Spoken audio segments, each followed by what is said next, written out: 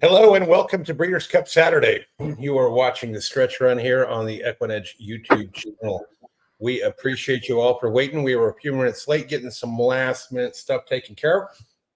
We are here for the next 5.5 hours with all 7 of the Breeders' Cup races that we will go through to with everybody here on the show. We also have a contest we've got going on at horse tourneys. I'll drop that link in the chat. You can join here. You've got 11 minutes to do that before post in the next race. That is a win-place tournament, and you can find all the rules on horsetourney.com. Welcome, everybody. Rodney, Scott, James, the Traveler. Alan Hancock's with us. Joe, Jotham, Sylvian. Appreciate you all for joining. Let's bring in David Harrison here as well. Hello, David. Welcome to the show.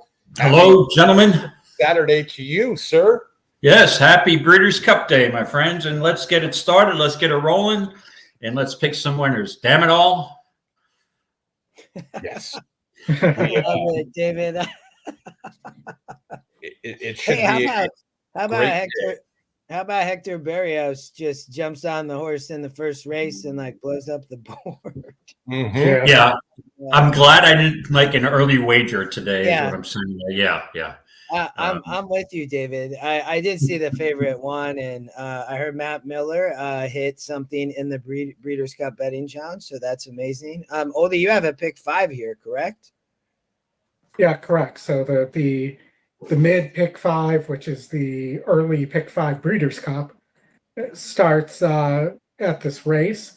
So the all dirt pick 4 I don't think starts yet. So I think that starts at the Distaff, but I am spreading here. I thought there are multiple horses that have a chance to win here. I thought there's a possible pace meltdown too that you could see here, and somebody like the 10 or the 7 could win this race.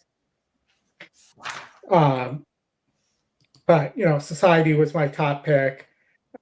Celia was my second pick here as well.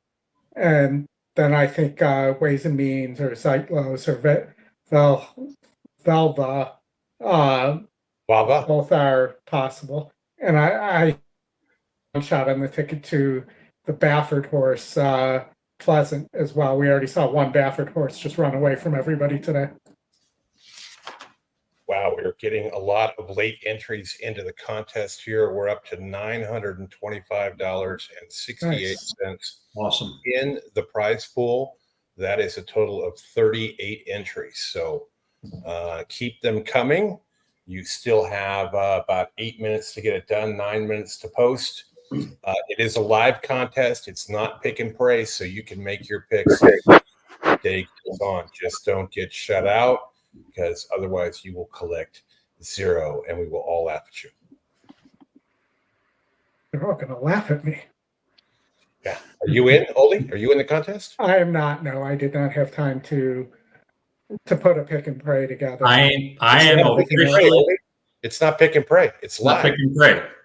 I don't have time to do it live either. Okay. During the show. But well, one less competitor for me. So I am in. I'm all in. I enjoy. You get me, offer me a contest format, and I'm jumping into that pool. So I'm in. And Oldie, I think who would your top pick be here, Oldie, in this Filly and Mare Sprint? Society is my top pick. Okay. And the long shot here, Celia is my second pick here. Okay, so I am, I looked at this race a long time. You got a couple of New York horses, and I was big on Ways and Means back in the test, and again at 3 to 5. That was one of the weaker tests that I've seen in my lifetime. Mm-hmm. And when she won on June 6th, that was another field from Hungary. This horse was 2 to 5 and was a single on everybody's ticket that day in your horizontals. And then, the Gallon Bloom, a grade 2 on a sloppy track, This horse, I mean, she was by far the best. So I did have a concern here that, you know, the quality of competition that she's facing may not be the best. And I was all in on Ways and Means earlier when I saw her entered in the Breeders' Cup. But after looking at the race, I think, Oldie, I'm going to take a shot with Vava. Now, trying to maybe reversing the tables on both Society and so I'm not a big fan of Celia. I don't think that horse, I don't think she's that fast. So she's a fade for me. But in that race, hold on a second. I just think that Vava can turn the tables. I like the workout on October 19th. She's won 5 races at 7 furlongs. I just, maybe she needed that race, the ballerina. So I'm not, I'm going to go with Vava on top myself. And did any of you gentlemen have any interest in the 2? I'm a little afraid of the 2. Me. One Magic Filly. Me. These horses have never faced California speed like this. Yeah, and we saw that yesterday, right, with Bafford's horse going wire to wire. Looked like there was too much speed in that race, and they just went nuts. And I am concerned that the 2 is just going to get the jump on these and try to wire the field. And I know it's moving up in class, but she's a 3-year-old. But, you know, when you have a good horse, you got to start out somewhere. And the first time against winners in the grade 1, you're going to get a big price. And at 10-1, I think I'm going to use One Magic Filly along with Vava, and then Society would be my 3rd pick. Yeah, I'm doing a pick 3 here. Same sort of format, Dave. Just doing it a little bit differently in terms of Dutching it. I'm One Magic Filly, Ways and Means, Society, into Cockburn, into Anna. Gotcha. So I'm not trying to get cute here. Oldie's not on the Cockburn train with you based on his ticket. No, I use Cockburn as a single in my turf, in my turf pick for all turf pick 4.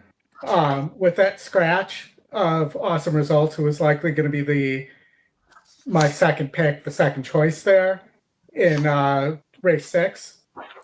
That you know, for me, Anna became more of a single for me. And I think Bradsell and Cockburn are going to be similar price when they go off.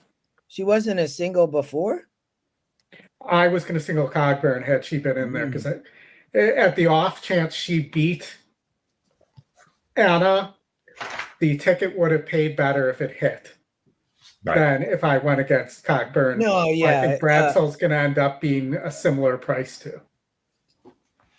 Well, I like a different horse in that race, but that's okay. We'll get there in the next. Yeah, and Cogburn race, I think, yeah, obviously I'm going to use Cogburn, but I have somebody else in mind that right now is a morning line price is gigantic, so I want to see what the odds are. We got 4 minutes to post here. We're sitting at $974.40 in the contest, $487 to first, $243 to second, $146 to third, and $97 to fourth. So not too shabby, David. No, not bad at all. That's a nice little payday there if we can. Whoever gets to share in that pool money. Last year's winner, we did one of these last year, was Kenny Pittman. He's in our big chat. Okay. And, I think we doubled what we had last year. So appreciate everybody for tweeting this out and sending it to all the other chats. We'll see if we can get one more entry and get over 1,000. Also, if you win this today, you will get a free copy of A Better Way of Thinking. And if you do win it, I will verify you, but you should know how to find me on Twitter. My handle's right there. And we will get you a copy of the book. Plus that, we got a few giveaways today. Oldie, you want to talk about that real quick? Yeah, so we have some hats, some shirts, some brooches, and some pterodactyls to give away. But first, so we're going to do the hats at, I believe, 50 likes in the YouTube in YouTube, and we're going to do the shirts at 100 likes. So if we get 100 likes, we have 5 EquinEdge Adidas polos that we can hand out. So hit the like button, hit the subscribe button. We will monitor that. Once we get to 50, we'll start giving away hats. Once we get to 100, we'll start giving away polos. We get to 200, I might start giving away books too. So just give away books. All will be satisfied. And Bill, I'm going to one other thing we'll give away. I'm going to give a book away today to somebody that has the best comment of the day. And that could come early, and it could come late. But Bill, that would certainly be a comment that will get you a better way of thinking, a copy of the book. Matt Miller currently in second in the BCBC with a huge all-in double in the last race. So, here we go. Let's all go into the gate here, but looks like close to a Gulfstream mandatory worth of money in the pick 5 pool as well. Well, once we get to 1,000 likes, I'll give away a bottle of Blanton's. So I heard 1,000 likes. We're supposed to give out free money. No. Yeah, we have to talk to the boss for that. I don't know. Win Scotty's money. Isn't it Win Scotty's money? That's the name of that contest. Is that like Win Ben Stein's money? Right. I want to do a Win Scotty's money contest. So next time we'll get there. But we're getting close to the gate here, Justin. If you want to bring up some audio. To load here. The Leaders Cup Saturday kicks off with the Million Bear Sprint. Frosted Dawn has moved into line. I see Sylvan's off the Japanese horses already. Starting gate. Yeah, I got a lot of messages. It's a lot of people are off the Japanese horses. Here comes Pleasant. And my answer was, whoa. Sullivan Angel. Just because they weren't good yesterday, that there were a lot of knocks on those ones yesterday. The pick 5 pool currently is at 3.2 million. Only. And Mike Smith come up to the outside stall. Karina, welcome. They go in and Karina, they're good to see you. They're on. Really, Scotty is not on today. Sprint. And Frosted Dawn was off to a slow beginning with Sullivan Angel. It will be Society to take the early lead. And Pleasant's running in second. Scylla is right there outside. Then Ways and Means, One Magic Filly, and Vava, Zyclos, Frosted Dawn, and way behind is Sullivan Angel. Society leads the way up the backstretch. Pleasant on her inside, and they're stride for stride. And Mike Smith has Scylla right to their outside in third to a 21. That was a lot closer than I thought she was going to be here. Solid. Yeah. 22, man. On the inside of Ways and Means. Vava surrounded by Zyclos and Frosted Dawn. 5 from the front. Sullivan Angel trails as Pleasant and Society go at it with 3 furlongs to go. They are stride for stride. Ways and Means now moves up alongside. Scylla's out there 4 wide. Zyclos in behind horses. And now coming under a One Filly. Vava's got a lot of work to do. Sullivan Angel passing horses on the far outside. And there look at them lined up. Who's loaded? There's nowhere to go. Come on, Side Pleasant. 10 or the 3. Means in Society. Sullivan Oh. far outside, and One Magic Here comes the 8. Wow. They're coming down. Get up, That's 3. going to bomb me Get on up. everything. No, There you the go. 8. Angel in a huge Sullivan Wow. Angel. Wow. Wow. One horse I didn't like. The one horse I didn't use. Sappy gets us again. Back in Southern California, even this jockey's colony will be happy for him. He comes up with it. Braden Van Dyke. 19-1 with Safi Joseph. Hey-o. This was just being scrubbed. I really thought we were going to get the 3 there until that mid-stretch. Full length blowout. Ridiculous pace there at 7 furlongs. Yeah, that was wild. I didn't even have the. I had. You have the 8. Was it 1%? Yep. Look at that, 1% pace and closed on the dirt. Well, we have The only thing I would say there, I know we just came off high tide on the dirt. So if you like to play those types of things, that's probably what happens. Because there was a bunch of moisture in the track, which is going to play fair, and they flew up front.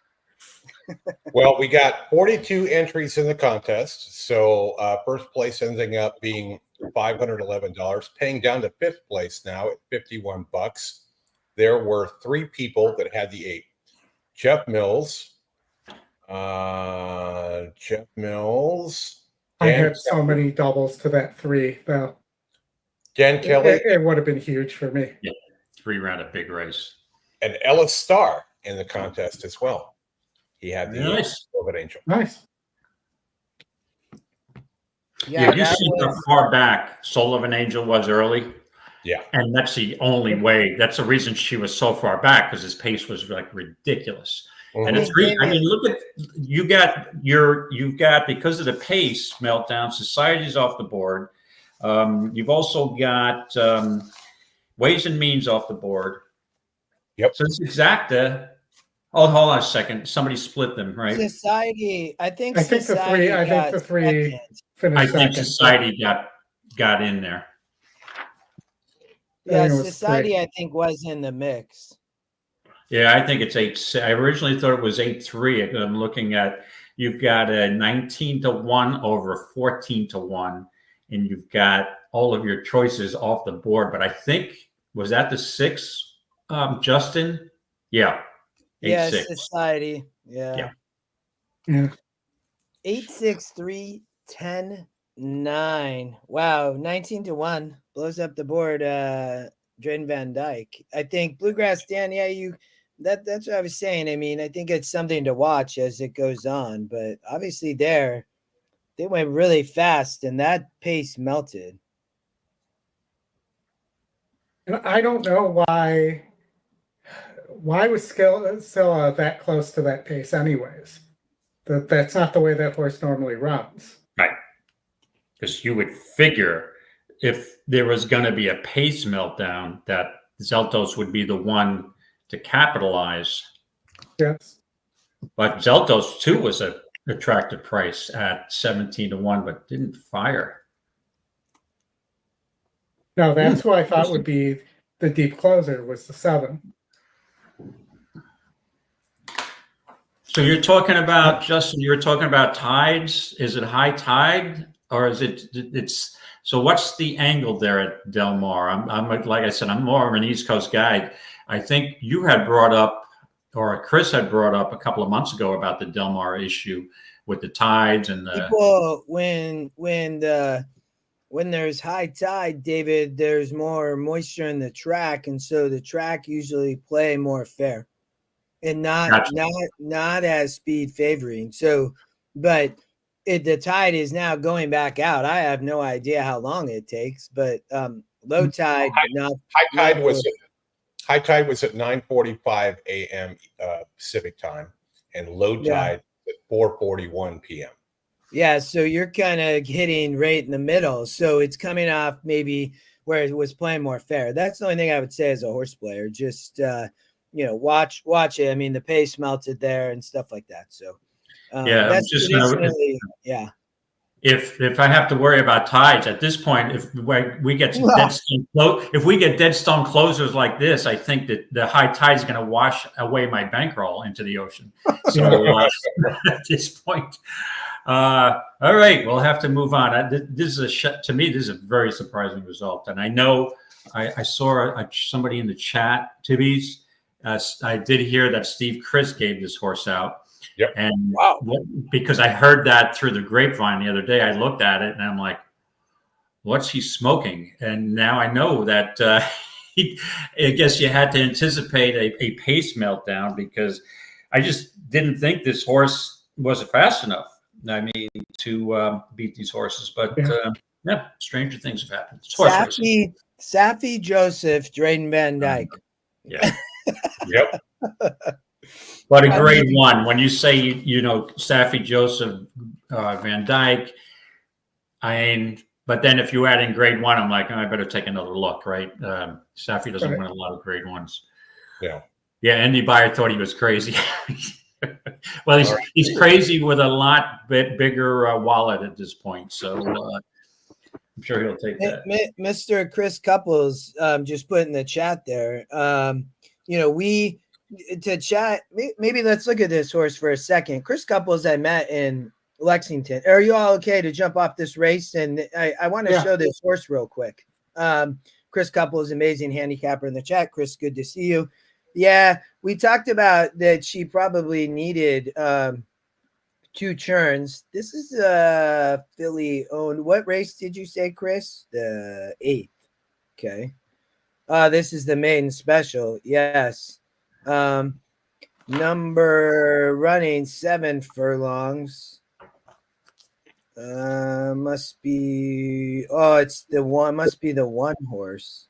Princess Aaliyah, 7%. But she is beautiful and bred all day. I mean, you can see this. She wants 2 churns, right? So just watch her. When we were at Lexington, Chris and Oldie, remember how I came over? I'm like, hey, I need these things. And we went down to the paddock and we went and saw her. So that's just for everybody in the chat. Watch her. She's beautiful. She probably needs 2 churns, but I don't know.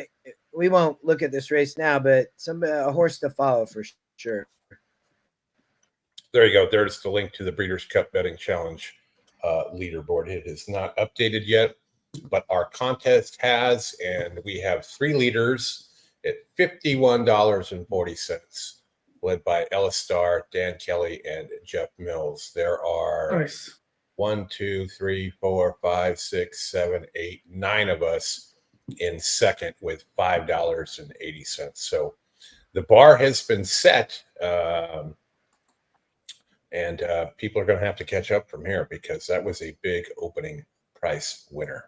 It sure was. All right. We have how much time we have between each of these? About 40 minutes, right? 41 minutes to race 5 right now. We are right at the half an hour mark. And the next one that's coming up is the Breeders' Cup Turf Sprint for 3-year-olds and upwards. So you got a full field of 12 here going 5 furlongs on the Del Mar turf. Yeah, let's see here. Are you, Oldie, are you going to, I know you played a pick 5 there. Are you going to play a ticket back at Del Mar? Yeah, I'm gonna play the pick 5 back as a pick 4, and then I'm also going to play, but I'm going to take Cogburn out of that pick 4 because I'm going to play a 9-2 rest of the ticket, $5 pick 5 also, base pick 5 or pick 4 because if I'm going to use Cogburn and Anna together, I can't play it at a 50-cent base. Yeah. What do you think the Cogburn? What do you think the Cogburn Anna double is paying? $4.80. Even money. Right. 1-to-1. 1-to-1. 1-to-1. Yeah. Or even money. Yeah. Or 1-to-1.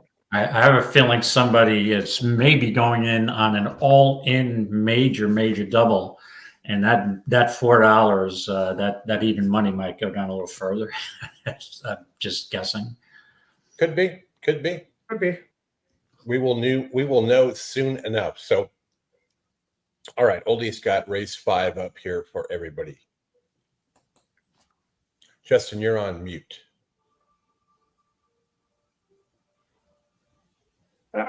I'm excited to hear what. So, David, I think you said you like something different here. Yeah, and I might be. Go ahead. I'm sorry, go ahead, Justin. No, David, you're fine. David, go ahead. Yeah, obviously the form that Cogburn's in, quite a likely winner. But I mean, I've seen many of these 5 furlong sprint races that, in all honesty, normally I avoid like the plague. But when we have a 5 furlong sprint, if one of the horses with the speed gets out slow out of the gate, or even doesn't break alertly, and with the normal speed, somebody else gets the lead and that horse is gone. So there's no way you're ever going to get me to single any horse in a 5 furlong sprint. Okay. So with that being said, obviously Cogburn is a must use and would be on top of my exactas. But the first thing I looked at is when I looked through I usually handicap races without looking at the odds, future odds here. So I was kind of surprised, and maybe it's just me, but when I saw a morning line on Howard Wolowitz at 30-1, I'm like, really? I mean, this horse to me is an improving 3-year-old. And if you look at his races, I mean, the Tapeta broke its maiden on a Tapeta at Gulfstream in a 5 furlong race, went wire to wire, quite a fast, 21-2 was the first quarter. This horse is fast. Then went up to Saratoga and ran in a small stakes, and got off slow out of the gate and still made up some ground late and finished 4th, but only a length and a quarter off the winner. And then followed that back going into to Kentucky Downs in a grade 1 from the outside post, stalked the speed and drew off with IRAD. So I think this horse may have a future as a turf sprinter. And, obviously there's a really, really tough spot. But normally the sprint race is where I would fade the Euros. So I think I'm going to use a 9. I'm definitely going to use a 9-7 exacta here, and maybe use a 7 on top with a couple of doubles going in. So my live long shot is Howard Wolowitz in that race. I don't know. Anybody have any interest in that horse at all? Howard Wolowitz. Assuming named after Howard Wolowitz, but I'm sure. Yes. No, I did not. Okay.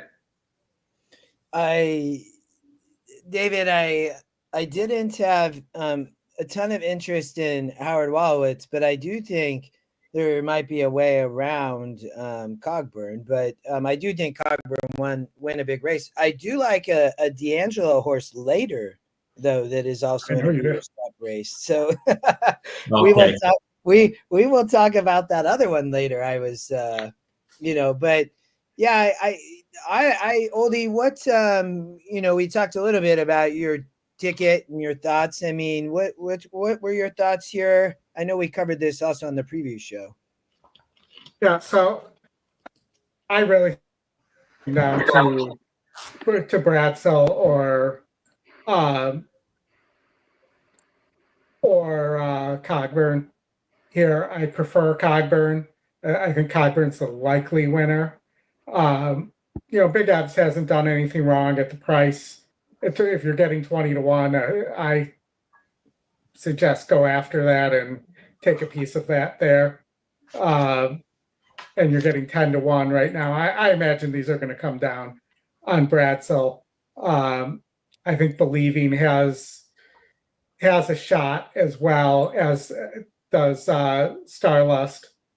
But for me, it's really Cogburn, then Bradsell, and then let's see if I have it here. Cogburn.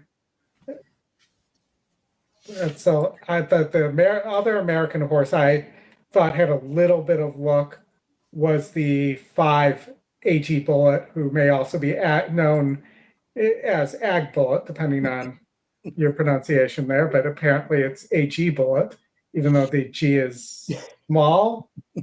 So that to me, that's Ag, but I digress into something that I want to argue about that nobody else wants to have a conversation about. But I mean, the data says Cogburn should win this. I don't love the 9, these outside posts. That's my biggest. I wouldn't worry as much about the post though in the turf sprint, Oldie, because I mean the 9 has speed.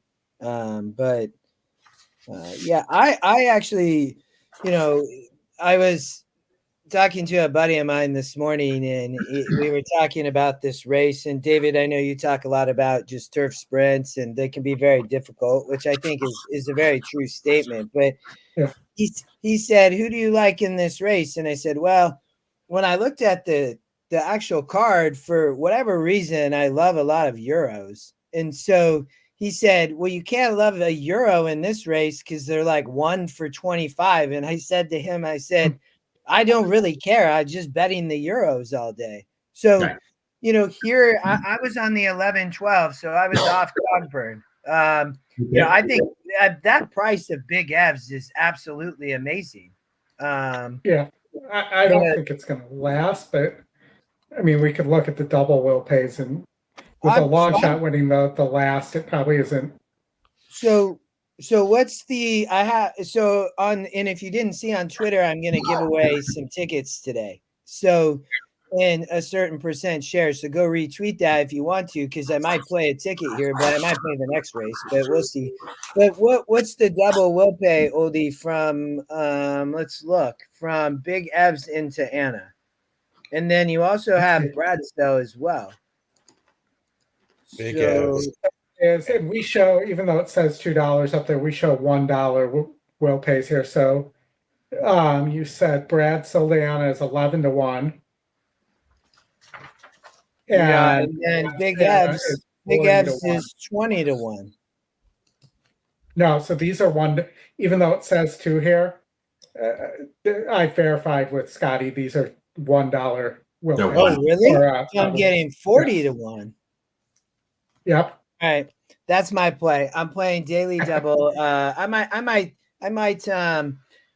I think we might give out the ticket a little later. We'll see. We might give this one out. I don't know. But that's where I landed. I thought Big Evs, I know that the Euros don't necessarily do well in the sprints, but when I looked, has, 1 6 of 10 different Appleby here. But at some point, these horses are still going to break through, in my opinion. And, I think as just a big race, I mean, he bred all day. I mean, is a 3-year-old, right, versus older. But then, coming from overseas, they obviously do well more in the 2-turn races and the sprints. So, but I think Cogburn, the legit, I think could win. In my horizontals, I would be playing 9, 11, 12. Bradsell, Oldie, you mentioned, also Euro. I don't know necessarily the trainer here, Archie Watson, but has been racing really well. I know different situation running in the U.S. 5 furlongs than overseas, but I think, running in big fields, very talented. So I saw it between those 3. We talked about the one, Oldie, a little bit, but that's a brutal spot on the rail with no speed. I think that horse can hit the board. I just don't think it can win. David, I think I found the kryptonite for your 7.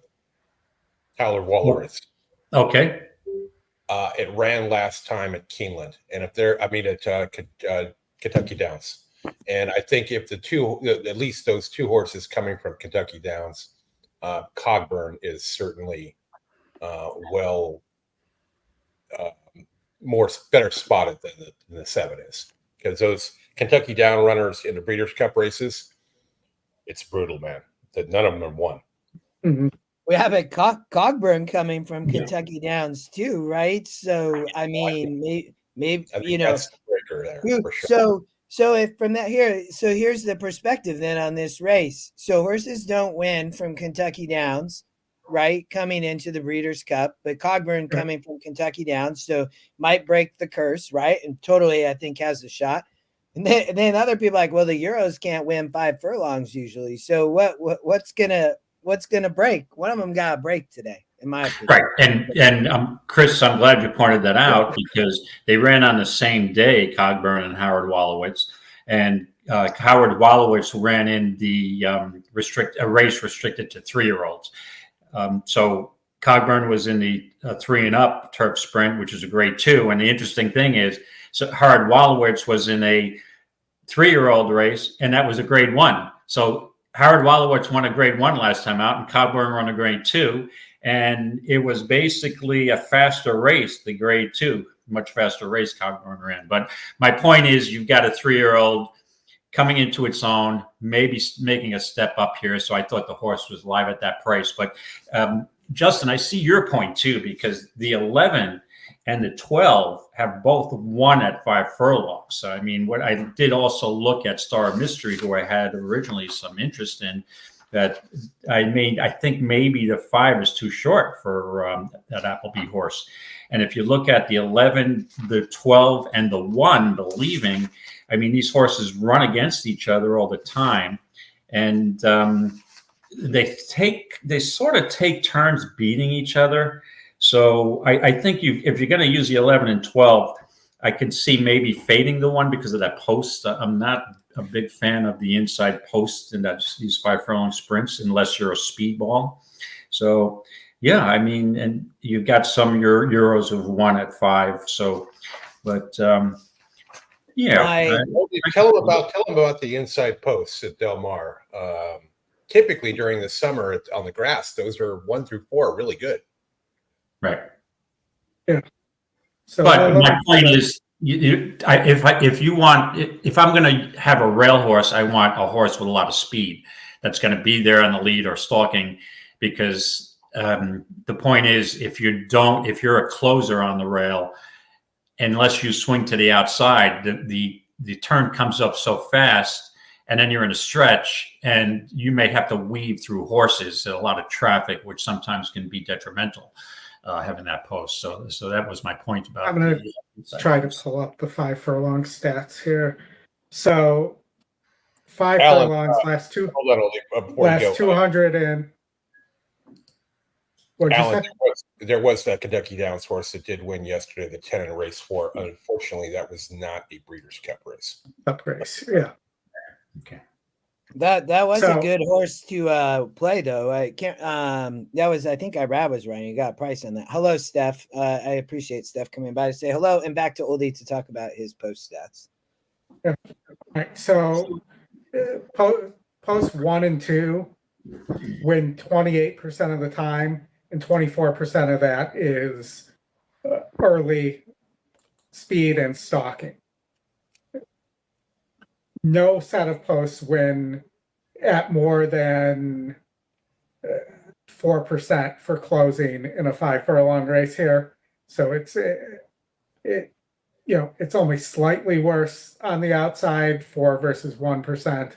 But I will say the outside speed 9 and wider are only 5% since 2020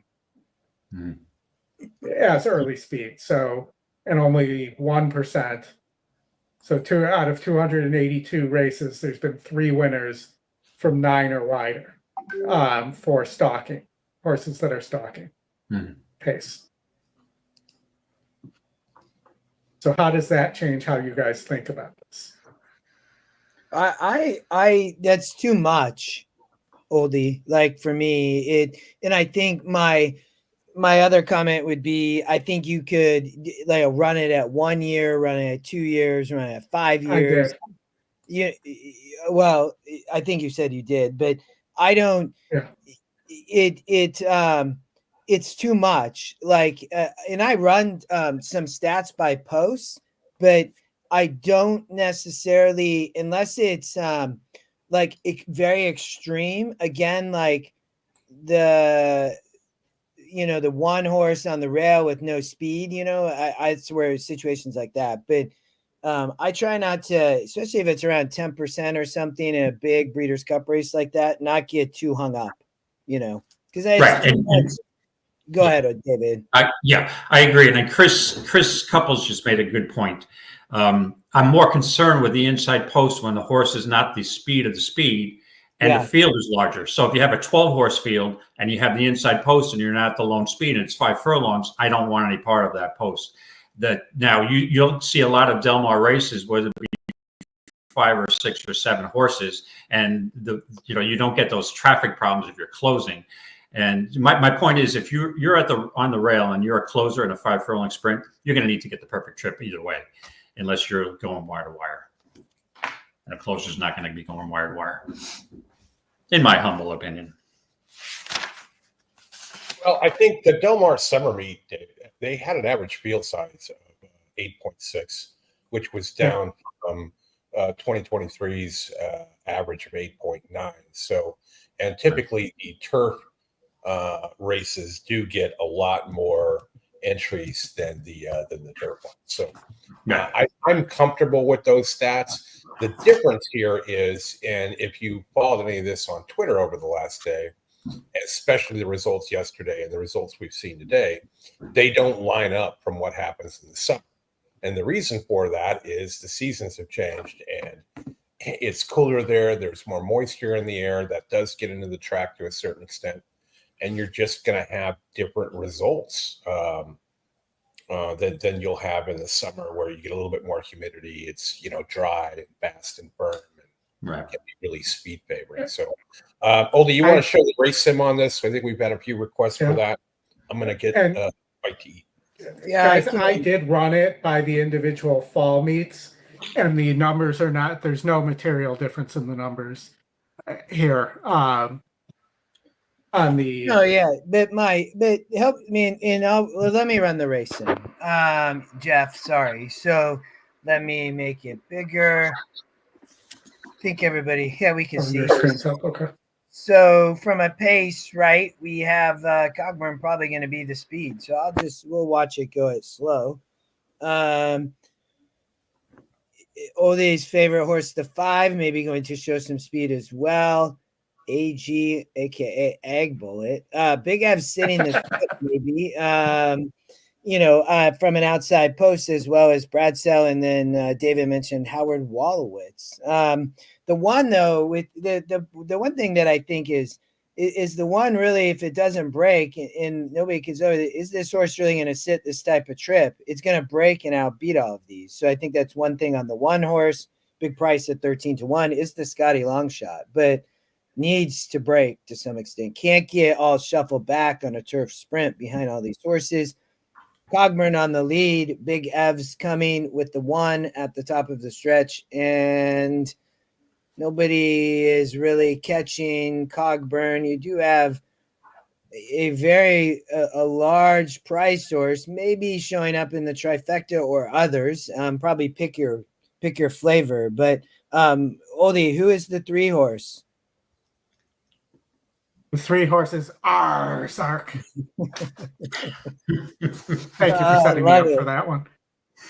But Cogburn does win the race sim. You can kind of find who you like, obviously, underneath. The 1 does run a big race, and I think, believing it's the Scotty Longshot, but obviously Ryan Moore going to have to get a really good trip. And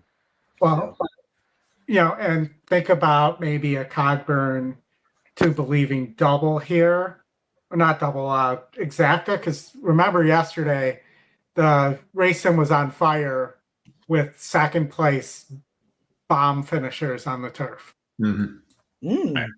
Yeah, that's a good call. I you like the 9. I'm on the 11, currently 19-1 Oldie, so we saw no budging. I definitely would be playing some 1, 9, 11, 12 type bets in some fashion with the 11 on top for me. So really good value, I think, obviously in the vertical bets as well. The other thing I'm thinking about here, though, that 5 post is such a good post for this race traditionally, that maybe Ag Bullet, AG Bullet surprises them all from the front there. So I'm just putting a little double to Anna there at, I think, about 35-1. I'm going to forego the outside post with Bradsell because that got that way down. In terms you're not of double, concerned, it's not really worth it. Oldie, you're not concerned with the 5 never having either run at 5 furlongs or won at 5 furlongs, either one? I'm definitely concerned about it. I definitely think that the horse is going to have to essentially get lucky here. I do like the fact, though, this is the one horse that's shortening up. So I think from a stamina standpoint, this horse might have a little more stamina than we're giving it credit for. It did run at Kentucky Downs 2 back. And I believe the stat of running at Kentucky Downs, then Keeneland, and then the Breeders' Cup is actually worse than just the Kentucky Downs stat. Because I heard it's like over 111 going into yesterday. Wait, what stat is this that you have now? So I heard the stat yesterday that horses that ran at Kentucky Downs and then Keeneland and then went to the Breeders' Cup were something like over 108. I think it's up 111 now after yesterday. Mayday Ready was on that path and ran second, obviously, to Lake Victoria. But yeah. Mark, Well, we got a viewer from Australia enjoying the show. Hey, mate. Mark, welcome. Yeah. Welcome, Mark. Let me remind you to please like and subscribe to the show. We're at 50 likes. We're going to start giving EquinEdge hats away. At 100 likes, we're going to start doing the polos that we're going to do 5 polos that are the ones that Chris is wearing. They're Adidas golf polos. Yeah, and at 100 likes, we're going to start giving away bourbon. So, How many? 1,000. Got to get to 1,000. So, tell your friends. All right. We got 5 minutes to post. What Oldie, what's your play in this race since you have some amount of opinion? I mean, it's not a play in terms of a win bet or a double because the price stinks. But for me, it's Cogburn. And then in the pick 4, I'm playing a press pick 4 to Cogburn and Anna. And then I'm playing a Ag Bullet on a double to and Big Abs on doubles to Anna. And then I am playing I played the rest of the pick 5 back to the other horses. And that was, hold on. And added the 4. So I'm playing 1, 4, 11, 12 in this leg in the pick 4, in the start of the pick 4. Yeah, still getting 2 to 1. 12. Okay. David, we got 4 minutes to post. Any play for you here? Yeah, I'm going to use Cogburn on top of Howard Wolowitz, who was actually somebody in the chat said it's his rabbi. Okay. So maybe he'll bless Howard Wolowitz, the rabbi, will do a blessing for Howard Wolowitz, the horse, and it'll send us on our way. So I'm going to use that exact. I think the horse life. I'm going to tread lightly on a 5 furlong turf sprint here, and I'm just for fun. I'm going to use a Howard Wolowitz double with Anna. Torpedo Anna. I'm not using a Cogburn or Torpedo Anna. I have no interest in a $5 or $4.80 double. So I'm going to go a little light here and just hope that I can get Howard Wolowitz to run second, and no triple, no other. So it'll be a pretty modest play for me. So 9-7 and 7-9 exact the box. Little win place wager on Howard and a double with Howard. No. Well, and guys, we are currently at 67 likes. Oh, 60 like it here. So we can give away some hats and some brooches as well. Pterodactyls. And we could maybe do that after the next race, after this race is over. Sure. Are we able to ship hats to Australia? If we have to. Not. Okay. I do not believe we are now. It's not that hard. Why? we could probably get a hat to Australia if we really needed to. I'll tell you what, Mark from Australia, who's having his bacon and eggs on Breeders' Cup Sunday over there at 5:30 in the morning on Sunday. He's betting on races in the past. So, Mark, you give us your winner here in this race, and if you pick the winner, even if you want to pick Cockburn, we'll send you a hat. There you go. I was watching last night over in Australia. They were running at Flemington and Rosehill, and they had some big races. I didn't really get a chance to watch them. I saw them briefly just for a couple minutes, but hey, while we have a few minutes, Mark, I've got a question for you from Australia. I was watching one Sunday morning when I couldn't sleep, something on ESPN or one of the sports channels, Australian football, which is the most fun, bizarre, crazy sport I've ever seen in my life. And I was like addicted to watching it. I was just having such a blast. There was like a million things going on. So go ahead, Oldie. You have any? I just want to pile on top of this. I started watching Australian rules football again. And when I say again, because when ESPN first came on the air, when in the early 80s, late 70s, that's all they had was Australian rules football. But I started watching it again during the pandemic when it was the only thing on.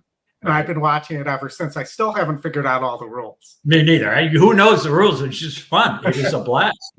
I mean, it's like combining 5 different sports into one package there. So I think I was tired, sleepy, and kind of maybe in a little bit of a bad mood. And I was having fun. It perked up my interest. I was smiling and laughing like, holy shit, look what's going on here. These guys are tackling each other. And now he's kicking the ball up in the air. And it's like, what the hell is going on? It's like almost a free-for-all. Don't ask me what the rules are. We're going into the gate. We're going in the gate. If you can bring the audio up. Good luck, everybody. David, I felt the same when I started watching Canadian football. I kept wondering why they're all punting on third down or something. Right. But I will tell you, when in the 80s, the goal judges used to have to wear tuxedos and top hats. Along with And I was very disappointed to find out that wasn't the case anymore. Stepping up to line. Here comes good luck, Randy. AG Bullet. Good luck, everybody. Into the starting gate. The turf sprint. Into the starting gate, actually. Larry Gomez said AG Bullet. Again, AG would be A period G period in capital letters. Walks once again. Ag Bullet. Now comes forward and in. Okay, if he wins the race, I'll call him Ag Bullet. 3 horses behind the gate. Philly Star of Mystery coming up. A Breeders' Cup winner in Big Evs. And finally, Brad Sell. Here we go. Good luck. And here comes Brad Sell up to the outside stall to complete the field here. Ollie Doyle aboard. Goes in. They're all in line. And A couple of them restless here. Who was that? The 2 Acting up in the or the 1? I believe it's the Philly believing. Yes, believing has That might be a scratch. Ryan Moore. Yep, you could see the that's veterinarian. for sure going to be a scratch. A little bit of a delay here. The veterinarian was already like giving you're out. So I guess I will have Cockburn on the 50-cent ticket that I didn't want him on. Horses are being backed out of the All right, stadium. Mark is going with Cockburn. If Cockburn wins, then we're really in business, though. Yeah. We're gonna assume Mark is having a little bit of fun with his bacon and eggs and maybe one other thing. Yeah, I think the one is scratching, Chris. Yeah. We'll see here in a minute. but- Quite likely. I think quite likely this is going to be about a 5-minute plus delay here. I have this sound on. Why don't I'm gonna stop sharing for just a brief second. Throw you all on the screen. Yeah, they backed them all out. You guys want to go over to Parks? No. I'm kidding. Penn National has an afternoon card, I think. I don't have Penn National Day, but I do have Parks. We also have Hawthorne. We got Hawthorne today too, Oldie. Well, I'm not going to say that's Hawthorne. Just so you know, that's Hawthorne harness. Hawthorne harness? They really gave us Hawthorne harness? I didn't even ask for Hawthorne and it showed up. Well, I'm just telling you that's Hawthorne harness. Well, we definitely should cover that because we have all the info. The one for sure scratched. Peanut at the track. We, maybe not to win, but still that's a bummer. The only thing I would say about that is like an owner for the connections. That's heartbreaking because you go there, you're ready, and then horse flips in the gate. Yeah. Can you imagine? Yeah. Mm-hmm. Especially shipping over from Europe, having hopes that you're going to win a Grade 1 turf sprint race, and then you're in the gate, and then it's got to be very disappointing to say the least. Yeah, I'm sure it's cheap. I know to just ship 2 across the country cost me $6,000. So I'm guessing coming over from overseas, even worse. Although if there were win and ends, they do get some shipping allowance. Their horse looks okay. They're just not going to let him go. He's going to run for purse money only. That would be interesting, yes.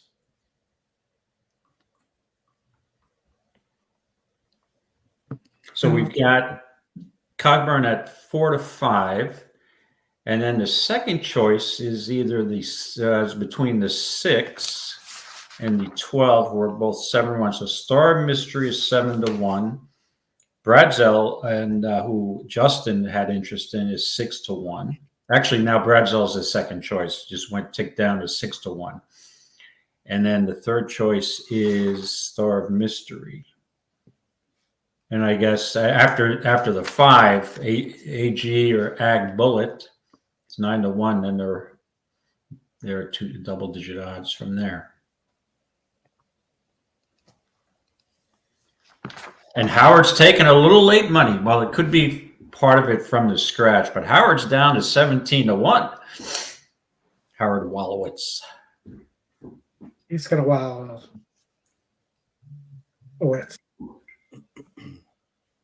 Looks like they had it back. They might be. I think they just did their last round and they're all headed back towards the gate, it looks like. So.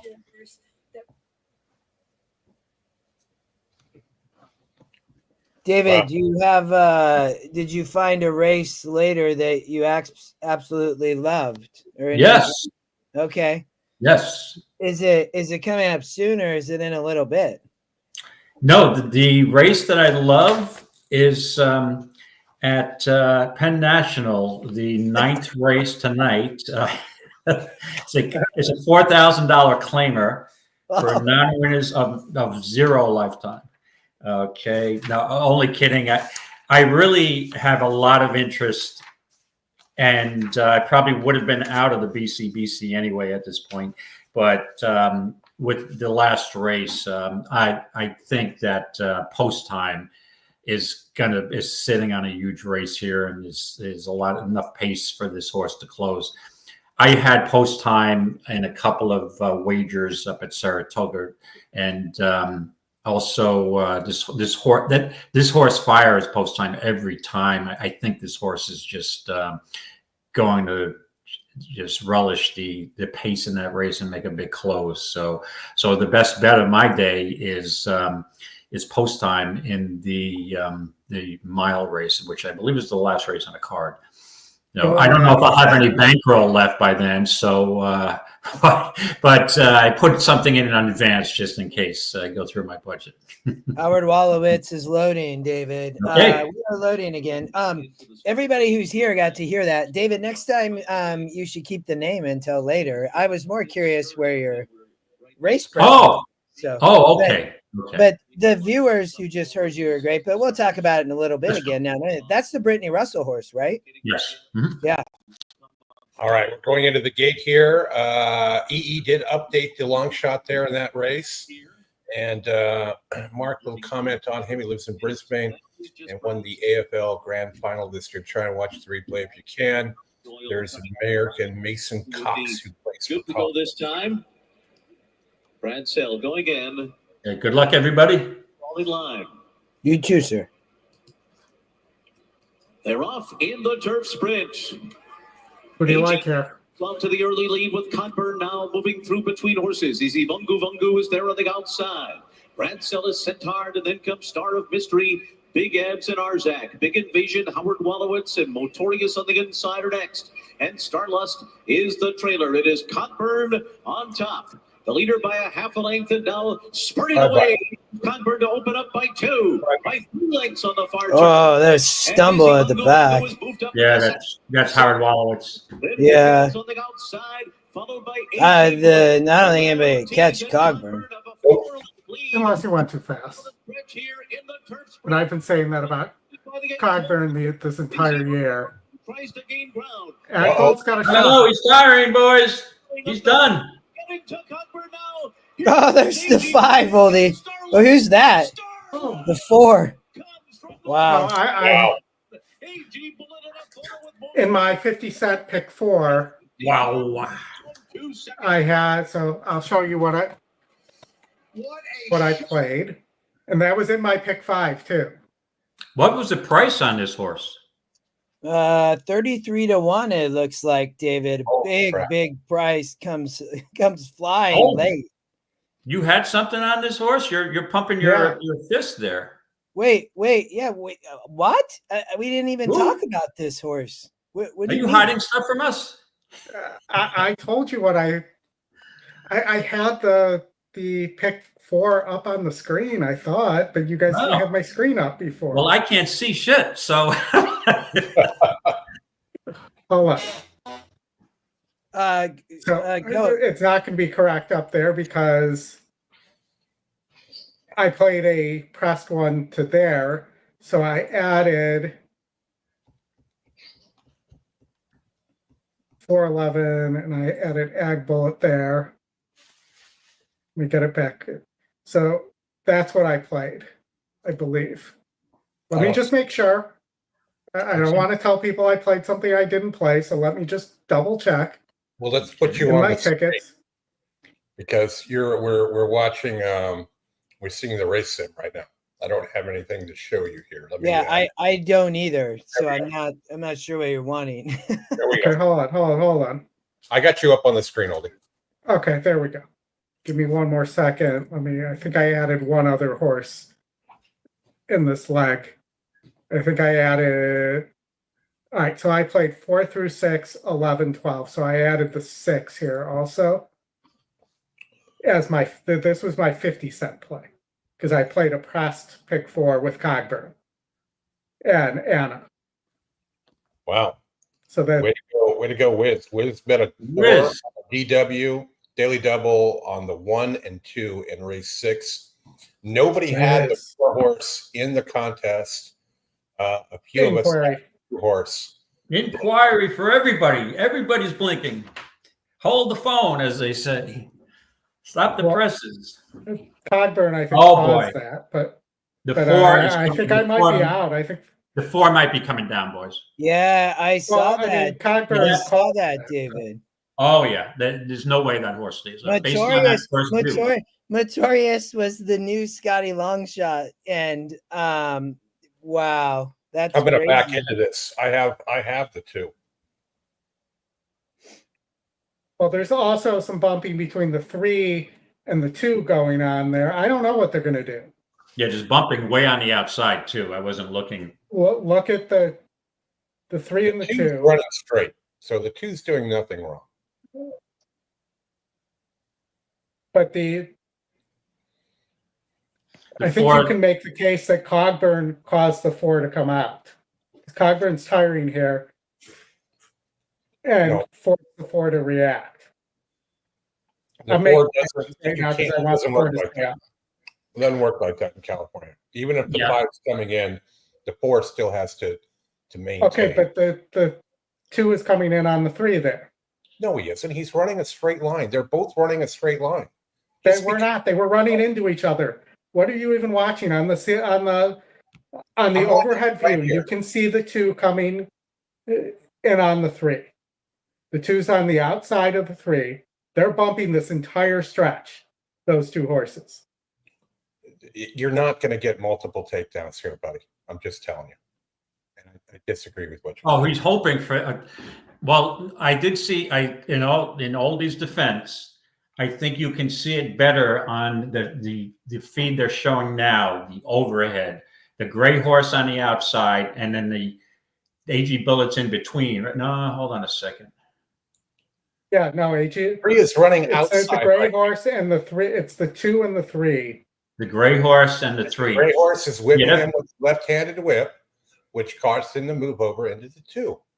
They're not. They were going the entire stretch together, and if you watch when they come out the turn, the 3 in, not the 2 are coming out, and the 3's coming out now. Man, that horse just got level. He was being, I'm going to say, more bothered by the horse on the outside. And then the 4 came over and slammed him.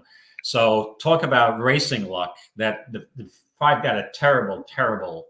That was the 5, right? No, that was the 3. Oh, there's a 3 because he's off the board. Okay, the 3 got, yeah. But yeah. You can't leave the 4 up, in my opinion. He just slammed into that horse coming out.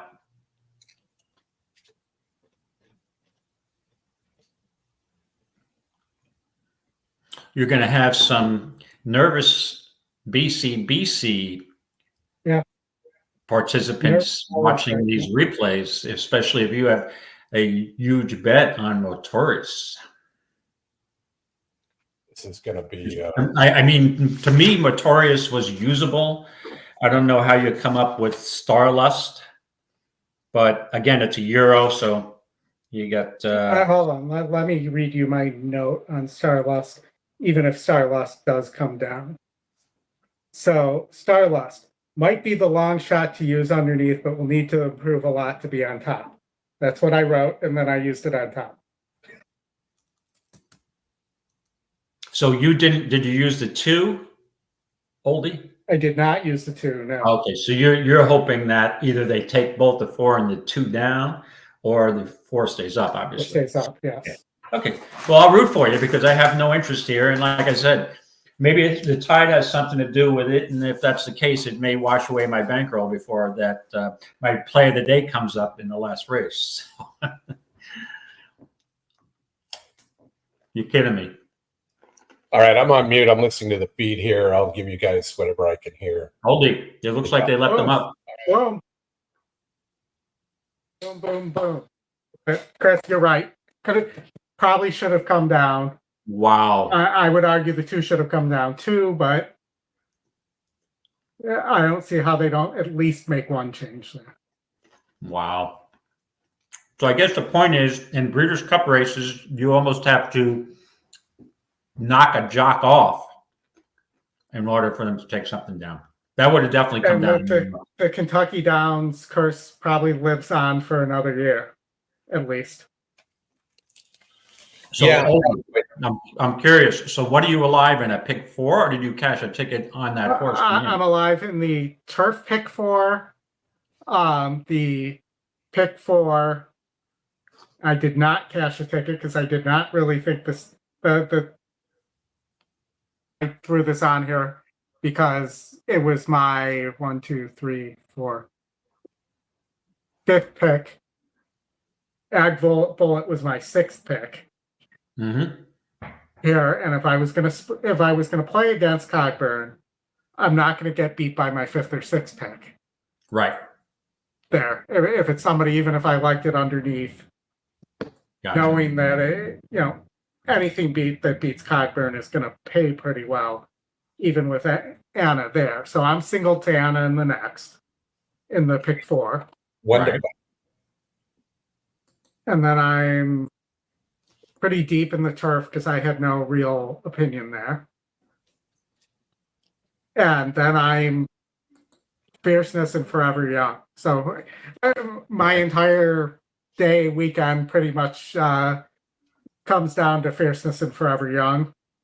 Okay. Because and Anna, because I'm alive from the Philly Distaff double on a $100 double to Anna, and I'm alive in the Juvenile Classic double to Fierceness and Forever Young. Oh, okay. You scared me. I thought you meant originally that you're alive in a $100 double with the 4-horse to Anna, and I'm like, holy, that must be. So it's not in this universe, David. Bill, Yeah, so, Bill, you just won the book. That's the comment of the day. Thought the Duran horse might get put up to the win, but no such luck. Mo. Oh, there you go. So, Bill, send me an email with your address, chrisw@equinedge.com. I'll get you hooked up. Her name is Rio. Her name is Rio. She dances on the sand. That was exciting, though. They're giving an explanation if you turn the sound on, or why they didn't take the horse down. Just so you know. Yeah, I'm afraid of more copyright violations the more stuff we air audio wise. Yeah, I'm just saying. One of the ones we got tagged with the other night, Oldie, were the workouts. Really? Yes, because other entities that own the copyright on that, even though we can show it, when they own the copyright and we don't, then it pops up on the screen. So and gives us a gotcha. Gotta cut this out. So no big deal, but it's annoying. All right, just we're a Breeders' Cup Saturday, but since I am a New York guy, and some people will call me a degenerate, and from where I come from, that's actually a compliment. So thank you. I like the 12-horse in the 9th race at the Big A. Okay, so I'm gonna be 9th race at the Big A. And he's actually 16-1 right now. So a little win place action for me. So just throw that out there. And I will tell you, I forgot I did this. I totally forgot I did this. So I played a what if both those horses lose pick 4. Mm-hmm. And I played a separate pick 4 to the 4-5 in the next.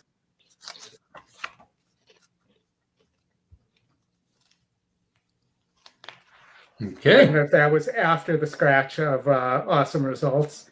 And I know both those things seem insane, Yes. but it's the Breeders' Cup and maybe something crazy happens. Hey, listen, insane. Don't worry about people thinking you're insane, because a couple of horses I sometimes use at the NHC. My table mates think I'm insane, but when they hit the board, nobody thinks you're insane anymore, right? Right. They think you're insane until they realize it's horse racing and it's a game of chance. And weird shit happens all the time in horse races. All right, here we go. They're off. Heathguard. Let's go, Heathguard. I forgot I did that. I put all the stuff in early today. What do you got here, Dave? I've got Heathguard, the 12-horse. Okay. I want to call him Heathcliff for some reason. Lerman's horse. Getting a pretty good pace here by 71 to 1 shot, and now you got a 5 to 1 shot, but there's an 83 to 1 shot chasing him and a 75 to 1 shot in 4th. I like that. That means there's probably a pretty rapid pace, which there is, 23 flat. That'll benefit my 12. About mid-pack. Yeah, and the yellow, he's got an outside path there. Not so wide. With 48, they slowed it down a little bit. The 2 does look pretty strong, but if I can get a second out of that, I'll be happy. There's 8 coming around the outside of your horse on my screen. Euro's 4 for 4 on the turf races so far. Even on the sprints. So there goes that theory.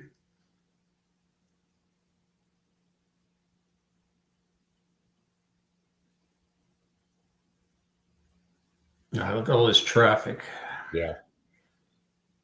Yeah, I don't think the 12's got it. He's not changing leads, and he's not making a close. He wants to get to the outside, the jock, but he's going to finish last. Terrible. Yeah, he can get outside now. This 11's got a shot here. Yeah, I'm going to get beaten by a Rapoli horse again. It doesn't matter. 11. This is off the board. Okay. George and his Weaver. Okay, let's All right. over and check where we're at with Del Mar here. 17 minutes to what should be the Torpedo Anna coronation, but we've seen some upsets here. Yeah. Yeah. Maybe it's long shot Breeders' Cup Saturday. And I find the weird thing is you find some days where just it's like long shot days, and it's like, okay, well, now the favorites are due. This is a more logical favorite, but it's just like eerie sometimes. It's like, hold on a second, how can all these long shots be running well and winning? So we'll see. But this is this should be just a cakewalk, you would think. And what did she open at? Is she 3 to 5? Did anybody hit the early pick 5? It only paid $353,000. Oh, that's it. Oh, 1 to 5. 1 to 5. Yeah. You're getting 11 to 1 on an exact I like here. I wouldn't pound it, but I'm going to play a straight Torpedo Anna to, well, not straight, to the 4 and 5. An exacta? Yeah. I'd go with just a 4. I just noticed the jockey on the 5. Not Julian, so No, it's the West Coast version.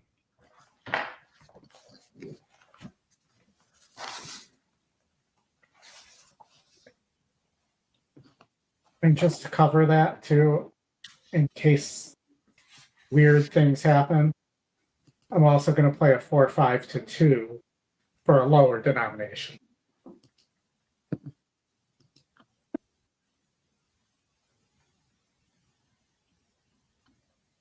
We have been really 3 days of Breeders' Cup racing without, because if you go back last year, it was very chalky. Yeah, last year was chalky. And the year before, Keeneland, I believe on Saturday, it was also quite chalky, as I recall. But you had next to Torpedo Anna now, you had the best single of a lifetime with Flightline in the Classic, and that was the last race. So yeah, it has a big impact on the BCBC. Now with Torpedo Anna being in this race, you've got, 5 more races to go? So, I mean, you could say you're going to go all in, but you're going to go in on a 1 to 5 shot. You got plenty of more time left in the contest. So, there is a special daily double here. You got to go to a separate entry on your ADW, but you can play this one to the Classic. And that one is not involved in the BCBC, so you may be able to source some value there. right. Good point. And we don't have that on EE, but if you look at your W, you should be able to see the will I won't be able to see the will pays. I may go in a Torpedo and a Arthur's Ride double or a Forever Young, but I think that double is going to be a little too low for my liking. Let me see here. Juvenile Classic. The question for me is, do I just have too much already to fierceness and potentially to fierceness in Forever Young? And is it bad? Would it be bad hygiene, so to speak, to put more there? Because I am within the numbers I thought I needed to play this. I thought I wouldn't take less than 5 to 1 on fierceness or Forever Young there. I'm from totally. Torpedo Anna, and right now you're getting 6-1 on Fierceness and 6-1 both ways. So I'm not for Fierceness at all. So good luck. We're all counting on you. thank Yeah, you. I'm not getting any probables there. I don't. On my ADW is not showing me. Yeah, 2-9 right now is paying 6-1. What other digits do you like off the two? Not There, 12. Arthur's 21, right. 21 to 1. Okay, that's workable for me. Yeah, I thought so. There's only 69,000 in the pool right now. We got 12 minutes to go. How about the one, Chris, Forever Young with the 2? 6-1 also. 6-1. So If you're going 2 over the 1 and 9, you're going to effectively get 3-1. Right. So I'm not going to use the 2 over the 9. I'm going to use the 2 over the 1. That's better. And the 12. I'm also going to do a 213. I think Newgate could. The way bombs have been coming in. 29. 29. Okay, yeah, I think Newgate's. I'm going to probably because it is the Breeders' Cup Classic. I probably will use Newgate in triples and supers with Forever Young and Arthur's Ride and Fierceness. So it's like 12 to 9. Thank you for that, Scott Free. Andy Byers on Fierceness. That's all I needed to know. Thank you. Okay, that means that you're confirming your opinion. That means I'm continuing to leave him out in every. Yes, I gotcha. Okay.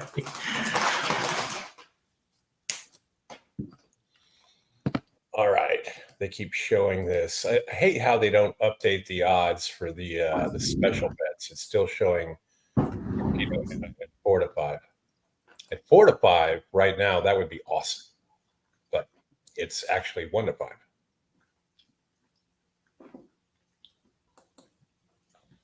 And that's not included, obviously, in the BCBC competition, that double.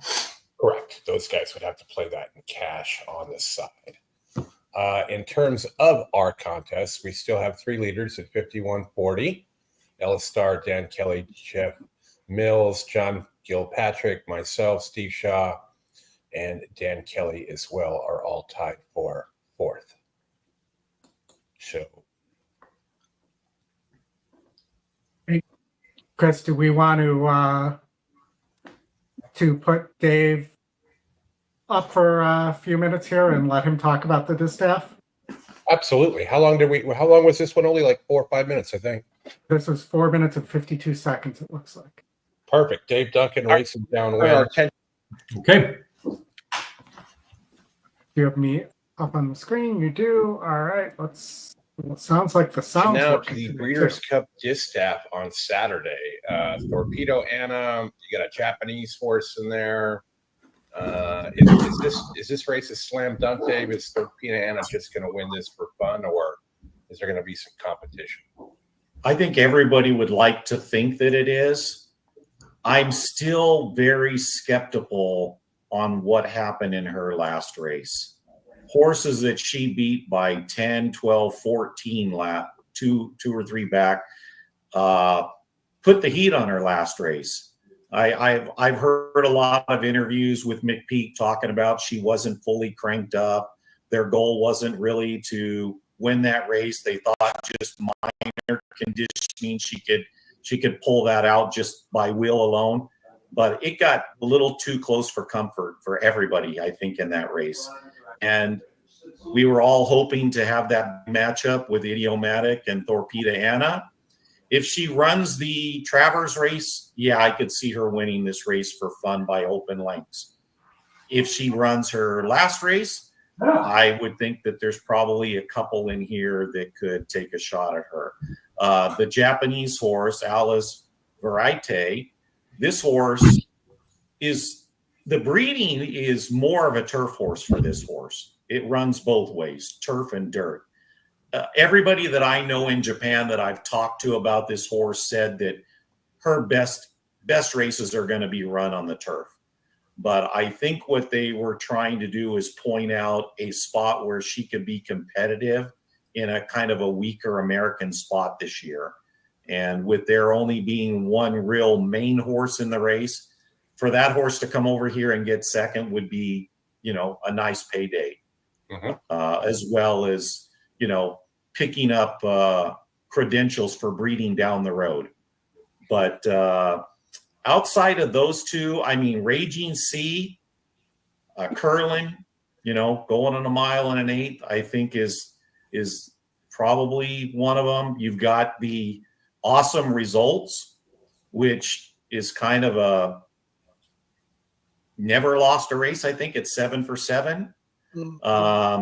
Breeding is Justify. Again, you got kind of turf breeding on the bottom end, but the horse has performed and is performed and won easily with some pretty good speed ratings over in Japan. So I think if Torpedo Anna does not run her race and she starts to struggle, I think you got 2 or 3 behind this horse that could put the heat on and maybe steal this race and kind of shock the day for a lot of people. Oldie, comments, questions? Yeah, so, you know, both Japanese horses, actually, both Awesome Results and Ellis for Tidy, interest me there. And one, you know, I thought that if Torpedo Anna takes back here, that potentially she could steal this on the front end, because from what I've heard and seen, she's a need the lead kind of speedball. Yes. You know,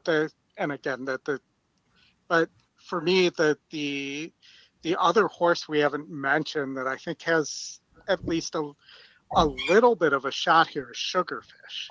What do you think of Sugarfish? Have you had a chance to look at her at all? Yeah, I thought that, what could I say? I mean,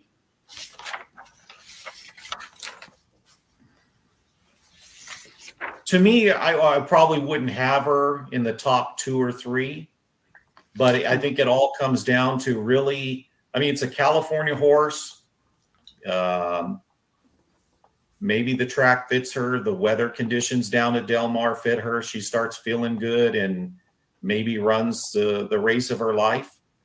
But I still think the other ones that I named are the ones that are the ones to beat. Great. Thanks, Dave. Thank you very much. That is the last race we're going to cover.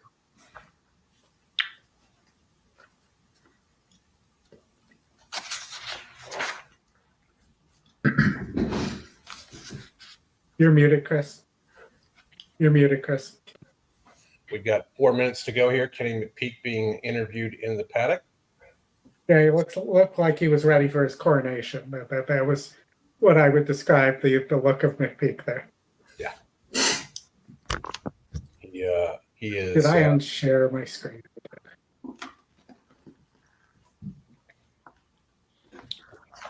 Justin, is it Torpedo Anna here or is it somebody else?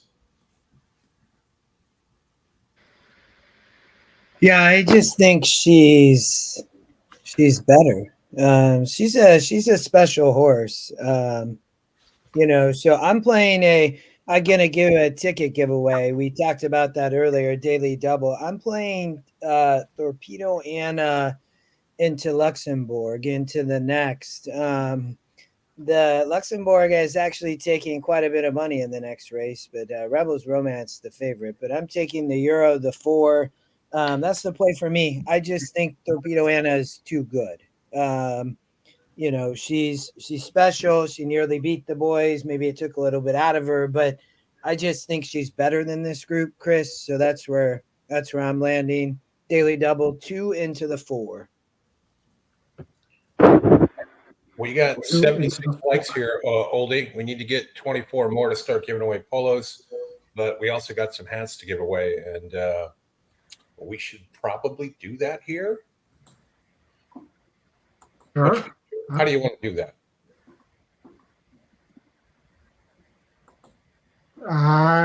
But Justin, do you have any ideas how we can do that with the chat here? I thought you were doing it. Oh, I don't at the moment, but let me think on it. Let me think on it. There's probably a way to do it. I'm not sure. We could do some Breeders' Cup trivia, maybe.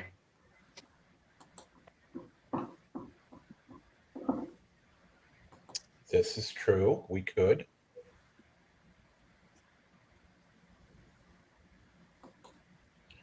That would be my first thought, is the easiest way to do it, and then it's the first person in the chat that comes up with the answer. Give to the Canadian listeners.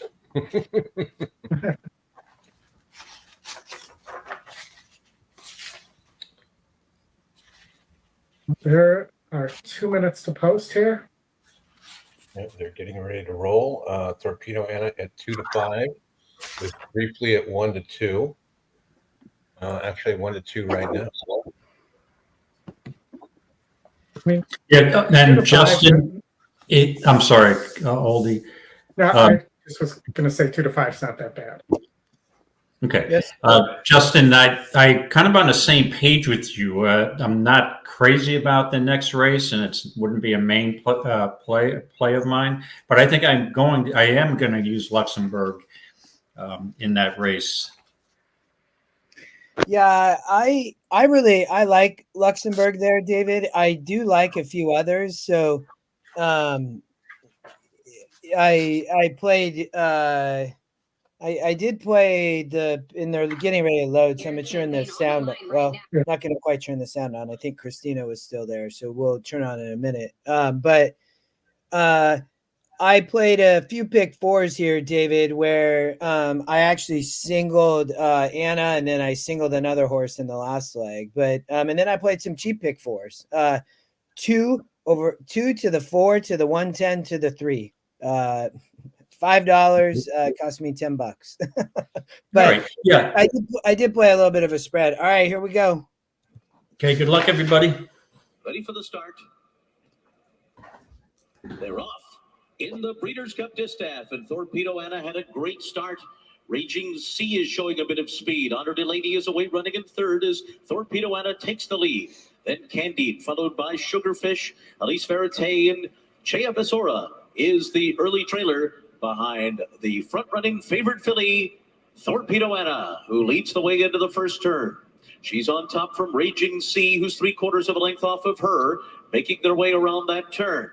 On the inside is Candide in third. They went 23.81 for the opening quarter mile. It's a moderate early pace. And then Honored Lady on the outside.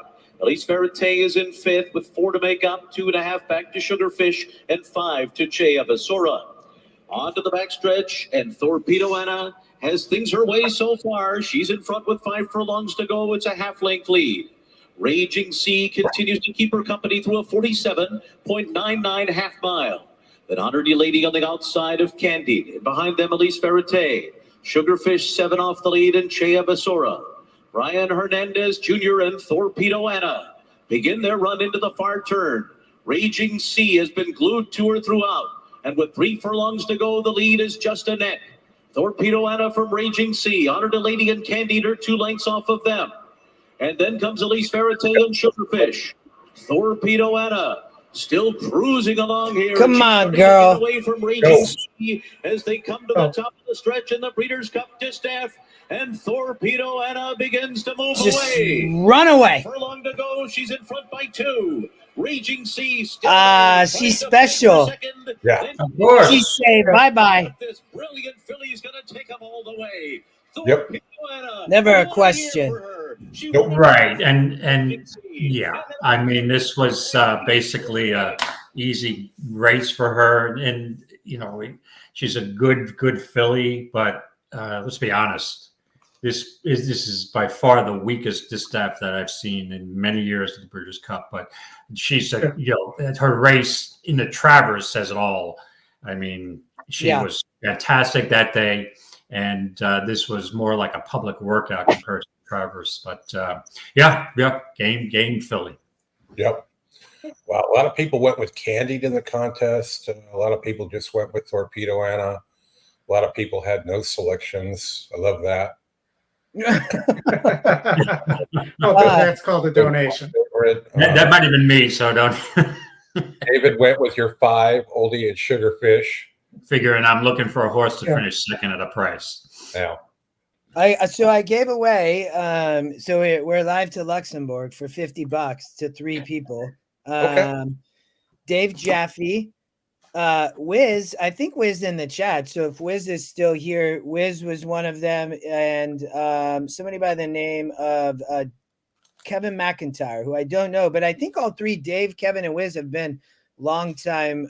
Yes, Wiz is in the chat. Good, have been long time watchers. So I don't know what we got. I don't know what the will pays would be to Luxembourg. I'm guessing around 10-1 or something, but we'll see. I will tell you right now, Justin, your will pays. What is the number for the horse race? The 4. 10-1. Oh, there we go. That's good. I like that price. That's fine. Yeah, that's fair. 12-1 morning line on Luxembourg here in the next race. EquinEdge has the extra morning line at 7-2. So coming from that, Chris, I like it. I did use some other horses in my pick 4, like I mentioned, David, but I really do like Luxembourg here. So we will see. She's special, though. I think Wiz said, is she horse of the year? I'm not sure how she's not, to be honest. I don't know your all's perspective. Well, I will say it obviously going to depend on the results of the Classic, but I think if Fierceness wins, then Fierceness is going to be horse of the year. Because hold on a second, then who would be horse of the year? Fierceness isn't going to win. Okay. Yeah, I was going. Okay, there you go. I said if. So this is an if. This, Chris, can I explain something to you? This is a hypothetical. When I say the word if, it's a hypothetical. Yeah. So if Fierceness wins, then Fierceness is definitely horse of the year. If Forever Young wins, then we've got a question. But I mean, because the horse hasn't run since the Derby, and I would say Arthur's Ride wins. Then there's a question, because even though Arthur's Ride would have won 2 grade 1s, right? So, but we'll see. Yeah, but Chris, I mean, there's a chance that she could be horse of the year, no doubt, with that on her resume, all those grade 1s. Yep. All right. I'm just looking at the BCBC board to see if they updated here after race 6. And they have not yet. So I don't know if anybody did anything there. With Anna at 2-5, it's possible that somebody could have pushed there. I guarantee a lot of people put a lot of money on that race. In my opinion, Chris, if I would have been playing the daily double for sure if I was in there.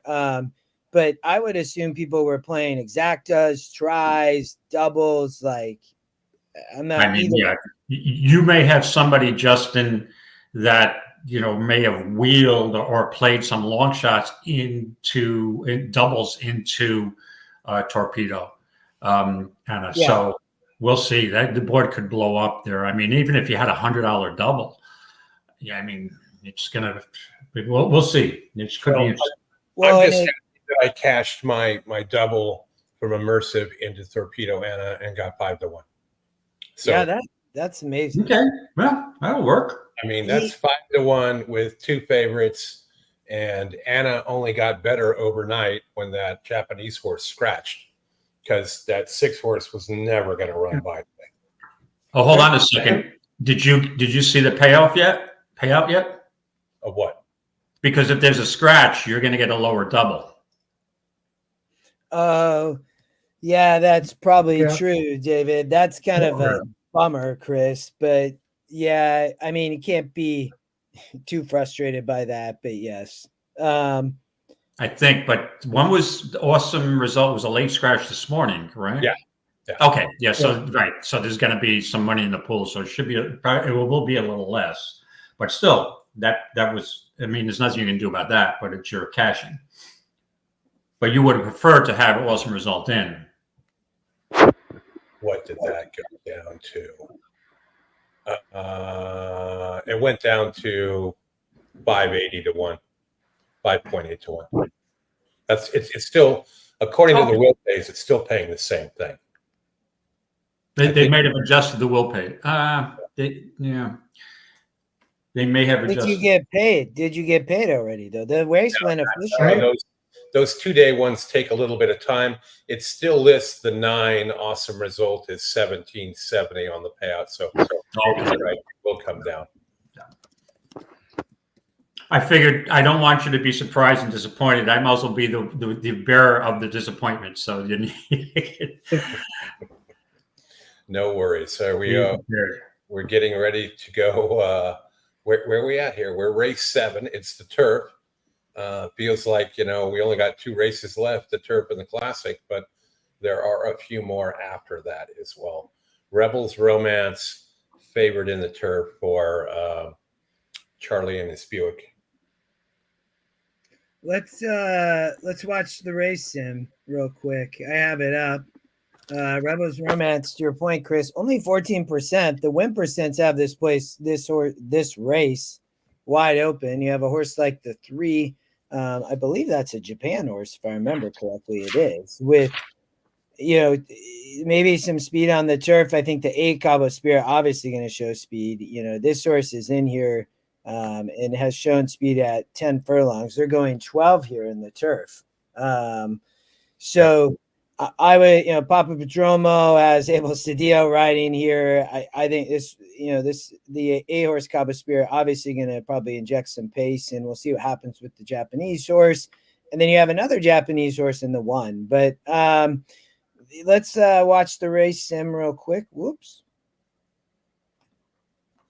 Can you believe that in this field that just went off there in the last race, they had a super high 5 and it paid 128 to 1.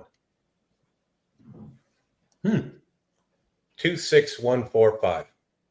Only thought a lot about the 4 and 5. Candy getting up in 3rd helped.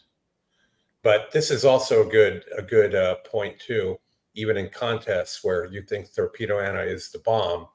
She paid $520 to win in place, and you only got $3 for Raging Sea.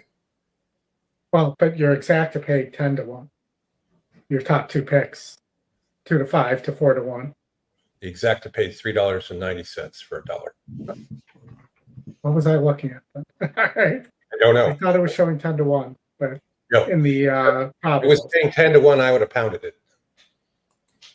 So we have here in the race sim, we talked about a couple Japan horses, maybe up on the speed, some pace, but ultimately has Farbridge winning just narrowly right over Rebels Romance over Luxembourg. That's my choice. And then Wingspan closing.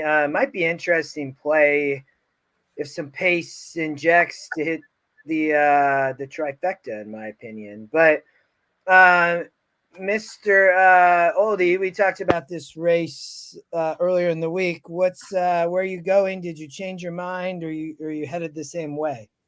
I spread here. I added Luxembourg in my tickets because you like Luxembourg. So in my tickets, I went 2 through 6, 8, 11. So you didn't have much of opinion. You are using Cabo Spirit, the 8 as well. Okay. Well, when the data first came out in the pre-entries, the system had Cabo Spirit as lone speed, and that I have no data showing that Charriere has any speed. And if you look at the past performance, the notes on the in the trouble line, there's no instance where this horse is this horse typically stalks or closes. So So I'm Cabo just I'm Spirit, saying like the you unlikely Cabo chance, Spirit might get loose. right? Okay. I mean, I don't think it's likely, but if I'm spreading and there's a way that I can get a 29-1 horse that I could envision it winning, I'm going to use that instead of because it really came down to the 8 or the 1 there for me as the last horse. But does Luxembourg really want 12 furlongs? That's the question I have. I mean, Has one at the distance. Yeah. Yeah. I starts one first. I'm keen to the mare here. Gostin That's doesn't fire? monkey around. The 2, Emily Upjohn. Yeah, I think this horse has a shot. I use this in my pick 4 when I spread. Talk to me. Frankie rides. Yeah, Frankie rides Gostin. You know, when he puts a mare against the boys, you know she's good. She's over 6 this year. But, you know, he's no dummy, and she has faced the best. She's best at 12 furlongs. And I just think the North American horses are just fair. I don't think there's anything. I think all these, except Rebels Romance, are just fair. But the problem is that the post there, Emily Upjohn's not been in good form, and she's a handful to deal with, supposedly. And, you know, she's just as likely to run the other way on the track than she is to win this race, from what I've heard about it. I like the workouts. I watched a few of the last races. I think she has a decent chance. She gets a 3-pound break, which isn't much. But you know, I'll take a shot there. The 5 horse, the French horse, I also think is somewhat interesting. I don't think I don't think Barbridge or Grand Sonata or Cabo Spirit or any of those other ones from the U.S. have a chance. And once you get further and further out, things get, you know, more and more difficult. There goes Harvard, 44-1. No thanks. Gold Phoenix. No thanks. Rebels Romance from the 11. Sure, I can buy that. And I would also, you know, back to your 4 horse, nobody rides the turf any better than Ryan Moore, in my opinion. David, thoughts here in the 12 furlong Longines? Yes. I believe that this race is going to be won by a Euro. Wow. David going out on a limb. And I will tell you this, though. If Grand Sonata happens to beat whoever I have of the Euros in this race, I may quit wagering on horses the rest of my life. I'll tell you why. This horse beat me twice in tournaments where I would have been in the top 3 or 4 and had a huge payday. And twice this horse came flying from the clouds and beat me in the United Nations and also the Turf Cup at Kentucky Downs. I would have had a much better placing if that horse was off the board. So that'll be my jinx. But with that being said, this is going to be for me an exacta between Charlie Appleby horse and Aidan O'Brien horse, some combination. If Rebels Romance, who's 14 for 21 lifetime, if he runs back to the Breeders' Cup of 2022, this race is over. But now you've got the outside post. I mean, how can you not bet a horse who's 14 for 21 lifetime? And the other horse that I would use is Justin had mentioned. I think Luxembourg is the other Aidan O'Brien horse. And I use the other one, the 10. So it would be 11, 10 over the 4, 10. And I'll probably box them around in case the 4 or the 10 happen to finish ahead. So 4, 10, 11 for me, with the 11 strong on top. 23 minutes to go, gentlemen. And if it's a 7-Eleven, I'm going to probably leave my post here and take a walk around the block because I can't take Granson out of beating me anymore. No. And it's very unlikely. I'd be shocked if Granson wins this race or even hits the board. I'm right there with you. I mean, it's also the Kentucky Downs thing there too. Yeah. I think people, trainers and owners, should just realize that you may want to go to Kentucky Downs and win a race and cash a check and whatnot, but if you want to win the Breeders' Cup, that's probably not the route. Well, Chris, when you see the purses on some of those races, that Howard Wolowitz race. Yeah, but I think that was a $2 million purse, so you don't need it. I know, but you know that's not the pomp and circumstance day. $2 million bucks is great. Most of these people have $2 million bucks. They don't need the $2 million bucks.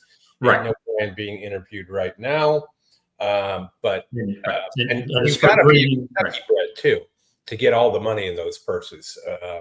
For some of those races, even when you ship in, you don't get as much. Hey, Chris, can you or Oli, can you share real quick? I gotta grab my kids some lunch. Yeah. Okay. Of course, Oli, you are up. I have mine up right now, but I'll let Oli. That's our daily double.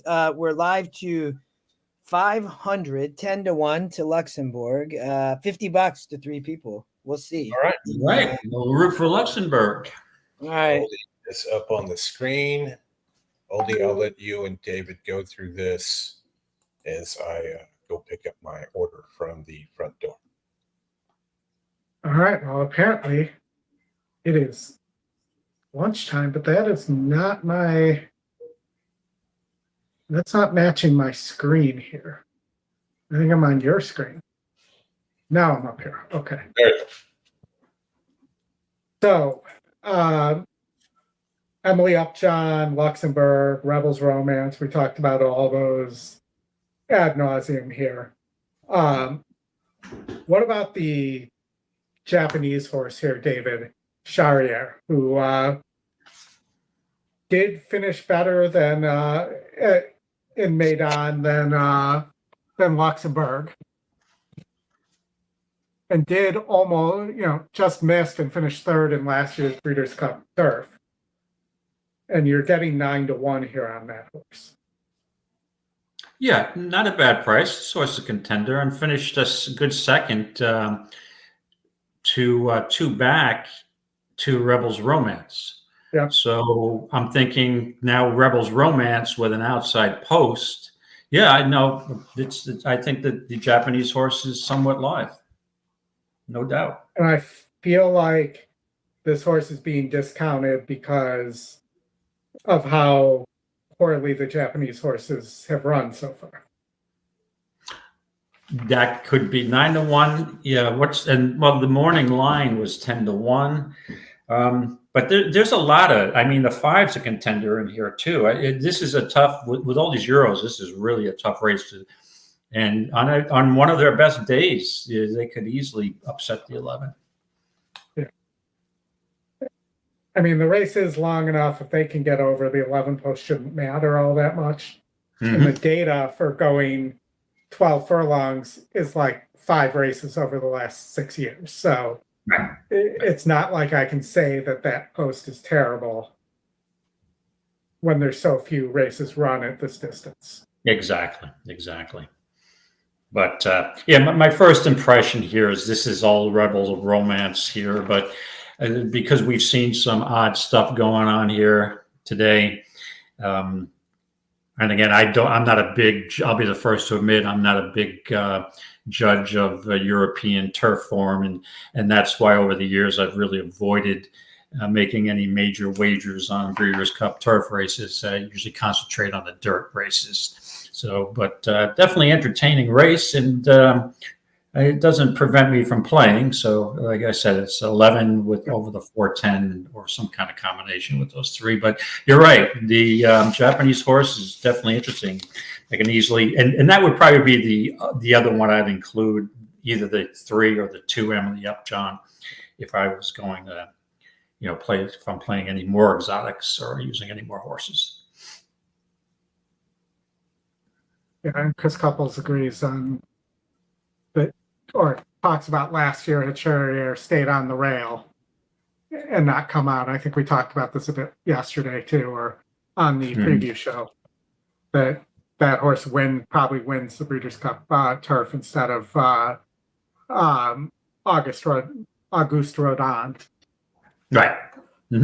which would have been a huge upset too. So Correct. yeah. So I think it could be those two horses and Farbridge. I like Farbridge a lot here. Really? Of the American horses. Okay. I don't think this group is all that good. Really? Okay. Like Emily Upjohn, that form's been awful.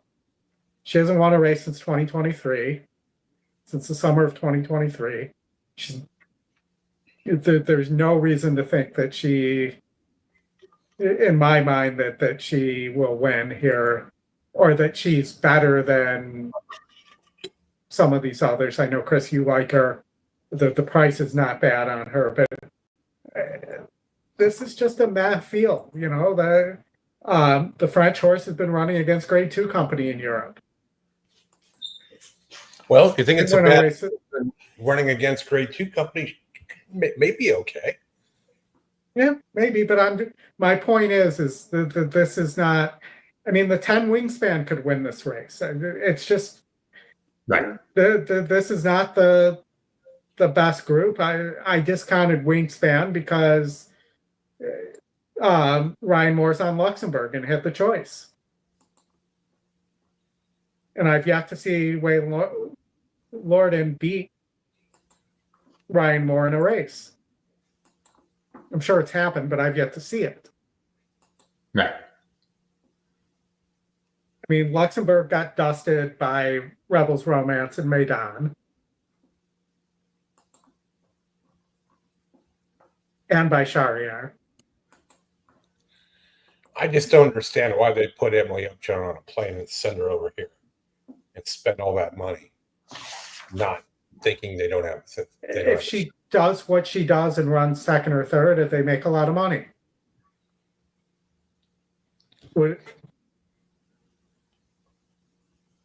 I mean, she's got this year. Or the last 4 races, she has a second and 2/3. Third isn't good enough to make enough money to ship and go through everything else you have to do. I would argue that the question is, why did they choose this race over the Filly and Mare Turf? Where she'd be, and again, it's because this field is not all that good. Good point. Good point. I don't know. I got to make a decision here in 14 minutes. Yeah, and as far as Farbridge, I was on Farbridge the last time out and scored. But the bottom line is that this horse twice is the last 2 races ran against 4 other horses in both races, and in the Sword Dancer, for some strange reason, no one else wanted to go out to the lead, and this horse just coasted. And this is not usually Farbridge's style. And it's also not Joel Rosario's style normally to say, hey, I'm going to grab the lead here. But that was a sharp move because there was no other speed. So that race to me looks a lot better than it actually was. And then the Turf Classic, like I said, Warlike got us the filly. And I just think that the competition in that race was kind of, again, a small field. I don't see Farbridge at all. But I just think that, the horse is probably going to run. I could see maybe a 3rd or 4th place finish, but I don't like that horse at all today. Not in this field.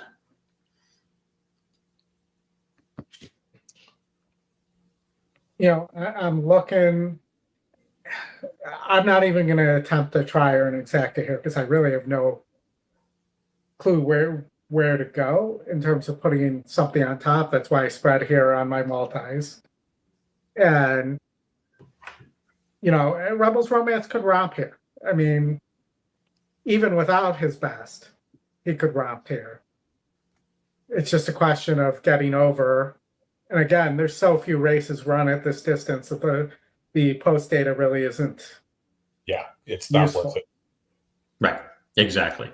And just an update, looking at the BCBC board, and Chris and gang, that somebody who we know who wrote a book recently decided to just use a minimum on the mandatory the minimum wager on a Cogburn and Torpedo Anna double, which ends up being like a genius. It looks like a genius type move right now. In retrospect, hindsight, yeah. So good move, Matt. Yep. The leaderboard, we got Tyler Sprague, 58,965. Edward Peters at 50,620. And then Matt Miller in third with 47,100. Brad Ederson zeroed out the race before last, where that big 4-horse price horse won. Who won the last race? Was it the 6 that won the last race? It was the last. No, the 2 won the race. The Torpedo Anna won the last race. Torpedo Anna. Yeah. Okay. I'm just looking at what some of the other guys had played in terms of doubles going in. Tyler Sprague, who was in the lead, he used his $600 minimum in the last race, and he bet Torpedo Anna $600 to show, and he got $630 back.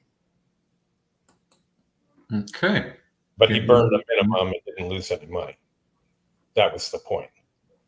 Right. And sometimes that's a good strategy. Let's get one of my mandatories out of the way that I'm not going to lose, so I'll have an extra $600. You know, maybe, right. So I've approached live money tournaments like that too, early, playing, okay, making show bets because I don't really love these races, and I've got 10 to hit, 10 to play. So, yes, Chris Couples, you are down there. 74.90 on one ticket and 600 on the second entry. He's got lots of time. Lots of time. There's plenty of time. Yes, you play a $600 straight triple. Come on, you can get it done. Yeah, exactly. Something I would do. Like, okay, you see a lot of these live money tournaments, if you start plummeting, you get a little frustrated, and you're like, all right, it's horse racing. I'm playing a $600 straight triple, and if it hits, I'm going to be there. If it doesn't hit, I can just close up my shop for the day.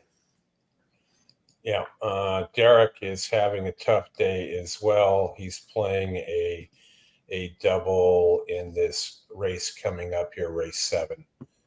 It's in the chat. I'm not going to give it out, but he's got 1 horse over 2 horses here. Sorry, exactly.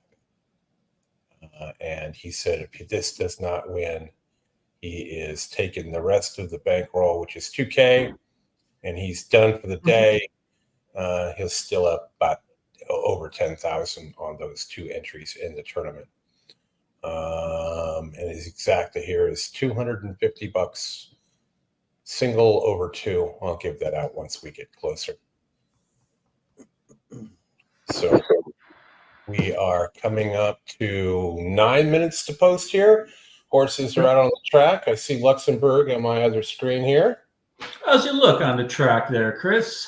He looks good. You know, the one thing about this day is that everybody can be the best turned out. 5's a little headstrong with the red blinkers.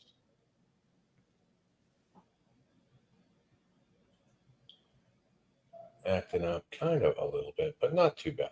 Still, they all really look in good shape. Pick 6 pool is currently at $1 million. There's Farbridge. Farbridge 2 looking well. Oh. Well behaved. So thanks for pointing that out. We got the pick six is coming up, so I might as well play a small ticket. All right, thanks. I totally forgot about it. There you go. All right. Looking forward to hearing what you're going to play here, David.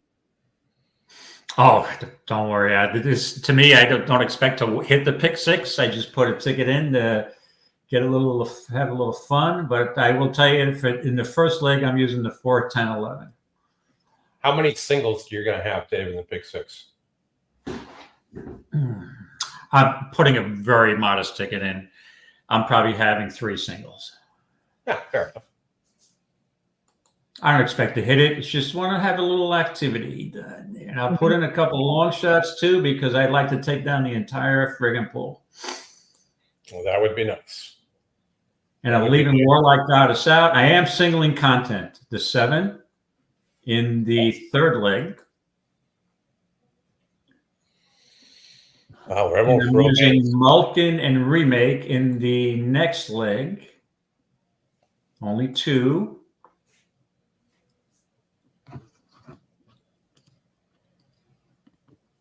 This is where it becomes more difficult. Notable speech. And let me see if I want to use anybody else. And I'm going to single post time in the last race.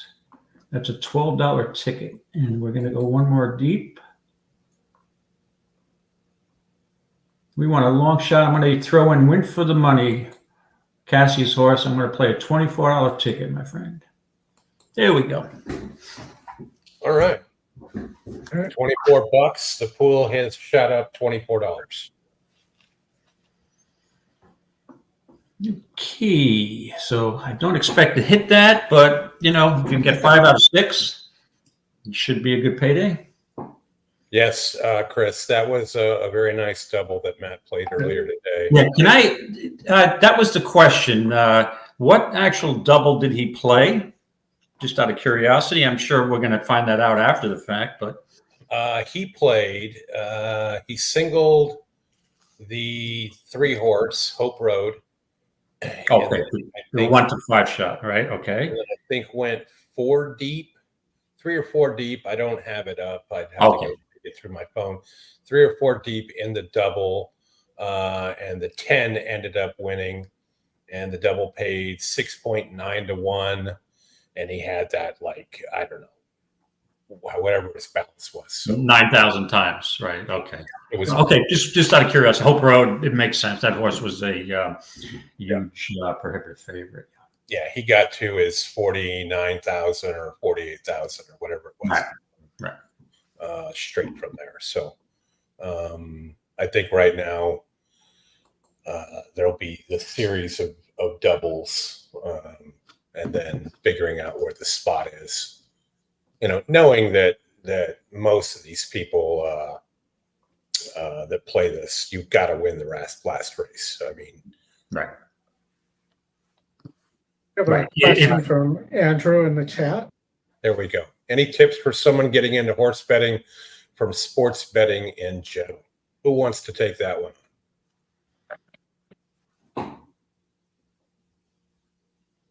Don't everybody speak up at once, or I'll pick on one of you. I don't mind commenting. I think first thing you do, Andrew, is you get EquinEdge. That's the first thing you do. Sylvan said, "Do not stop." I think the one thing I would say is you can look at it 2 different ways. You can play, some cold bets with, not crazy amount of odds and get your 3 to 1 or 5 to 1 or 10 to 1. So right. I think from that, find horses like in the last race here at Breeders' Cup with Torpedo Anna that are a lock. Where's your lock? And so I think if you can find bets with, just 2 horses, right? So in percent better said it, play small, play with conviction, play small, play with an opinion. I think that's all important. Bill, budget, that's a good one. Andrew, yes, a lot of times Del Mar early speed can. It's better in the summer than it is in the fall. But like Bill said, set a budget And one of the things you can do, Andrew, is when you start out the day, I know, yes, get Matt Miller's book, 100%. Go to abetterwayofThinking.com. Buy the book, read the book. There's sports insights, there's horse insights in there. But figure out what your plan is. All of the don't bet every race. That's another one for sure. Right. But Absolutely. have a plan. All these guys that are in the top 5 and people that are going to actually have, the gravitas to bet it all at the end and win the Breeders' Cup Betting Challenge and get that $430,000 prize pool money is have a plan. Know what you're doing. They all knew what they were doing when they went there today.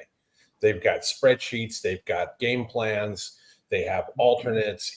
There's no pivoting. I mean, they'll pivot, but there's not just, I'm going to figure it out here in the next 30 minutes. So. Right. And I'll add to that too, Chris, that part of the reason for my success at the NHC was the first couple of visits there. I realized I was totally disorganized, not organized, didn't have the plan.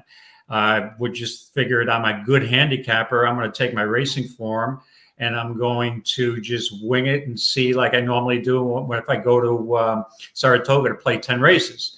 And then I realized there's so many things going on at once that you got to, besides, with contest play, you do need a plan and you have to be organized. So, and also for normal playing with real money, not contest, don't play every race. I am very, very picky normally. Yes, very picky normally. And Matt Miller's book is fantastic. I highly recommend it.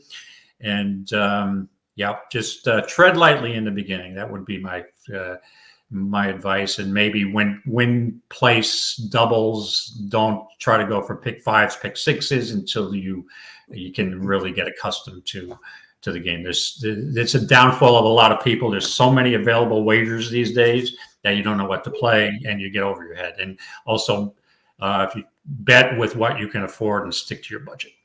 Yes. And don't be afraid. Just because bets are 50 cents doesn't mean you have to pay them at 50 cents. You can play them at $1, at $5, at $10. You like 4 horses, 4 singles, bet it for $10 straight. And if you hit it, you're going to hit it 20 times. Well, another way to think about it too is, not only look at the horses and look at how you want to bet, but also evaluate the overall sequence that you're playing in. So if you're playing an exacta, you're playing a pick 3, a pick 4, whatever it is, evaluate the sequence and make sure that you understand where you might be able to beat a couple of the higher, like let's say a 2-to-1 or 4-to-5 odds horse that everybody else is going to use. It's either that or you play like Chris is talking about and play with a higher base. But that allows you to go against the grain a little bit of what everybody else is doing. And if you can find, 2 bad favorites in a sequence, you can find something that can pay you well. Right. And the key is too, the way I look at it, I differ from Matt a little bit because I'm not comfortable with a lot of these contests and a lot of these wagering issues or wagering strategy of going all in on favorites or prohibitive favorites. I just don't play that way. I have a smaller bankroll. I try to beat favorites. And my motto or my goal is bet a little money to win a lot. I know it's easier said than done. So I'm always looking for, to weed out some long shots who I think can hit the board. And if you have a prohibitive favorite like Torpedo Anna, I'm looking for a long shot, second or third, that might increase your payout. So, and they're loading into the gate here. Yeah. Good luck to them. We know your sub selections. You guys both in agreement with Emily Upjohn. It is post time for the $5 million Longines. Good luck, everybody. Mile and a half, longest of our championship races here on this Breeders' Cup Saturday to Larry Colmus for the load and the call. Larry and his Colmus. They are moving into line now for the Breeders' Cup Turf. Valencia, a long shot in the field going in. Here's the mare Emily Upjohn taking her spot in line. Shariar from Japan going in. Next one to step up is JRB, who will follow Luxembourg, who's now coming forward. Luxembourg and Ryan Moore go in. Here's JRB. Far Bridge coming up to line. The 2022 winner, Rebels Romance, will be next. Here is Wingspan, the filly.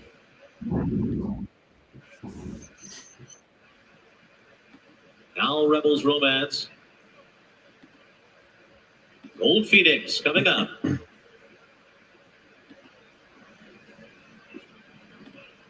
Gold Phoenix taking his spot on the starting gate, and there goes Harvard, will be next to him. Going in. Here we go. Good luck. Rolling Good luck, low. everybody. Good luck. They're off in the Breeders' Cup Turf. And Cabo Spirit goes out to the early lead. Far Bridge is away well. And out in second. Luxembourg is third. Wingspan, the filly, fourth. Then Rebels Romance on the outside. There goes Harvard is next. And behind them, Grand Sonata, Shariar, El Sinal, and Gold Phoenix. JRB is 8 lengths off the lead, moving for the first turn. Then Rousham Park and Emily Upjohn. So they race on this first turn with Cabo Spirit leading the way through a 24.33 quarter. Rebels Romance making an early bid now. Rebels Romance right up alongside in second as Cabo Spirit kicks away quickly once again into the stretch first time around. Rebels Romance came up to him but now settles back. Far Bridge is under Gulfstream. They're all and there goes Harvard. Luxembourg is riding the rail 4 lengths from the front. Gold Phoenix is next. And then to the inside, it's Shariar. They're followed by Grand Sonata. JRB is after that after a 48.77 half. Then LNC now. Emily Upjohn is second last. Rousham Park is the trailer. Cabo Spirit on top. Moving into the clubhouse turn. Breeders' Cup winner. Rebels Romance is a length and a half behind. Far Bridge continues to be right in behind them. Well, covered up at the rail. There goes Harvard is next. And moving on the outside. Then Wingspan, Luxembourg, Gold Phoenix, and Shariar toward the rail. Break of another 2 to JRB inside of Grand Sonata. Then LNC now. Emily Upjohn is second last ahead of Rousham Park. 3/4 up in 1:13.82 seconds. Cabo Spirit is the leader up the backstretch. Rebels Romance 3/4 of a length behind. Then Far Bridge third to the inside. There goes Harvard is fourth. Right in behind them, Wingspan, Gold Phoenix, Luxembourg now coming under a ride while riding the rail around the far turn. Rebels Romance moving now. Rebels Romance takes the lead from Cabo Spirit as they make their way to the top of the stretch. There goes Harvard is next. Far Bridge trapped in behind horses, no place to go. Then Gold Phoenix and Wingspan, and on the far outside, There's nobody catching. behind, but Rebels Romance Comes the one. Japan horse. One might get him. The Japan horse is flying. Where the hell's that wire? Wire. Oh, wow. Oh, Don't discount those Japanese runners so quickly, my friends. that was the one I tossed off the ticket of the 2 Japanese runners, too. So I was. Well, the comment I'll have, which I mentioned before the race, is that Rebels Romance did run back to the Breeders' Cup of 2022, but almost got caught by the Japanese horse, the one. This couples is going to move up a little bit on our contest leaderboard. We had 1, and I think there was 1 person that had Rebels Romance in there. I think that perhaps Billy and his Buick there moved a little too early. I understand why he rushed up, though. He was not going to let Cabo Spirit go 52 there. Right. And in retrospect, it worked out, but I think you are exactly correct. If he waited a little longer, he probably wouldn't have had to hold on for dear life there. All right. We have That is 5 races left to go. Yeah, that was pretty, I think, somewhat predictable. Rebels Romance winning was 9-5 on the board. That one horse was really flying, but the 11 had just enough of a jump. Just enough. Just a little too classy. Yeah, and the 3 again, like last year, ended up with somewhat of a challenge as they got into the stretch. Was behind a wall of horses, and by the time got out and really could make its run, just wasn't going to be enough there.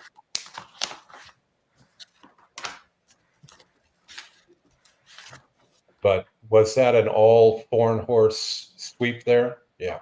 It was, yes. Yeah. Yes. Not so. The first American horse was Gold Phoenix. Who finished third? I'm on his name. The other Charrier, the other Japan horse. Okay, yeah. 11-1-3. 11-1-3. Okay.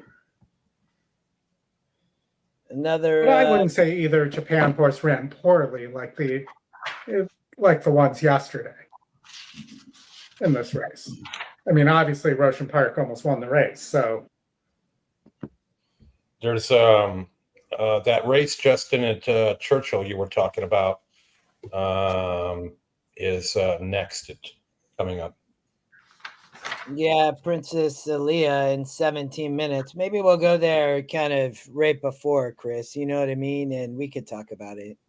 Chris Couples, did you get that trifecta for $35 base? That's a nice try, Chris. Well done. Very good. That you got your 2 good price horses underneath. Boom, Chris. In the BC, wow. BC, wow. That's going to move you up. Wow. Yeah, 22-1 over 8-1 with the favorite. So 244. I mean, you're going to get what, 100 and something to 1? Would be my guess. 150 maybe. I wonder, it probably be curious how it plays with Rebels Romance on top.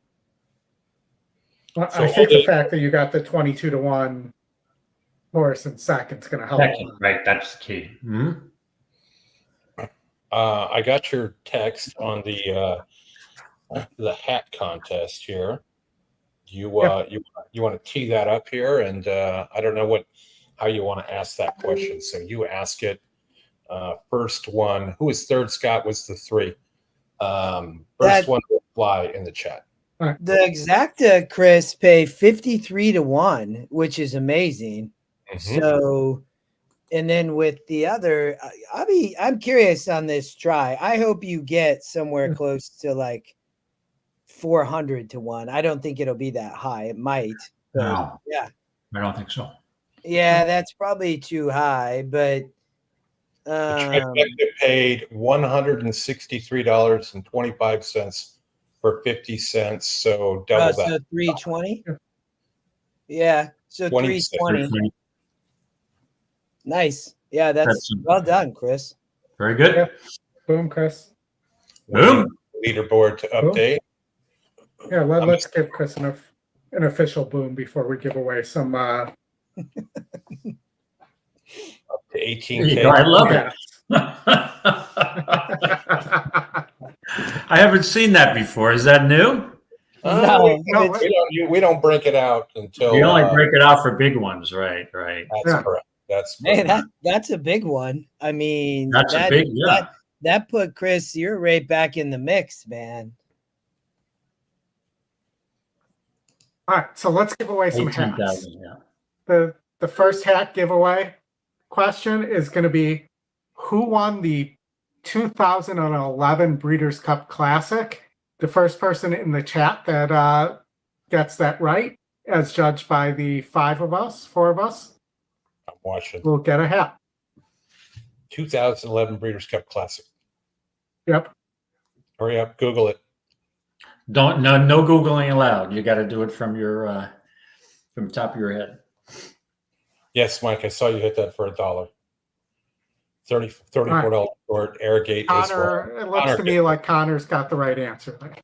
All right, Connor. Then send me an email, Connor, at this address, and we will get you a hat shipped to you. There you go.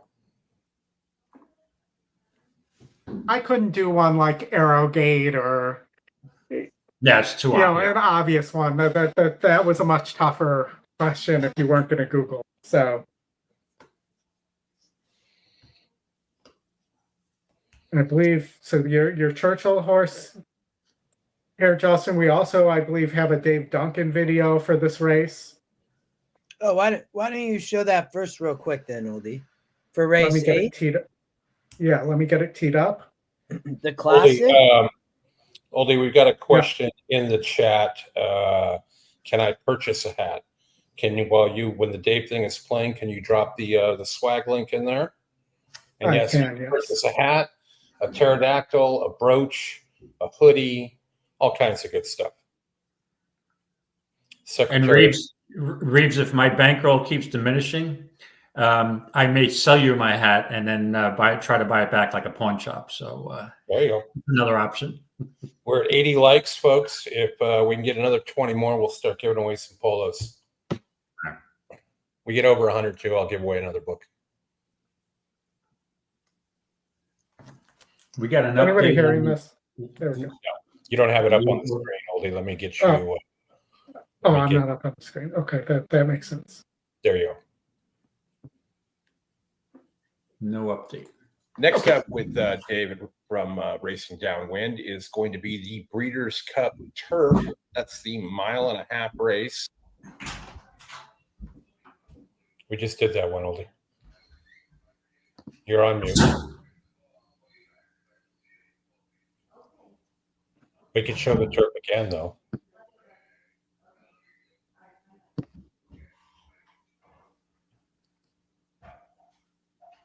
Sorry, the Dave ones weren't in order, so let me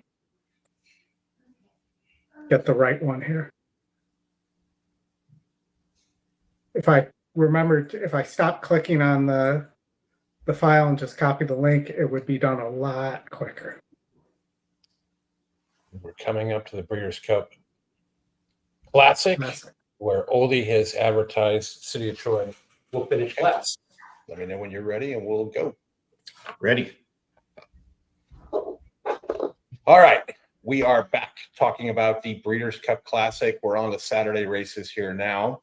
I know you have some thoughts on this one, so why don't you just give us your opinion of the race and what you're seeing? This is probably the most international classic that we've had in many, many years. Being that you've got City of Troy with Aidan O'Brien coming from Europe, Justify horse. So he's got dirt on the top side, but a lot of turf on the Galileo side, on the mare side. So that's going to be very interesting if this horse can, one, handle the dirt, and two, if he doesn't make the lead, does he handle the kickback?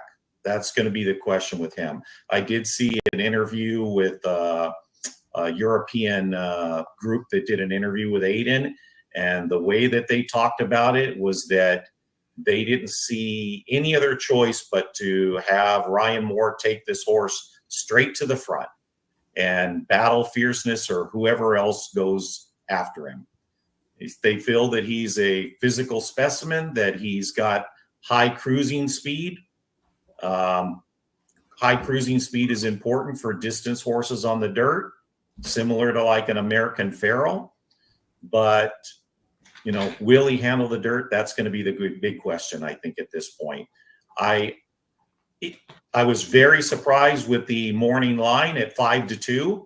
Mm-hmm. I thought this horse should have been listed at 5-1. A horse that's doing something for the first time in the biggest race of American racing for his life.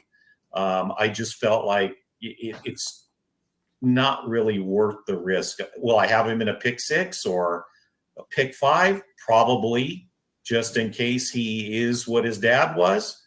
But if I'm making straight bets, a win bet, I probably at that value, I couldn't do it. I would find something elsewhere. Fair enough. Oldie. Amongst the Japanese horses there with Forever Young, I'm going to mess up the other names, but who do you like best amongst those? And is it Fierceness that you think from the American side? Well, Fierceness seemed to turn it around. The last two races have been very big. I don't think that. He battled Anna Thorpeda in the last race to prevail, not by much. Sierra Leone coming out of that race, finishing third in a race that didn't really set up real well for him. Not having his deep run, staying a lot closer to the pace, kind of pushed early, I think kind of took him out of his race.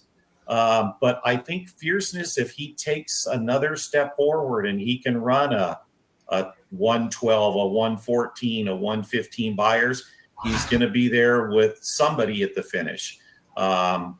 He whatever foot ailments that they had early on, they seem to have gotten past that, because they said that this horse needed a break between races, and he came back in a short run and won the Travel. And it was impressive.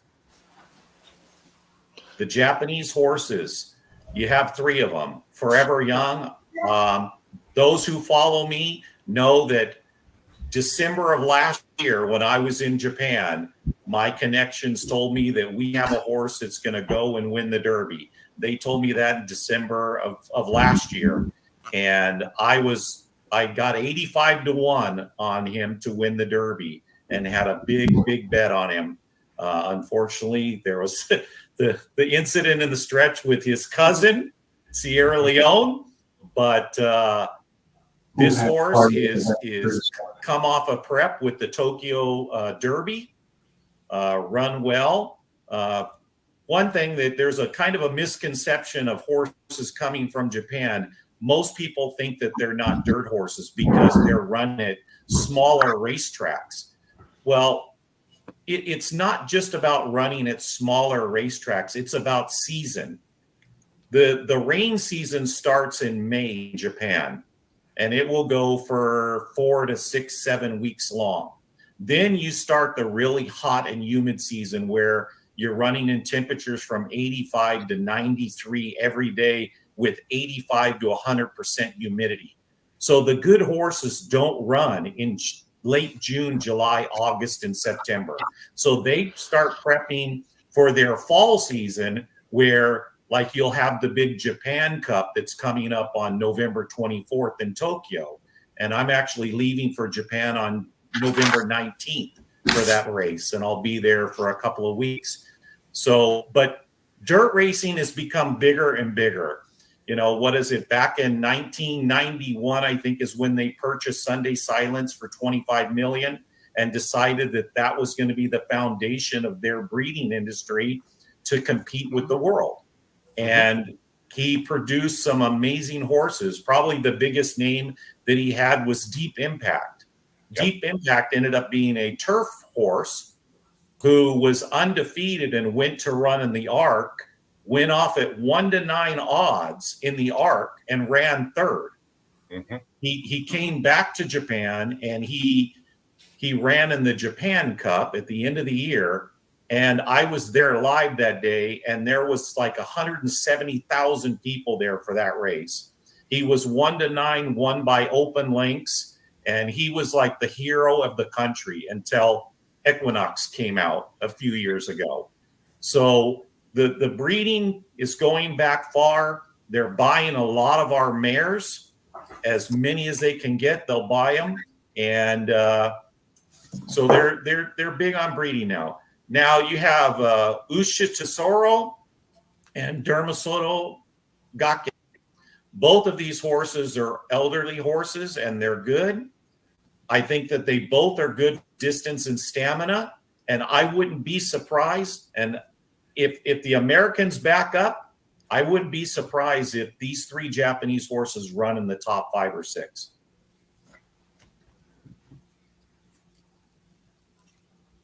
All right. there you have it. Dave Duncan, good analysis. He will be over there. Justin knows my love for Deep Impact for sure. In terms of using those Deep Impact babies all over the place in Japan and Australia and whatnot. So certainly a good influence there for sure. I think you guys know my thoughts on this race. Yeah, Well. I've been pretty 18 vocal. minutes. 18 minutes till the Classic, Oldie. Oldie, is your mind changed at all? Nothing's changed. Do you have the same opinion? Same opinion that fierceness on top, forever young in second. It remains my opinion. I don't really love anything else here. I think Highland Falls could outrun those odds potentially. Arthur's Ride could potentially get away, but from that 12 post, it's going to be tough to do without going really, really fast. Yeah, which Arthur's Ride probably going to get the lead. We can watch let's watch the race sim real quick. Big field, obviously.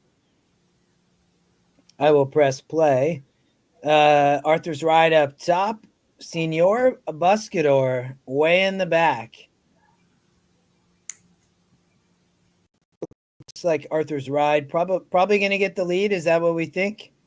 Fierceness going to be right there, Oldie, right? Yeah, I mean that's Fierceness's style. So we'll see. I mean, if one or the other, that there might be choices to make over the race sim. I mean, the race sim has Forever Young. Just if we go back kind of to the third call, right? Arthur's Ride, Fierceness up here, and then the race sim really has the 1. You can see the 13 closed in the 2, Highland Falls, and then you have Tapatrice, Sierra Leone out here at the stretch. But then as Forever Young, really, really closing. Wow, we got Jeff Soto on track. He just posted on Twitter, on track, watching us live right at the wire at Del Mar. So Fantastic. Good luck to Jeff. we need Jeff to find a unoccupied Bluetooth connection to the screen in front at Del Mar and put us up there. There you go. And if you're on track and you happen to be watching us on track there, go find Jeff. He's wearing a pink suit. You can't miss him. David, Yes. Where are you thinking of heading here for the Classic? Yeah, the horse I like, my original horses were, I think Arthur's Ride is going to gun to the lead, and I don't see a lot of speed here. So I think this horse is going to be on the lead for a long time. I really love Forever Young also, but at this price at 5-2, I'm going to fade a win bet. I'm not going to make a win bet on that price. So I'm going to use an exacta box, Arthur's Ride, Forever Young, and also triples. So with Fierceness and Newgate. So it's 12-1, 9-13, 12-1, 13-9, 1-12, 13-9. Some, one with the 12 over those horses. So that's the way I see it. I can excuse Arthur's Ride's last race. I mean, based on the races he won, the 2 prior to his last one, I mean, he was bound to bounce, right? And I prefer a more inside post for this horse, but I think this horse is, from what I've heard through the grapevine, a horse is training well, and I think you're going to have a bounce back here. I'm not sure he'll be able to hold on, but I think he's going to have the lead for an awful long time. So that's the way I see it. 12-1, and Oldie convinced me to use put the 9 in the mix, and it seems logical to me. So, but I think the 13 Newgate's a little bit of a tricky horse. I mean, the horse won or just missed the last time out. Let me just look at my notes here. It is Baffert, the California Crown, the second off a layoff now. Just missed the basically had a nose finish with National Treasure at 1 1/8 miles, and got a good workout on October 27th. So I will be using Newgate also. So basically 12-1, 12-1, 13-9, 12-1, 9-13, something to that effect. Well, I just read on Twitter that the owner of Soul of an Angel, the $41.60 winner in race 4 at Del Mar, singled his horse and had all in the pick 5. Wow. So did he win? Yeah, he won $353,295.95. He hit the. I didn't know what pick 5 you were talking about. That's incredible. That's amazing. Yeah, and he picked up what was that? He picked up the lion's share of that $1 million purse the race before. Mm-hmm. So nice. Yeah. Oldie, run the boom there for the owner of Soul of an Angel. Picking up just under $1 million, $600,000. Hey-o! Can I do a hey-o? Hey-o! $335,000 for the pick 5. Not a bad day for sure. And just thoughts here too. I think Justin, your Churchill race went off. That's okay. The one is the winner there.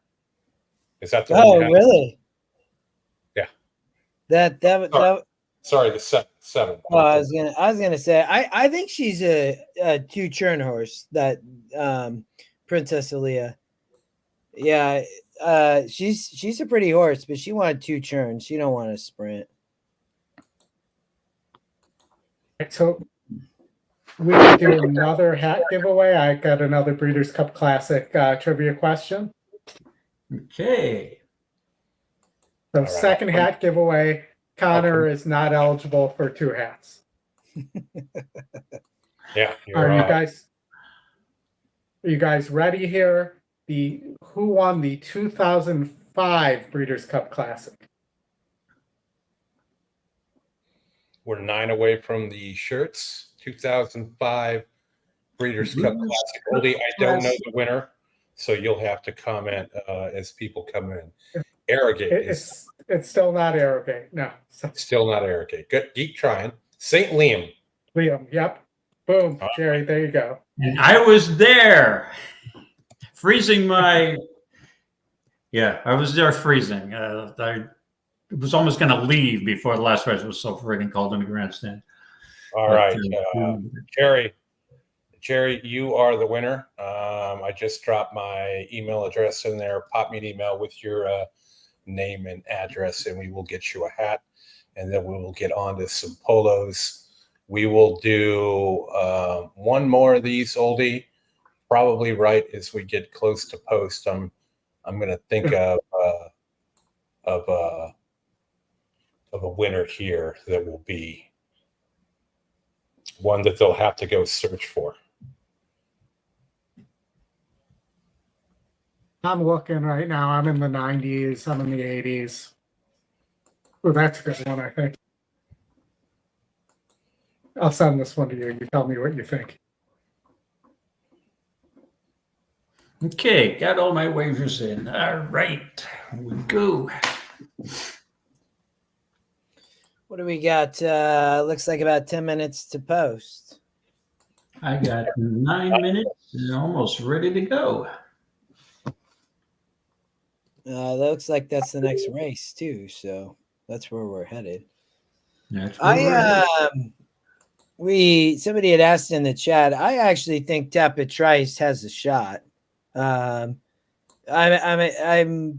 saw that Sierra Leone is actually taking money too, which made me laugh a little bit. But it's the second pick for EquinEdge, stretching out to 10. I just hope that this horse is on the improve as a 4-year-old. I think the Classic fairly wide open. I like Forever Young and Tapit Trice best, the 2 picks. I would be surprised, if City of Troy wins on the move to the dirt, but I guess could happen. Yeah. I've never really been a fierceness fan, so Oldie, I'll let you ride the fierceness train, and I will not. I'm off the fierceness train too, and we still Yeah, haven't talked. Yeah, I'd like to, go ahead. no, yeah, go ahead. You're fine. Yeah, I'm excited. I'm a little bit off the fierceness train, but if fierceness can, I did use him for third in my triples and supers, and fourth in my super. So I hopefully he's not that far off. But I think he's going to run decent, and because there's a lack of pace, he's going to be there a long time. But I don't like him on top. And as far as Tapit Trice is,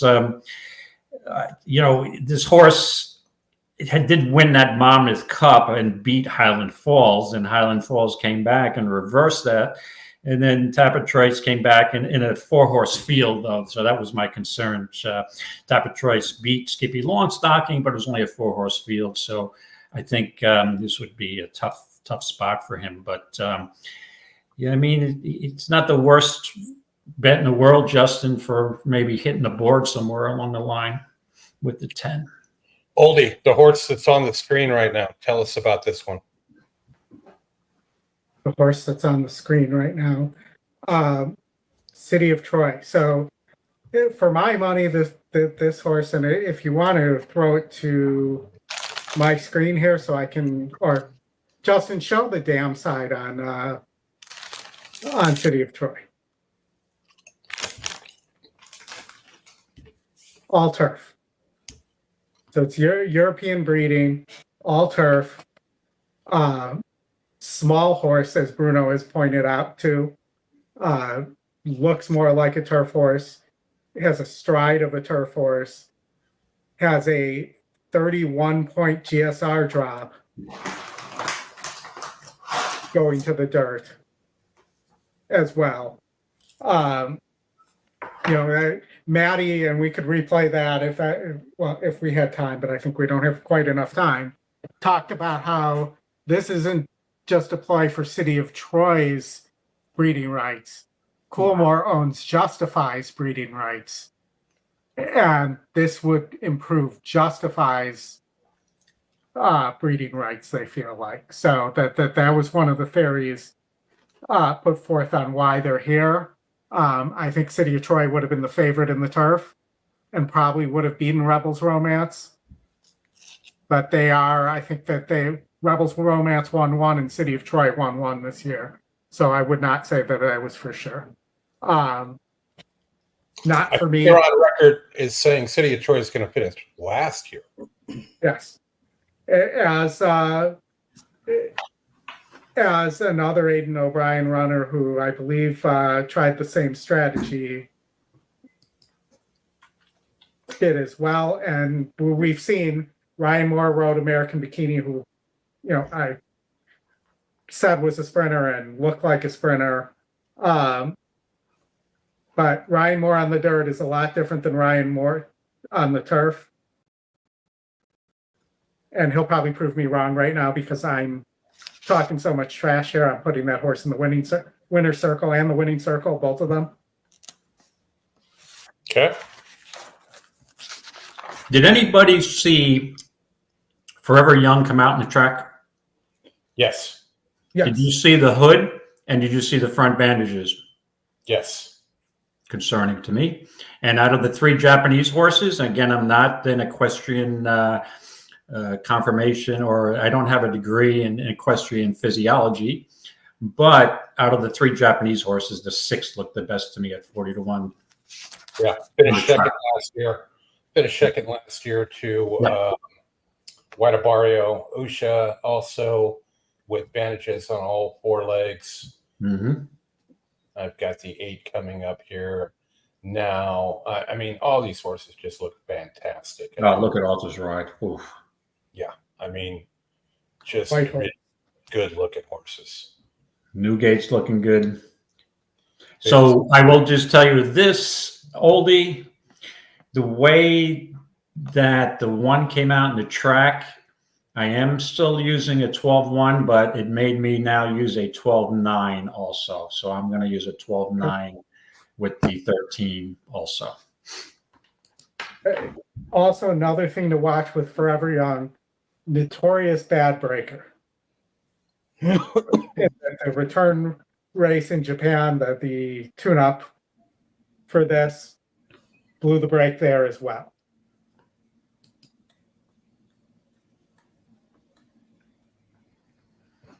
All right. So if he misses the break and gets off slow again, he might be palling along early in the race with the 11 Sierra Leone.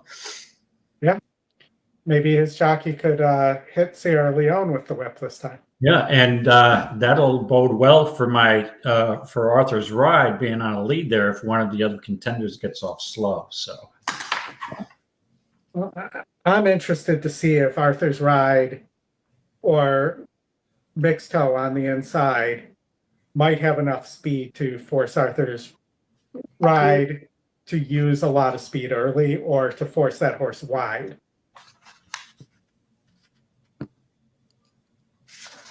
Highland Falls was right at Arthur's Ride's hip last time, yeah, and this time draws to the inside, significantly to the inside, correct. and gets to cover less ground. All right. I'm making a pivot here. We're ready to go. Okay. Before we get to this one, only we're going to give away our third hat. Third.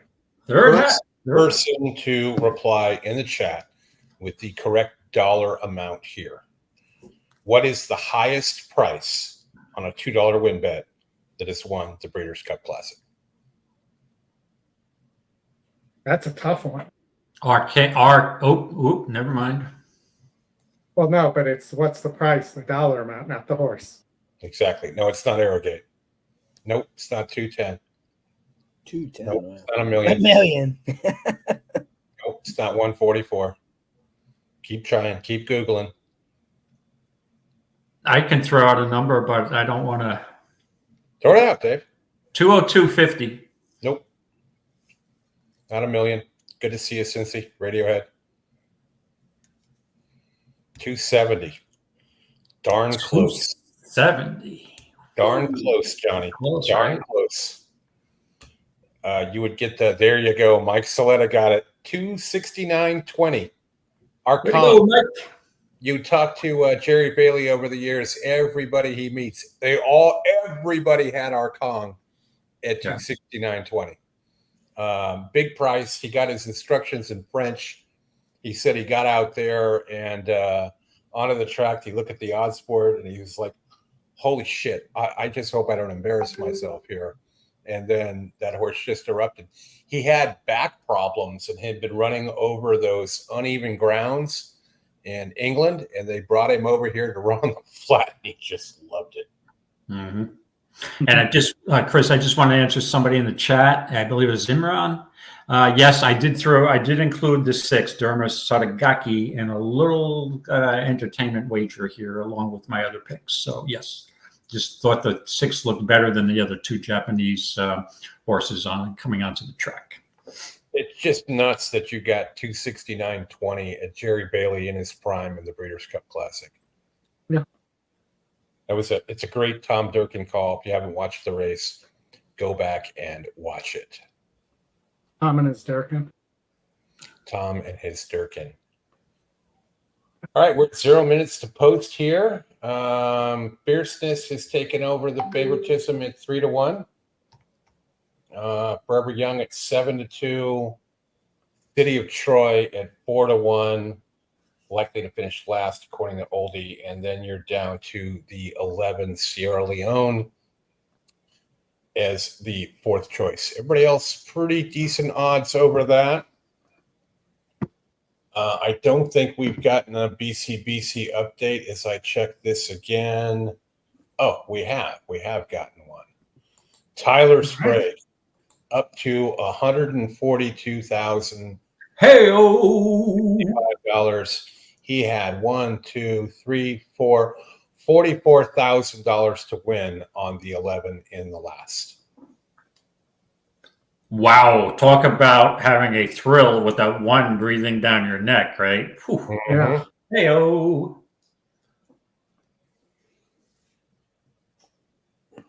Looking That's into a heart shape. attack waiting to happen. Yes. That's a little bit over the target, but there are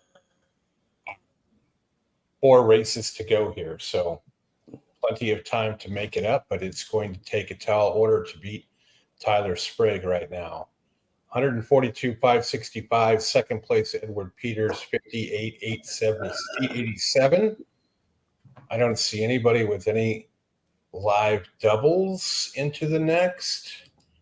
Tim Yoler at 49,155.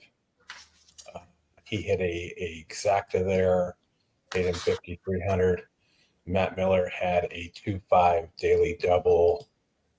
I'm just making minimum bets here. So,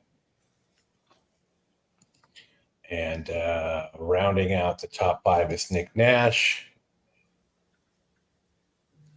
And we'll see what we get going on here. Okay, gentlemen, Monster Nash. I'm going to watch the race on my big screen here in my my man cave. And good luck. I will join you as soon as they cross the finish line. And good luck to all of you. Okay. And we'll see how it goes. Sounds good. Good luck, David. Thanks. Good luck to you guys. We're all Looks like counting. we approaching the Yes, we are. gate here. So they're way back there as far as they can go, essentially. Yep, they're in the chute. 3.5 million in the pick 5 pool as we get out here to the gate.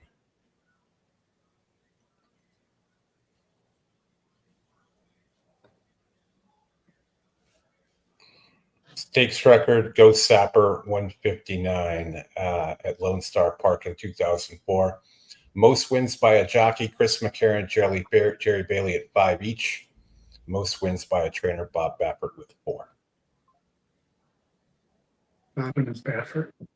I don't think Bob's going to get to 5 today.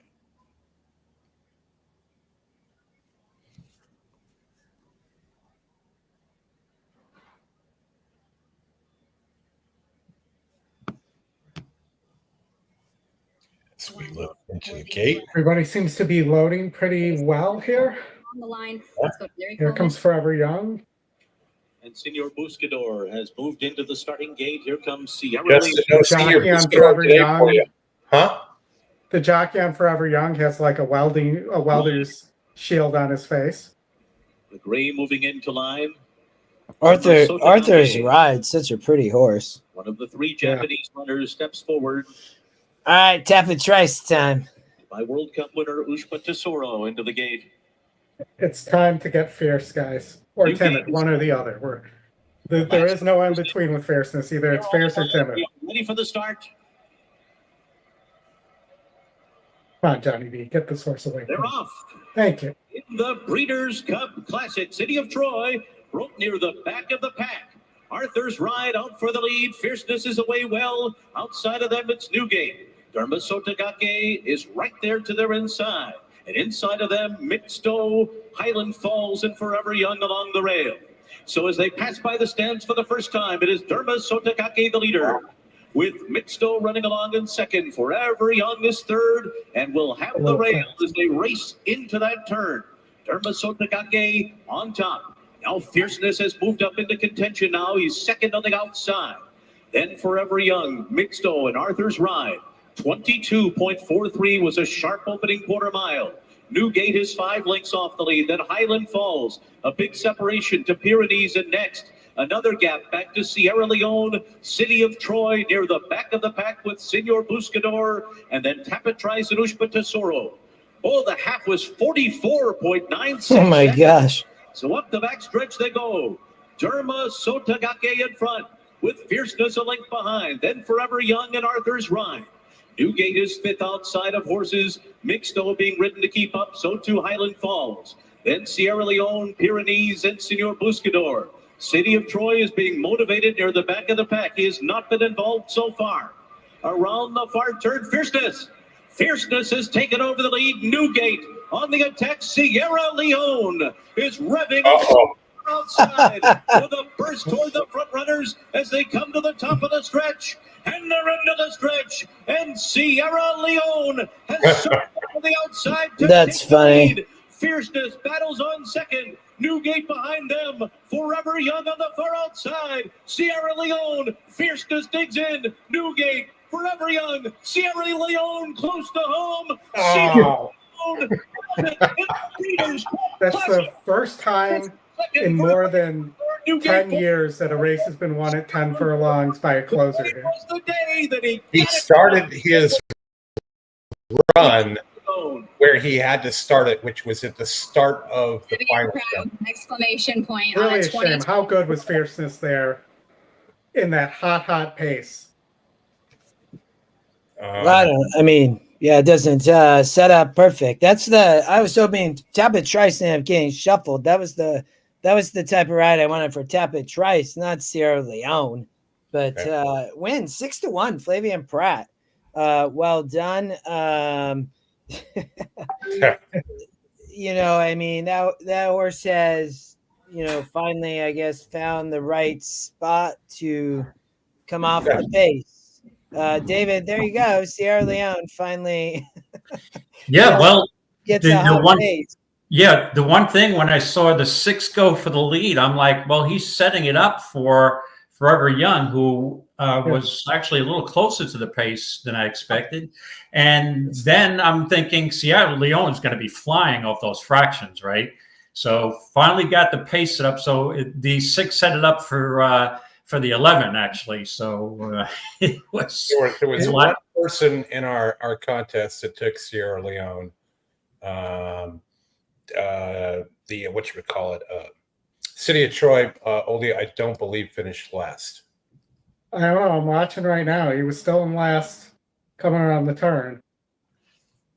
I can't tell who that is. You can see that Pratt has got Sierra Leone moving into the turn, which is where that's the only way you can win like that, is you have to start that rally into the turn, not halfway or 3/4. Well, he also didn't veer in here. No, that we're aware of.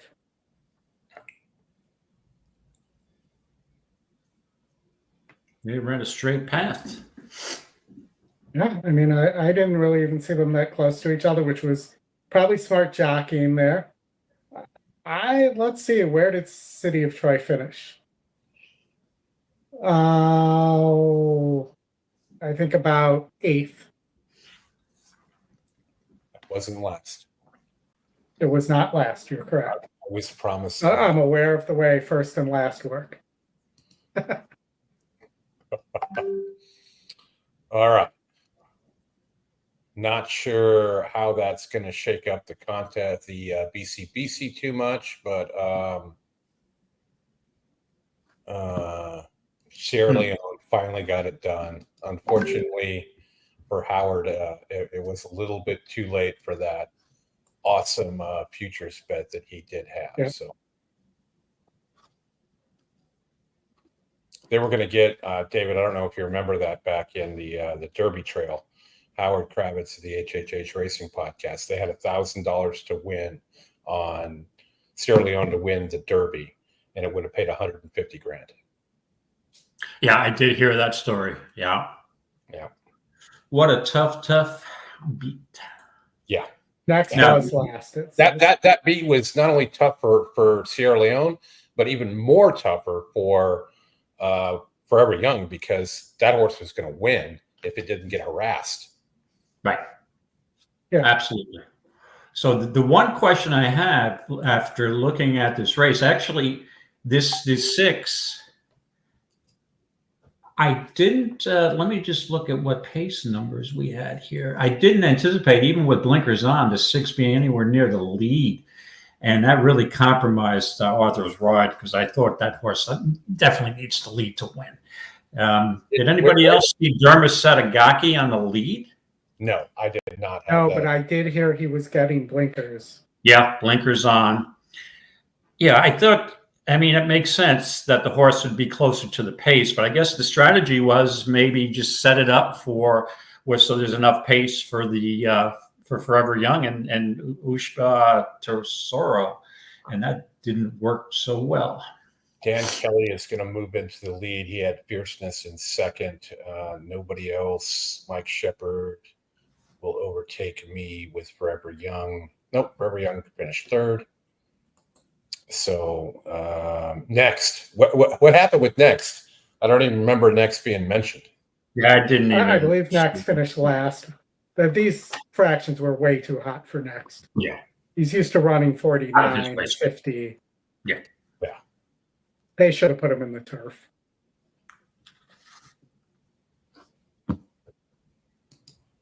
Even those were probably too hot.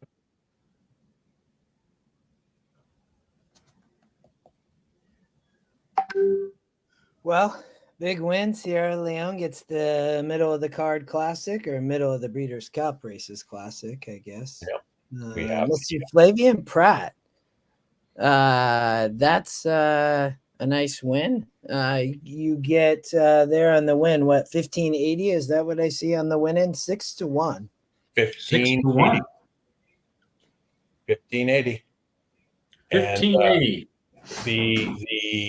The ninth race, the Maker's Mark Breeders' Cup Filly and Mare Turf, Cinderella's Dream, the early favorite, Warlike Goddess, 5-1. Still too rich for my blood on Warlike Goddess. Yeah, I'm with you with Warlike Goddess for sure. That was a fade for me for sure. That was the one the moment the lines came out, I was texting people asking what's up with this and how is this horse the morning line favorite. And I just think it's you know my opinion, you probably remember, but I'm not sure this is. I think she fits well in this group. That's why, in my opinion. But I don't like her best, but I do think she's going to run a good race. So who's horse of the year now? I was just going to mention that. How's it? It's not changing. It's Torpedo Anna. I got a guy in the chat here. It says Fierceness horse of the year now. Why? Fierceness. Yeah. No. I'm with you. Yeah, Chris, that's the pace, right? If Full Count Felicia, we can. Hey, Oldie can actually. I'll run the. Why don't we watch the race? You can see that Full Count Felicia definitely has a pace square, and Warlike Goddess is not moving, gonna have to come from way behind. Are we going to see any other pace or speed to go with Full Count Felicia? I mean, she opened up at 9-2 off a 12-1 morning line. You can see Cinderella's Dream. There's Resolute Racing's Didia, as well as others starting to come at the stretch. You have Anisette, the California horse, that's closing, as well as Cinderella's Dream, and has the horse you just talked about, Warlike Goddess, winning. Full Count Felicia right there, though, right? I mean, definitely there. Yeah. Chris Couples on the race sim. But, Oldie, go ahead.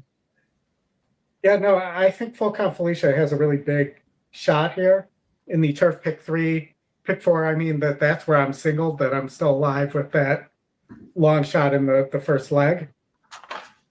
Is with Full Count Felicia. I actually think Didia should be similar odds to Warlike Goddess. I think that's a total overlay right now. Yeah. Having beaten Warlike Goddess this year, I believe twice. I mean, and Jose rides back. Barrios rode last out, stretching out to 11. So this is the longest I think that she's probably gone. I would get. Yeah, it is. I believe. I mean, that's the question for me, but I still don't think 15-1 makes sense there. Yeah. David, what did you have any thoughts here in the Maker's Mark filly and mare? Yeah, this is a race that I didn't put a lot of thought into because I never have any success at this race, too many Euros.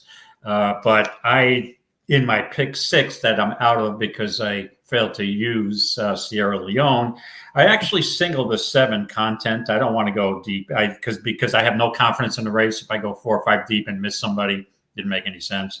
So Content is, this horse did seem to have a terrible race last time out in that British Champions Fillies and Mares Grade 1. But I think from what I heard behind the scenes and the workouts and the Aidan O'Brien's team, it seems like they're pretty high on this horse for a rebound. But so I just took a shot and used the 7 here at Content. I don't have much of a explanation for it, but I just think I was against. I will say we're on the same page. I'm against Warlike Goddess here at that, even though now I was against her at 5-2. 5-1's a little bit of a different story, but I faded her, and I'm thinking, okay, I got to use.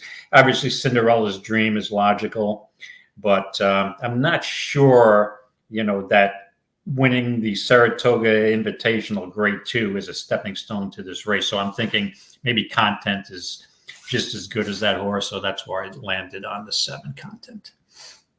Don't have much else here. Well, William and Charlie and Europe and Godolphin have been running well. I landed on Cinderella's Dream here. I think the stretch out's great. As long as there's some pace, it should be fine. I just thought, David, that she was just better than these. Oldie and I talked about this, I believe on Thursday, Oldie. And I just didn't think, and I thought that's why Warlike Goddess actually kind of showed up on the race sim and wins the race sim, and then shows us the second pick, because I didn't think it was that great of a group here. So I see this as the 3 on top. Underneath, I believe I had a couple horses, but I singled the 3 in various bets, and underneath had the 4-7-2, I believe. So Warlike Goddess, Content you talked about, and then Full Count Felicia. I do think Didia maybe underneath makes a little bit of sense as well, or a horse like Anisette maybe in the tries. But I landed on the 3. What do you think of the 1 horse, the other Godolphin Appleby horse? Yeah, Murphy's riding. Big price, 30-1, Oldie. Yep. Just bear with me. Win at 11 furlongs.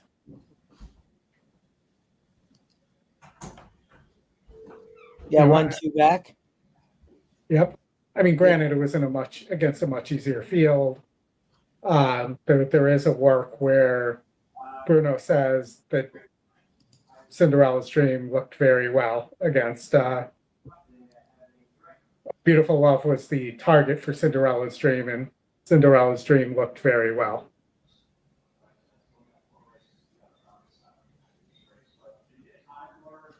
The only thing about the 1, Oldie, winning against Grade 1, I know it's got to win at the distance 11 furlongs, which is always good. And let's also mention that this race is devoid of Chad Brown runners. He kind of pitched a fit here and didn't want to run 3 turns. He was fractious in the gate, you might say. Yeah, I would go with your other comment you made. Yeah, that's appropriate for the show, though. Yeah. All right, go ahead. Sunset Glory, another one, a winner at 11 furlongs. Anisette would be a first career win. This is his first attempt at 11 furlongs for the 9-horse. There aren't a lot here with 11 furlong experience. True. And that's my worry about Cinderella's Dream. Was until, she went a mile for the first time in Maidan at this year, March of this year. Before that, she was sprinting. So, well, you're worried that she can't get the distance? I'm wondering whether she'll get the distance. She's bred all day, it says, to get the distance. On the dam side, only raced 3 times, but won twice, once at 10 furlongs, once at 8. The horse ran 8+ all 3 times. The GSR says all day.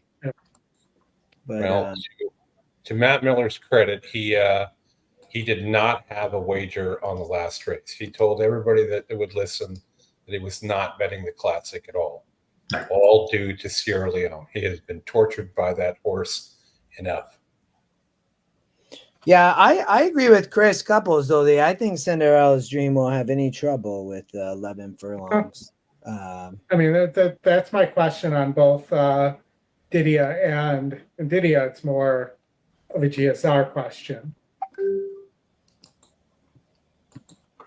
So if there's a bomber that we haven't talked about, like what happened earlier today, maybe Hang the Moon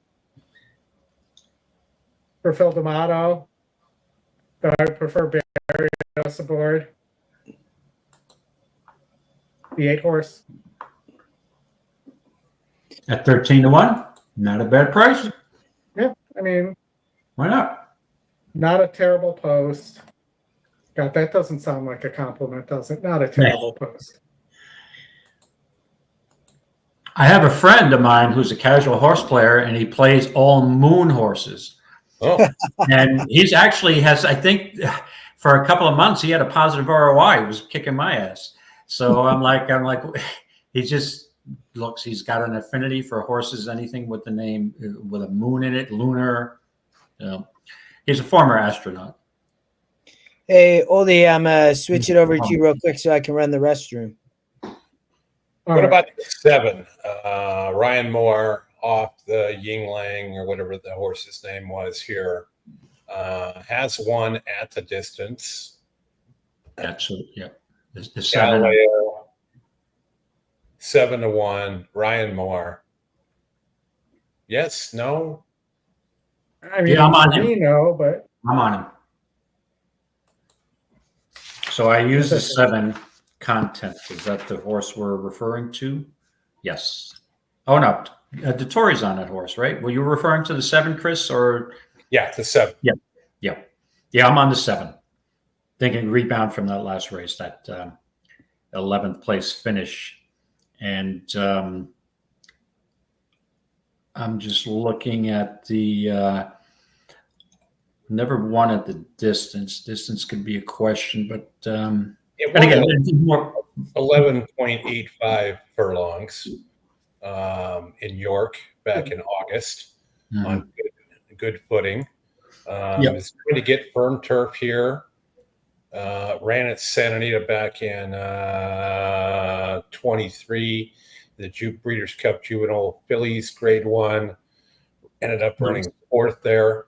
Was closing like a banshee and 4th and missed the win by a length and a quarter. So the horse did make up a ton of ground, but that was at a mile, and where they ran the first quarter in 22-4. So a totally different race. What about Moira, the 10 horse? Moira's I remember Moira's the Woodbine shipper, right? The Ontario bred. This horse does fire on occasions and is very dangerous. It's runs some good numbers here. What are the current odds? I don't have that screen up there. 4-1, which is too rich for me on a horse that seems to always be around but never really get there. And I wonder if 9 furlongs also 9.5 might be the horse's limit. Maybe. Yeah, that's a distinct possibility based on what I'm seeing.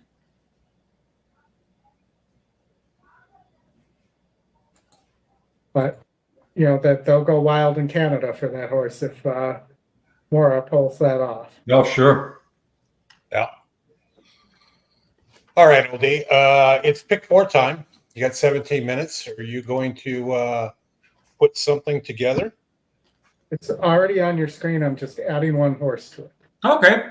Well, your timing is impeccable, Chris. Just as we speak, I was just finalizing my pick 4, and I just put it in. So after Oldie goes, I'll just tell you I played a very modest ticket. But go ahead, Oldie, and I'll tell you what I did. All right. So I am the 3 horses I've mentioned here: Cinderella's Dream, Full Count Felicia, Didia.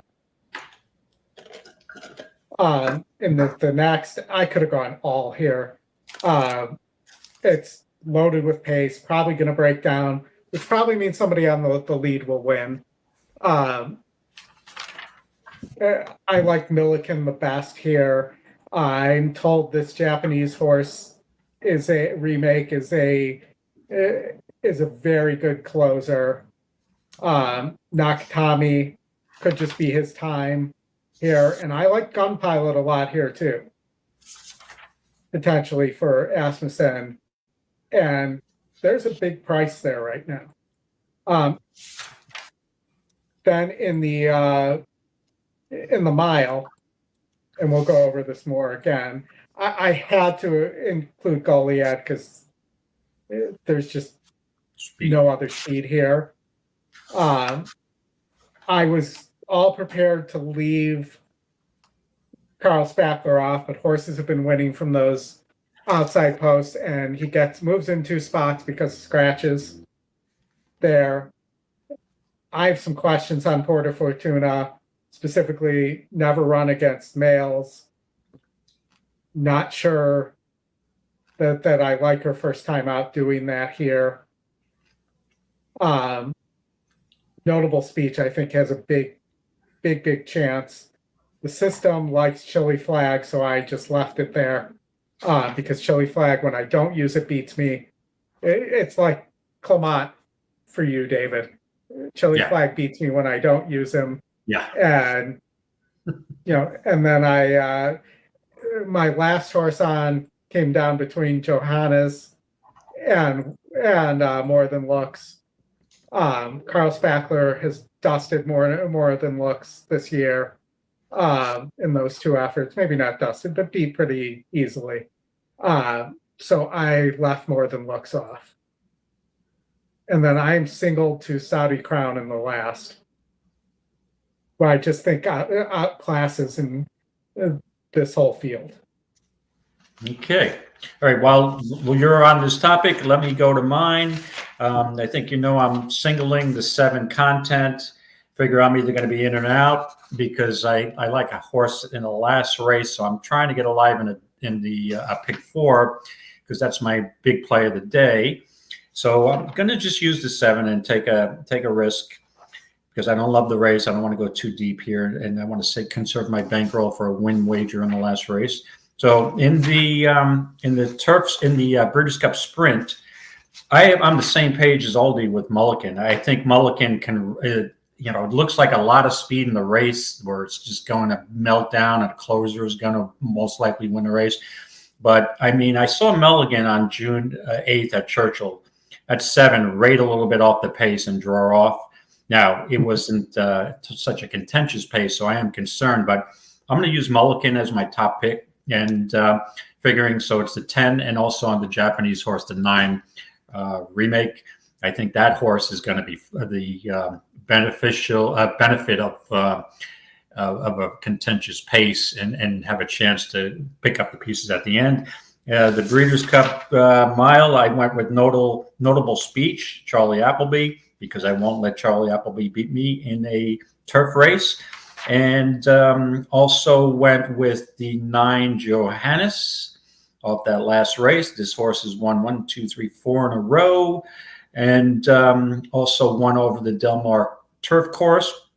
And just as Oldie mentioned, sometimes I just won't let a horse beat me, and I won't let Marcassi beat me with win for money. The money, that horse might be just a total reach, but I will not. If that horse does win, I will have something on it.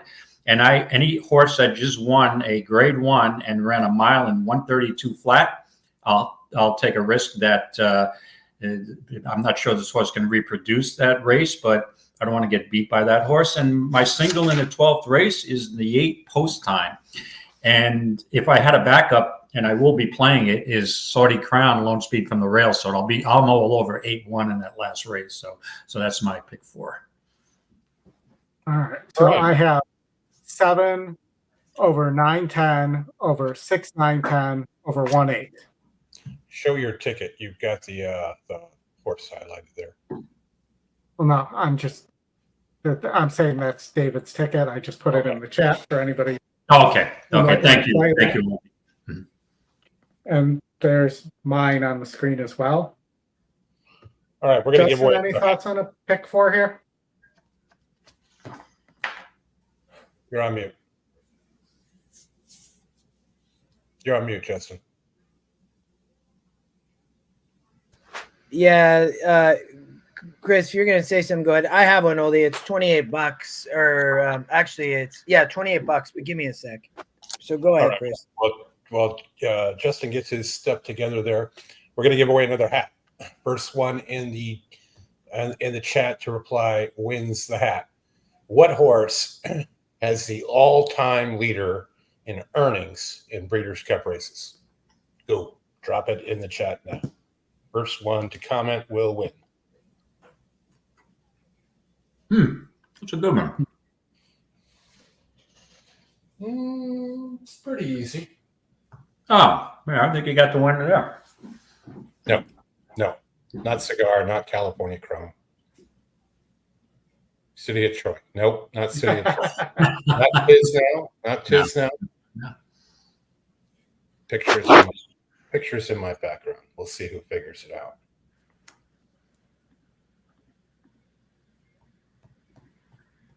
They're Googling right now. Yep. Golikova. Good try. Saw all the Goldacova races live on site there. Rebels Romance. Yeah, not so much.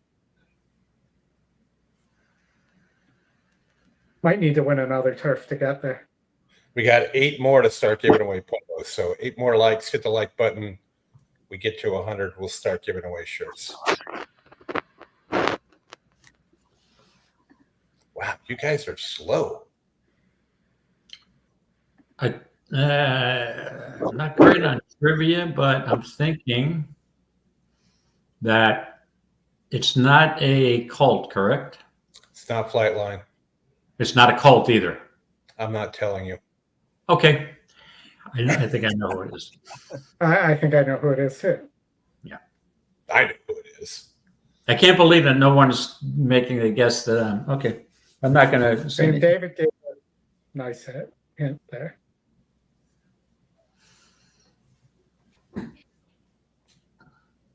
Come on, boys. Let's go, ladies and gentlemen. There you go. Dare wins. Zenyatta. He's Zenyatta with a Breeders' Cup win and a nose loss to blame.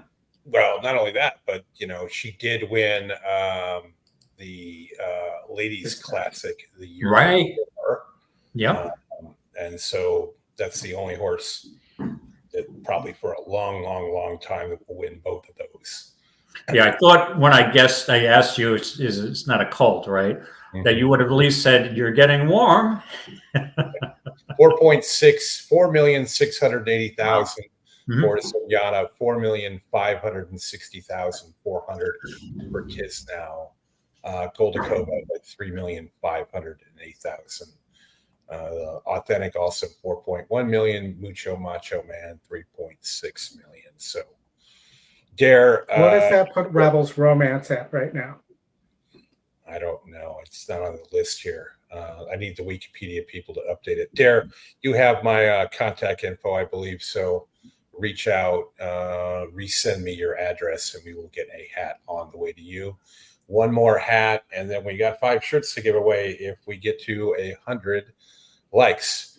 All right, Justin, you ready to go with your ticket? Yeah, I singled Cinderella's Dream here. 2-1, current favorite, makes sense. We talked about it. I just think she's better than all of these. I was watching her race back in Maidan, and Williams' feet fell out of the stirrups. He nearly fell off of her. She only a 3-year-old, but and then she ran in both those races. I know, David, you talked about the Oaks Invitational. Only shows up as a 70, so she will have to improve. But she's 6 for 7. I think she's meant for this. I am going to play an exacta with the 9 and the 5, I believe, underneath, and the 4, 5, 9 underneath in the exacta. In the second leg, I won't spend too much time here because we're going to cover these races, but I spread my long shot of the day is the 6 horse, Venturinato. This is the other D'Angelo horse, David, that I mentioned. You were on Harry Wallowitz earlier. This is the one that I saw. I thought this was a really tough sprint. It's very competitive. Would not surprise me to see a horse blow up the board. Is a 3-year-old versus older and everything. But I spread here in race 11. I do like Notable Speech, and in the 3 horse, I like the exacta here, Geoglyph with Notable Speech. But also, I'm against Porta Fortuna. I didn't even use in the ticket, you can see, but I did use a few other horses. And then David, it was funny. Oldie and I, when we covered this, we both kind of talked about Saudi Crown might be just speed favoring, be the best here. But I did have interest as well in Post Time. And so I loved that you had some interest here today too, because Post Time for Brittany Russell, in my opinion, was maybe one of the more sneaky plays of the day. See what type of price we get, but morning line for EquinEdge 4-1. So $56 singling here in the first. So we'll see what happens. Or $42. $42 value play there. I like your single, Justin. Having an opinion there in leg 1 is certainly a way to go. Whether or not you're the favorite or not, I don't think that really makes a whole lot of difference. But it's a good setup. I agree with you with Saudi Crown in the end for sure. Yes, and that is absolutely my other play. So I will have a post time win bet and also an 8-1 exacta, and I love that exacta, David. And I'll reverse it as a saver wager as 1-8. So in case my 8 is not the single that I thought, that I will have probably a smaller profit, but I'm covering my opinion there. And I think the 1's going to be on the lead for an awful long time there. Looks like we did have one bit of sadness in the Torpedo Anna race. The French-bred Jerriere B collapsed on the track. Cardiac event. Yeah, cardiac event. Yeah. The turf. Not the Torpedo Anna race. Yeah. I do believe that there's a very good chance you'll have a new answer to that question when the earnings are tabulated based on the numbers I am seeing. For what? For the all-time earnings. Sure. Well, the all-time earnings were not updated now, so. And I'm just saying, I'm not saying we should change the answer. I'm just saying once it's all tabulated, I believe Rebels Romance will be a little over 5 million. All right. We will see what that does. And I've got the next question ready. But we'll hold off on that one, which will be the 5th hat and we'll see where we're at with likes, if we're going to give away any of shirts. Warlike Goddess, she's been in multiple Breeders' Cup races, correct? Yeah. Sure. Yes. No, I really do. I mean, you're getting 9-2. That's not a. I mean, I know a lot of people against her there, but again, versus this group, I mean, Bill might have her ready. You know, she ran big last out, Oldie. So that was a hot pace on wet turf, which she really likes. Yeah, you got firm turf here, and as she's gotten older, she has not. Her form on firm turf is not the same. Well, she won three. She won 3 back, right? I mean, in a grade 3 against, it was a grade 3 at Delaware Park. Hey, trust me, I don't think this is a good group. So we'll see. Right, and also the thing I wanted to point out with Warlike Goddess is that last time out was a 5-horse field, and that's the race that Farbridge had won, and faded him because of that, and he got a perfect trip that day. But yeah, I think this is a weaker. I agree with Justin to a certain extent that this is not the strongest contingent we've seen. So, but 5-2, I don't like a horse at all. But at 9-2, I'm like, yeah, I've seen worse horses at 9-2. Haven't we all? Right. And I think she's with age, she's lost a step or two, or a half step, or one. Yeah. A 1 3/8 journey coming up in the Maker's Mark. Oops. All right, they're loading. They're loading in. Good luck, everybody. I'm on the 7 single. Justin's on the 3, and Oldie's on the. Remind me, Oldie. I'm on 2, 3, 5 in the pick 4, but I'd really like the 2 for my turf pick 3. Pick 4, I mean. All right. Good luck, everybody. Like Goddess just a little bit reluctant there behind the starting gate, but now she steps up and in. 4 is being difficult. In her spot. 10. And the last one will be Sunset Glory. Now, pick 4 is going to be over 2 million, Oldie. Coming up. Goes in. A little bit more than for the start. Mahoning on a Tuesday. Off in the Breeders' Cup, filling a bare turf, and Full Count Felicia goes immediately to the front. Didia, with some early speed to Sunset Glory from that far outside post, is going up after the front runners as well. And then it's Beautiful Love, Moira, Cinderella's Dream on the inside, Beach Bomb and Content. Warlike Goddess taken in hand behind them with 9 lengths to make up early. Then Hang the Moon, followed by Soprano, and Anisette is the trailer. Full Count Felicia is the leader. Coming to the top of the stretch, first time round in front. Full Count Felicia on top and in the clear by 1.5 lengths. And then it's Beautiful Love on the inside. Sunset Glory is next. 25-2. Fourth position on the inside of Didia as they pass by the stands for the first time. Then Content and Moira to the Beach Bomb, who's alongside of Warlike Goddess. Soprano in behind them. And at the back of the field are Hang the Moon. They went faster the second half, though. So Full Count Felicia leads the way into the house turn and the clear by almost 2. And a set on the outside is second. Beautiful Love drafting in behind the leaders in third. Anisette. That's not Anisette. No. Anisette in last. Content is 7th at this stage with 6.5 to make up. And then Beach Bomb, Warlike Goddess. Moira. As they head up the backstretch comes Soprano. And then Hang the Moon and Anisette at the back of the field. So they continue up the backstretch, 3/4 up at 1:15.08 seconds. Wow. Been a fairly easy tempo for Full Count Felicia, prompted by Sunset Glory. The 2 of them head into the turn. Moira getting going now while moving 3 wide.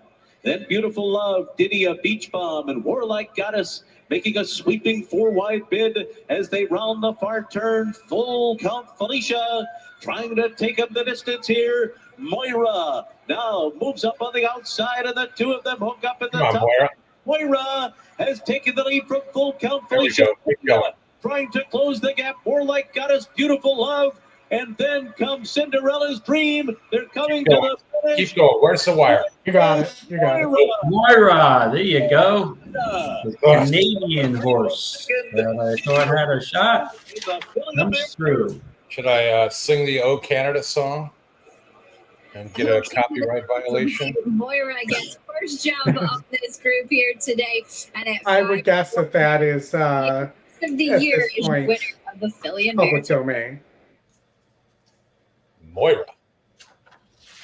Back at the same time, content to let. No excuse for full comp Felicia there. Nope, had Not a as slow slow as you could pace. have gone. Mm-hmm.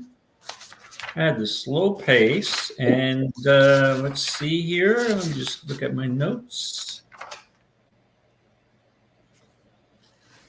All right, now you got Pratt on back-to-back horses, It's a Pratt double. and I'm hoping we get a Pratt triple because I like Mulligan. So, all right, Moira, it is Moira. perfect trip, stalking the pace, perfect ride. I have a movie reference for that from one of those Harrison Ford, Tom Clancy movies. I don't remember what the name of the movie was, but she ended up dying. She ended up dying in the movie. This is the one where he went down to Colombia. If anybody remembers that, buy another hat to give away. I'd give it away for that, but not going to happen. All right. We are going to be, I mean, Moira got a good trip and made that move. Didia, I think, was pretty big for third. I really didn't have Didia in there. Cinderella's Dream, Justin, your horse, I think just got started a little too late. Had a good run. Yeah, I've watched it now probably 5 times. Just stuck on the rail, couldn't get through, couldn't find a spot. Finally found an open seam, but far too late. So yeah, that's a shame. Galloped out, amazing, perfect trip. Like, yeah, that's brutal, but that's horse racing. Yeah, too long, Chris. Once the opening, man. Yeah, just knowing that. Yeah, she had this line. She went by my 7 easily, and it's just jammed up there. You see, they're having isolation on her now. Yeah, and if she got out sooner, I think she's the winner of this race, Justin. I got nowhere to go. She really closing in there. Pratt was doing everything. She couldn't get up right now. She finally, yep, she did. This is where she goes. Okay, yep, she started too late. She would have won the race most likely. Yeah, and you can say kind of the same thing for Didia too, because the 3 was on the outside, on the inside. Didia was on the outside, the 10 in the middle, and I'm watching the ISO right now, Justin, again, and yeah, she just stuck inside there, and you can see him with the hands, up on the neck and whatnot. He hasn't given the horse the head to cue, because if he did, he'd run right into that 1. Right. Yeah. I mean, he had a freight train going in there, and man, coming down the rail, and then finally, a seam opens up, and then he really, now he's going, but he's just running out of ground, and kind of Didia with the same thing. I mean, you could run that race probably 5 or 6 more times and maybe get 5 or 6 more results. Right, and because the 10 Moira did get a perfect trip, a perfect ride, but Justin. I mean, you made the right call. The 3, in my opinion, was the best horse in the race. It's just that, racing luck, sometimes the racing gods are against us. Yeah. And how many times, right? So you made the right play. And, the 3 was the best. I underrated the 3. So I will tell you that despite the weakness that I thought of the last 2 fields, there's no world beaters in here, and I definitely underestimated that 3 best horse in the race. All right, we're coming down to it. We got 3 races left. Okay, on that note, gentlemen, I am going to sign off. Thank you so much for having me on. on Breeders' Cup Day. Everybody listening in, thank you so much. Just appreciate all your support, all the feedback you give the show. It's just great to be on with you guys. So with that being said, 3 more races left. I got my bet of the day coming up in the last race. So we'll see how that goes. So enjoy the rest of your weekend, and may the horse be with you all. Thank you, David. You See you as well, soon. David. You got it, man. Do we want to watch a stakes race at Gulfstream that's coming up on the turf? That's fine. Oldie, I'm gonna let you share for a sec. I gotta go check on the kids real quick.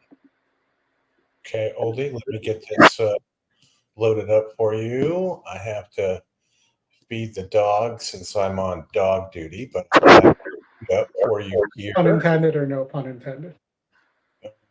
Both. And then I'll come back and we'll have the last hat giveaway. We're 5 likes away, folks, from 100. So if we can get 5 of you that haven't already clicked the like button, do it. Go use your kid's device, your mother's, your father's, your kids. Your coaches. Yeah. And click that like button. Once we get to 100, we'll start giving away some shirts and maybe another book. So I'm running the race sim here at Gulfstream. This 2-horse Full Nelson, 26% to win, silver horse to watch here. It's currently sitting at 9-1. It doesn't show well on the race sim. They're out. The rail is way out as well, Oldie. They're at Gulfstream. They must be running on the outer turf course. Mm-hmm. So probably help the 2 just to keep going. And the 10 and the 5 are nice horses. This 5 hasn't won in a while. I don't know why it's 3-1. Yeah, the 9 General Ledger was in. And that was on a synthetic track. Even it couldn't win, and it is dropping, right? So I guess like Harmio dropping, Cassie makes a little sense, right? Yeah, it's dropping, but you also have the 9's dropping a lot more than the 10 or the 5. But there's a lot of speed here. Yeah. So I believe the race sim had some forward arrows on this 4 and the 7 here. 7, it's a big class hike. Both of them are big class hikes. So I think I like the 2. I'm going to take a shot, small entertainment play on the 2 here. Any thoughts? Yeah, no, I did look. How much time do we have? What do you have? Do we have the video? Yeah, hold on, I'll flip it on there. They're going over to the turf course, but they haven't crossed the. Yeah, I think I'm with you. I think on the 2. I think I'm just gonna play a 210 exacta box. Only I'm gonna play against the 5 here. I do think the speed here probably up front looks a little bit dangerous versus the closers. So I'm liking the 210. Probably getting in the exact 30 to well, maybe not. They're 10 to 25 to 1, getting about 55 to 1, 210. So I'm just gonna box them. Field arriving at the starting gate for today's 11th race. It's the Showing Up Stakes for $95,000. Fairly wide open betting board here. The lukewarm favorite. I'm gonna go. 3-1 is number 5 in a jam with a missile. Yeah, go ahead, Oldie. I'm gonna go to. Right now is number 10 Silent Heart with Edgar Perez. I'm trying to decide what to. I'm probably gonna go 2-9 exacta here. Ledger with Edwin Gonzalez. You're loading in for the Showing Up Stakes.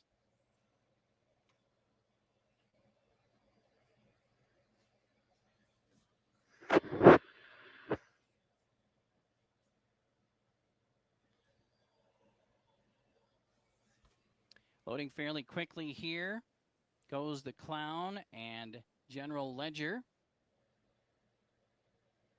Couple more left to load, including In a Jam, Silent Heart. And last one to the far outside, Prevent. Pete Aiello on vacation. He's at the Pebble Beach, or the Prevent will complete the line. old dog track Showing at up the stakes Breeders' is Cup today. 8. Well, Palm Beach just Kennel about. Club. Prevent stepping up once again. And they're off and running in the Showing Up Stakes. Fast away from the center, Elevated Game, showing some speed further out wide and coming on quickly now. Silent Heart is up, and also from the far outside, Prevent. So Silent Heart and Prevent battle for the lead, and Prevent up on the outside has the lead. Silent Heart now second. On the outside from third is General Ledger with Elevated Game toward the inside in the fourth position as they swing around the turn. Then we have In a Jam next as they round the turn. Further back toward the inside, Adios Cole. Outside of Adios Cole is Freedom Principle. Then we come further back to Full Nelson and Goes the Clown and Your Man Alex and Benvolio at the back of the pack. Opening quarter 23-1, so a pretty good tempo out there so far. Prevent showing the way. Prevent and Edgar Zayas leading it by almost 2 lengths now with Silent Heart in the second position. The half a mile in 47-2.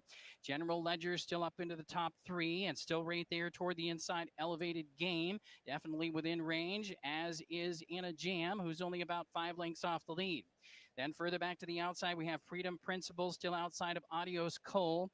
Further back to Goes the Clown and Full Nelson. And then further back to Your Man Alex and Benvolio. The 3/4 in 1:11 flat. They come to the top of the stretch. Silent Heart has the lead. On the outside, here comes In a Jam in a hurry coming after this leader. Silent Heart, In a Jam on the outside is closing in. Then toward the inside, dropping back, Prevent. And coming on down the center of the track, Adios Cole. But this is Edwin all got shut off on the Heart. rail. Silent Heart, very sharp here today. Yeah, And the it Showing came Up Stakes, Silent 10-5. Heart draws away. That's a In bummer. a Jam was second. Yeah. It was 10 Adios looked good Cole there, third, too. and Wow. Goes the Clown. Can't connect Will them. complete the super. The time was 1:39-2. All right. Getting back over to Del Mar at the Breeders' Cup. We've got 25 minutes here, guys. Which one of you do you wants to share, Oldie or Justin? No, give it, Chris, give it to Oldie real quick, just because I'm going to go check on the kids. I'll be right back. Okay. There you go, Oldie. All right. This race looks loaded with pace. Uh-huh. You have horses like Skelly and Federal Judge and Straight No Chaser who have never not been on the lead, all facing each other. Yeah. I'm told Don Frankie is quite fast as well. If Don Frankie wins, do we get a Kiss the Ring? Maybe. So the race sim has Raging Torrent winning. Okay.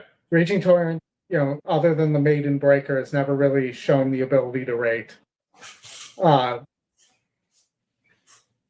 I think it might be the best of those horses in terms of responding if it were to get passed. I just think this is going to be such a hot pace. I'd be on Remake, Gun Pilot, Nakatomi with Mulligan. Mulligan's getting hammered right now. Yep. And there's some nice works on Mulligan. There's a 4-star work in here where Mulligan's using Authentic Strike as a target there and rating. Gun Pilot won a grade 1 earlier this year on, I believe it was on Derby Day. Mm-hmm. For Stephen Asmussen. And it's 3 Chimneys. You are getting a big, big price here. Wouldn't it be fun to start a farm and just call it 4 Chimneys? I have one more chimney than you. Okay, Is that like 6-second abs instead of are 6-minute abs instead of 7-minute abs. Yeah. There is, Oldie, let me go and find it because this may provide some insight for us. There is a 2-day double ending here. I think so. That's what I have in my notes. A DD ends here from Friday, race 10.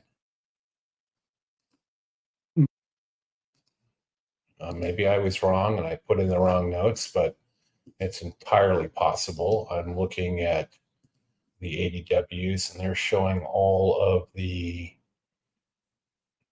2-day races are being done. So maybe I did have an error there.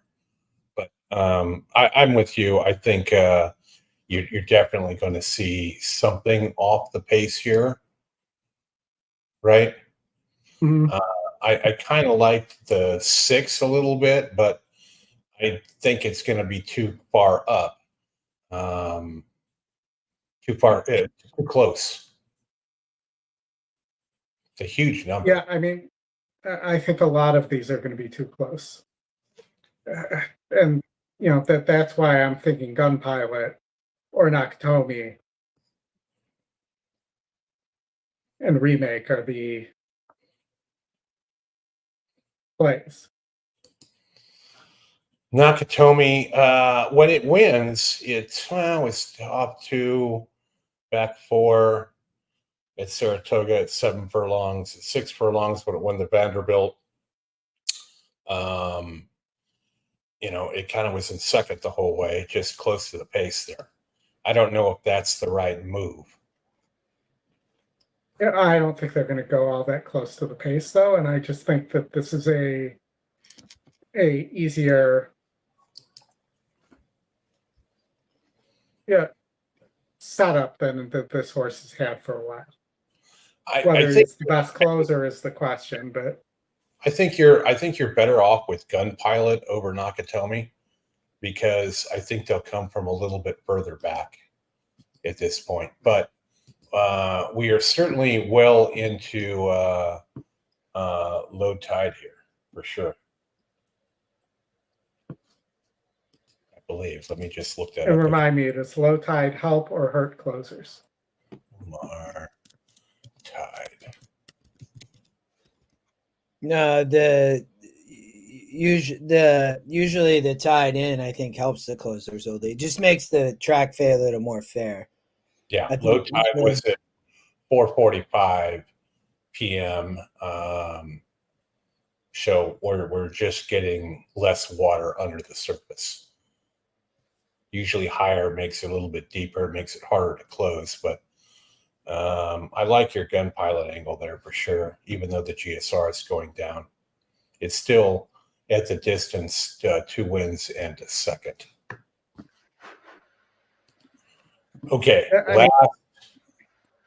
last Breeders' Cup hat trivia question. So, which horse? There's only one. Has won 3 Breeders' Cup races in multiple years in different divisions. First person to respond with the correct answer in the chat wins that.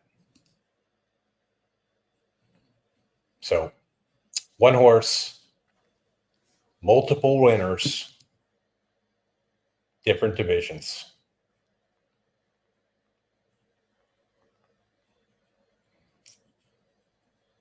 That obviously rules out Goldacova because Goldacova won the mile 3 years in a row, 2008, 2009, 2010. Didn't you already give the answer to this one? No, I did not. I thought you did. I did not. There you go. Thomas R. Send me an email. Beholder. Won the Juvenile Phillies in 2012, won the Distaff in 2013 and 2016. Not City of Troy, Chris Couples. Good try. That there are some people who will who would argue with you that Beholder won. Not that Beholder won, that Songbird won. Songbird did not win. So somebody in the BCBC bet $23,577 on Mora to go into first place. Do we have the? Yeah, I'll get that in just a second. Thomas R., that's my email address. Send me an email, and I will send you a hat. No, not Goldakova, Bluegrass Dan. She won it all in the same division, the mile, 2008, 9, and 10. Golden Pal was favored to do it. Yep. But then the assistant started in like Kevin Strom bet $23,577 all in on Moira, and is now at 163.24. Matt Miller, no wagers on the last race. Ron Tang, who's always up there with stuff, he hit a 93. He bet 9,360 on the 10 to win and rocketed all the way up to 63. So he was all in as well. Tyler Sprague, he's continuing to do show bets. He had the 3 there at 600 winnings of 1,020. He is going to have to make a move here in one of these last 3 races. So the target number is definitely higher, unless these guys lose a bunch of money, which I doubt they will.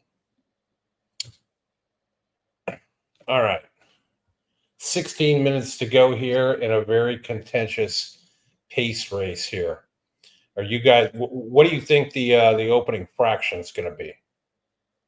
It's going to be fast, man. Raging Torrents fast, and then you have some other speed. I'd guess, Chris, they're going at least 22. Yeah, you could. I think you might be able to see a 21 up there as well. Yeah, no, I wouldn't surprise. Yeah, I would expect it's gonna be right around there. 21 and 3, 21 and 4, probably right around 22 low. I actually think Raging Torrent could just get away, but I think I'm not a huge fan of this race. That's why I like the 6. That's my play here, just for entertainment, is put some bets on the 6 to probably hit in the trifecta and win place and see what happens. But, all right, we've hit 100 likes. You guys did it. We got 5 polos to give away. Oldie Justin, we got 3 races left. We'll do 1 this race, 2 another one the next race, and then we'll do 3 somewhere between the right before the last race. So if you guys want to search for some trivia, doesn't necessarily have to be Breeders' Cup related, but certainly horse racing related, and see what you can with. I gave you another Breeders' Cup Classic one in the all right, I'm looking WhatsApp chat. You could do that one. I also would say I think you guys are a little low on the time. I think it will be sub 21. Yeah, I mean, it could. I mean, it wouldn't surprise me, Oldie. So he is looking for an Arrogate question. I can tell you it's not Arrogate. Yeah, it's not going to be Arrogate. I'm only looking in the chat, Oldie. Oh, I'm in the wrong one. Let me go here. Yes, I see that one. James wants a South African lacrosse question. We haven't brought up the marmalade yet, but he hit me up on Twitter about that. We got to come up with a marmalade boom, Oldie? Like an exploding tower marmalade? Something like that. The answer is Bob Bapper. What was the question again? Bill, with the comment of the day, with the notorious Duran Duran reference, he is getting a book. So I hope you emailed me, Bill. I'm not checking email. Got a bunch of stuff going on here, but yeah. So Oldie, I mean, your question is a good one there. You can kind of tie that together in many different ways, the way you want to ask it. And Justin, if you got one as well, figure it out, and we'll give one away here soon, and another one after the next race, and then 3 for the last. And Oldie, you want to drop the swag shop in there if people want to buy a pterodactyl, a brooch, a mug, a hoodie, a hat, a shirt. Who trained Arrowgate? Do I win a hat if I answer? Because I know that's too easy of a question. That's the clue would be this man trained Arrowgate. I think he's going with what Bill said. The answer is Bob Rappert. What was the question again? The question is who trained Arrowgate. There you go. That all makes sense. There you go. EquinEdge at EquinEdge.myspreadshop.com. You can get all your EE gear there. Appreciate you all for joining today. Thanks for hanging out with us. We got 3 races left here on this Breeders' Cup weekend. It's been somewhat challenging. There have been the odd price balls in here to kind of monkey things up, right, guys? Tough day. It's why Breeders' Cup's so fun, man. It can always be tough. But I'm looking for a price here with the 6. That's my hope. The 6. And I would like one on the 2, Gunpile. Justin, I'm with you on that 6. I've looked at that one several times. I just don't know if it's going to be that close to where to the pace when it wins. With this hot enough pace, is that going to be too close? I like all these on Gunpilot. Don't get me wrong, and the other one, obviously, Remake, the Japanese horse. The 10 for Pratt and Brissett. Sure.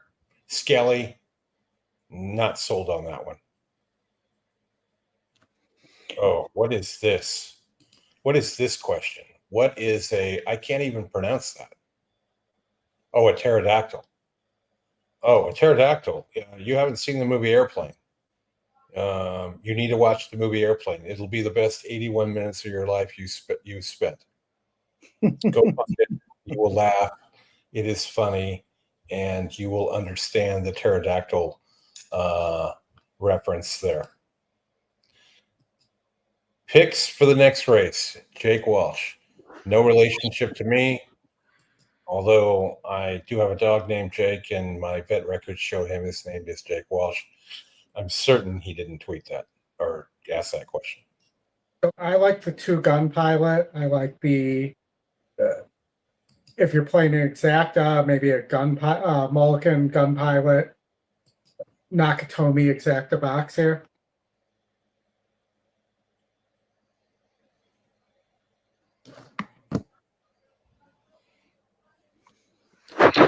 It's taking money. The 6 is not. Raging Torrent. What about the 1 horse for O'Neill? Yeah, I mean, I think the 1 is so fast, Chris, that I think if it can get the lead, maybe, or if something happens with the 8 or 11, kind of we saw with East Avenue yesterday, I think that's Raging Torrent. Frazu, great jockey, but I think he's sending here, and that's, I think, what's going to inject a lot of pace, which to me, that's why I think it sets up for the 4-6, but yeah, I think Federal Judge have a little bit of shot, but yeah, I mean, Raging Torrent, I'm going to play some race sim picks here for sure. 168, 16. Like I'm on, because if Raging Torrent are really going to run that big like the race sim, but it's a tough race. I mean, I really do. But I'm I'm not spending a lot, but I'm definitely playing some long shots with the 1 and 6, Chris, and Raging Torrent with the speed. Yeah, you're 6, man. The thing is that for me, it's done it. It did it on when it broke its maiden on the slop from behind. It's won on the pace. It's kind of sat off a little bit and won, but I just wonder if it's just going to be too close there, which leads me to Oldie's horse, the 2 Gun Pilot, who's taken some money. It's a tough one, man.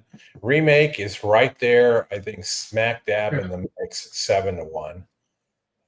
When you look at some of these Euros, you can see the challenges we have with the system with some of these things. When you look at Metamax, the 7 horse, you just see where it wins, right? You have no idea when you look at the old form and Handy View where it was on any points of call, because for whatever reason, they don't think it's cool to tell you where it broke, first, second, or the stretch. I mean, that should be criminal. Straight No Chaser, that horse should be called Straight No Closer, because that's not what it is. It's either there or it isn't, right? Yeah.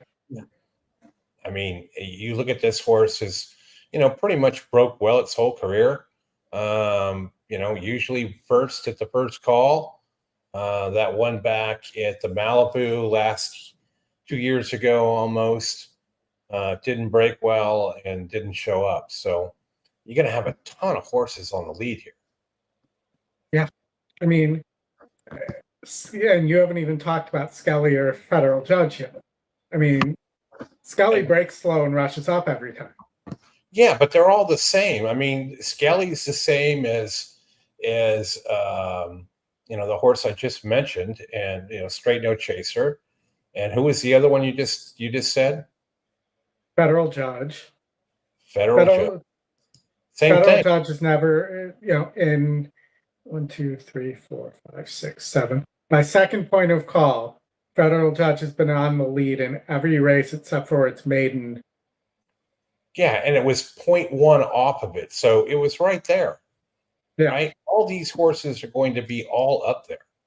If you like the speed, take all the speed. If you don't, then take all the other ones. I mean, that's about your only real choice here. This trying to figure out who's the speed of the speed and can get the trip and everything else is almost too difficult here. Yeah, I mean, it's also, we've seen closers do well today. Yeah. All right, I got some. Seen a lot of hot paces.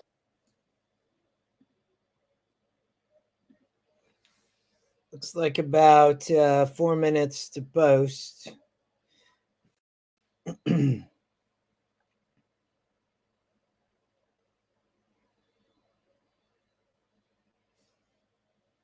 The race sim as Leslie Ward just said he would like to see Nakatomi 4 or 5 lengths off the lead early. Yeah, and I mean, that makes sense, Oldie, with all that pace up front. I mean, if you go back to the first call, where does it have the 4? The 4? Is that the Ward horse? 4, yes. Yeah. Yeah, about 4.5 lengths back. So, I mean, if you sort by the numbers, that horse probably going to get, going to have the 2 there. So I think the Nakatomi should be able to sit off of that speed, but the 2 might get the rail trip. That's where it would be a little bit interesting. The 9 remake, Oldie, is this going to be the Japanese horse they've ran okay today, obviously didn't run yesterday, yeah. But is this the horse that might get Japan a win? It could. It's definitely got some good efforts. I don't know how good these grade 3s are. We don't have a lot of numbers on this. This horse was in Maidan for the not this year, but the year before. Actually, this year as well. And didn't run all that well there. Mm-hmm. And maybe you could use that as an example. But he's a closer, and he's going to get the pace to run into here. And it's going to be a matter, that if none of them make a mistake early, I mean, the one that I don't think is going to be in as good a position is Metamax. So watch Metamax win at 43-1, but we'll see how quickly these horses tire if they go as fast as we think they're going to go. Yeah.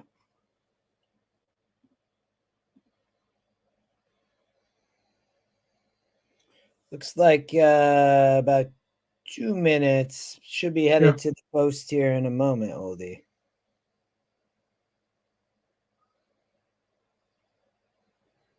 Nakatomi is the leading vote getter in the FanDuel Racing poll for who will win by 1/100th of a point, basically, over, and I didn't see who, I think Mulligan.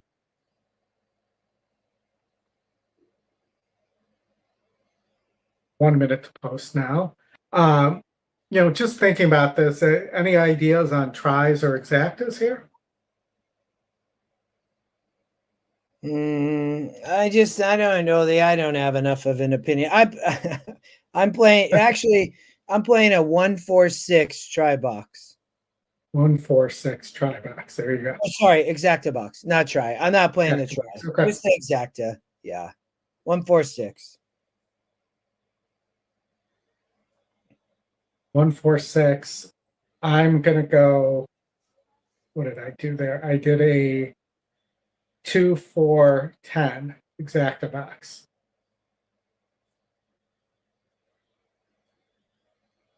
All right, they're getting over to the gate here. I'll get this sound, Oldie. All right, thanks.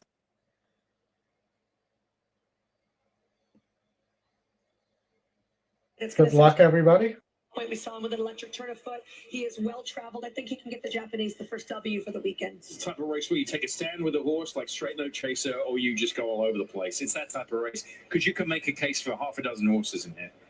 It's the Cy Games Breeders' Cup Sprints. Larry Colmus to bring you the call. And the dirt. The sprint.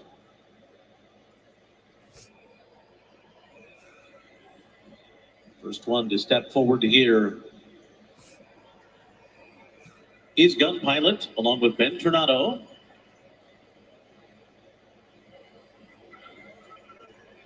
There's Federal Judge moving in. Metamax. One of the three runners from Japan here in the race. Will be the next one to step up.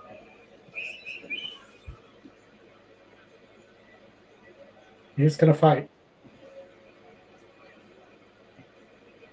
Metamax going in. Here comes Raging Torrent and Straight No Chaser. Nakatomi going in. Remake. Here's Mulligan.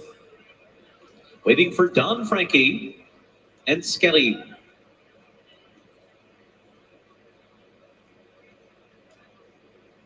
And Skelly, the last one, goes in. They're all in line.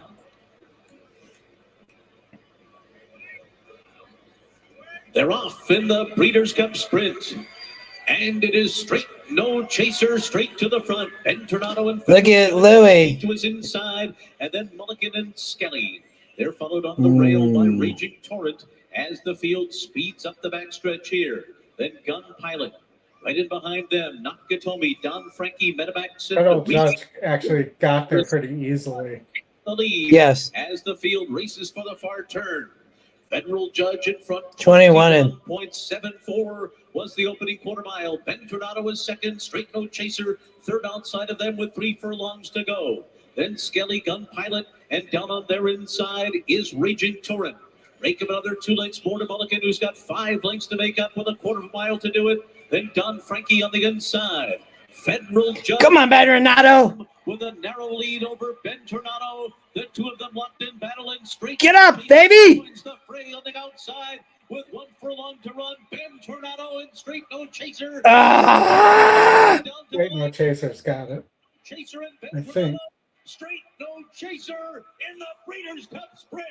Ben Tornado was second, and then it was Mulligan and Gun Pilot in 108.62. Been that kind of day. Fucking done.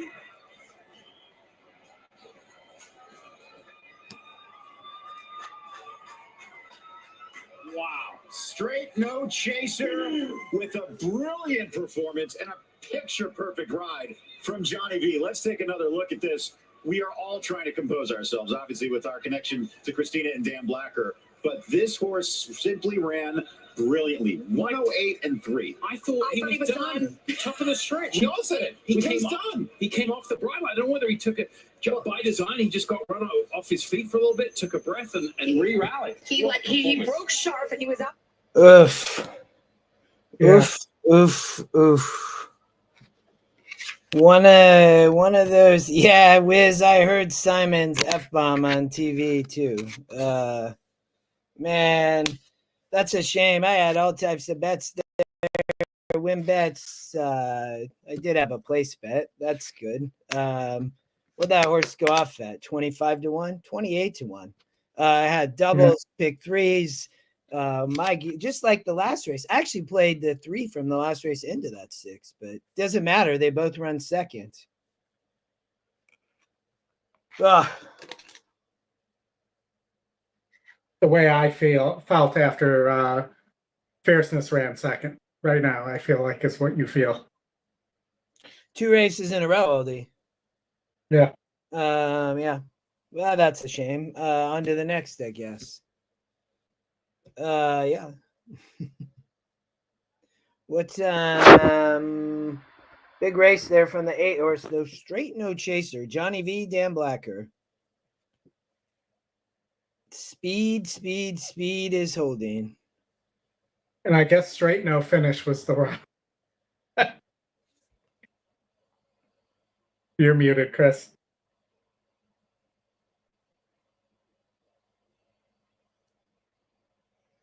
You're still muted. Horse was on the lead and kind of took back a bit and then ran down the 6. Yeah. Don't know where that came from with this horse. I mean, Nope. But today was the day. Today was the day. All right, guys. We've got 35 minutes till race 11. Oldie, you want to do your hat contest here for your question, and maybe tie This that is for to- a polo. No, this is for the hat. We got. Oh yeah, for polos. Sorry. Yes, you're correct. Everybody ready? They're going to have to look this one up. Who won the 1991 Breeders' Cup Classic? And you probably wore something like this in your at your wedding.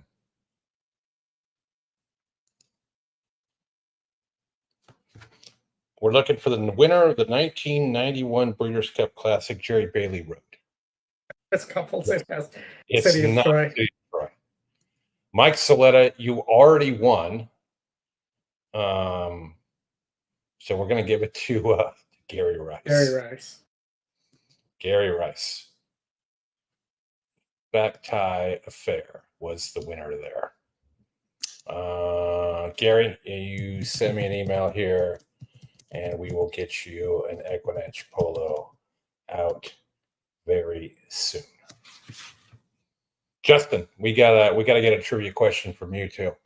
Maybe it's baseball related. Like what race Seahawks. watch when he after he won the World Series or something like that? Native of Kentucky. Bueller.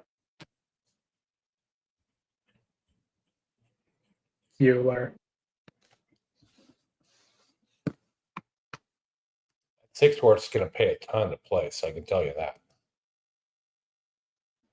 Yeah, sure. 2380. I played the win place. We talked about it. I did not play the try. That would have been the try paid 900 to 1, man. Yeah, the super. I think we talked about all those horses there. Even Federal Judge 2380 to place. That will shake up the contest for sure. The superfecta paid 6,800 for $1. The high five paid 12,000 for 50 cents. And we kind of went over all those guys there. Pick 4 ended up paying their 669, of 402 to 1. Pick 3, if you had it for $1, 48 to 1 on the double. Huge exacta, 165.60.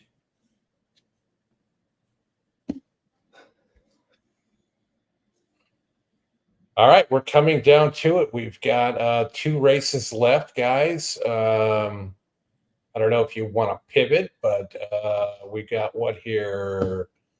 31 minutes, so we'll be going off about 8:15. We do have a Lone Star race coming up at 7:20 and a Remington race coming up at 7:30. The Remington would be their opening double. Those 2 races aren't too bad. You got a maiden claimer and a maiden special weight.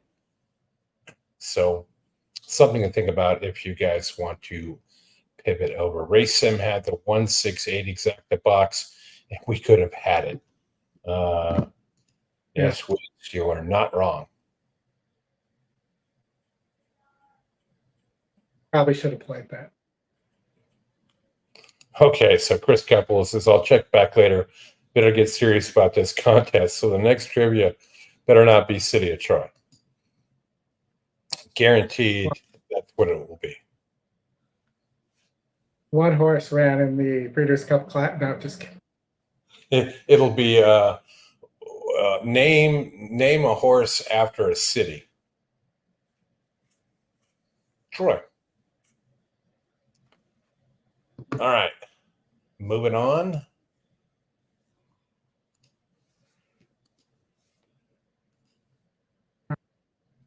Moving on. What did we decide to go to here? Well, we've got the Breeders' Cup in 30 minutes, and we've got those other 2. Final race at Churchill Downs in 5 minutes as well. Fortunately, Churchill does not allow us to show their races, so I'm not sure we'll get out there or not. What do you guys want to do? Quarter horses, Justin. You want full horses? Yeah, you're fine. Go wherever. I mean, we're still 15 minutes from Remington.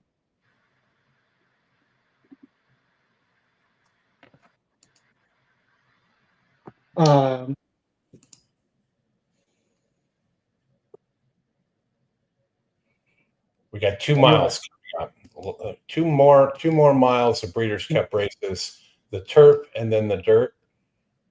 Plus, looks like there might be some interest in Churchill as well.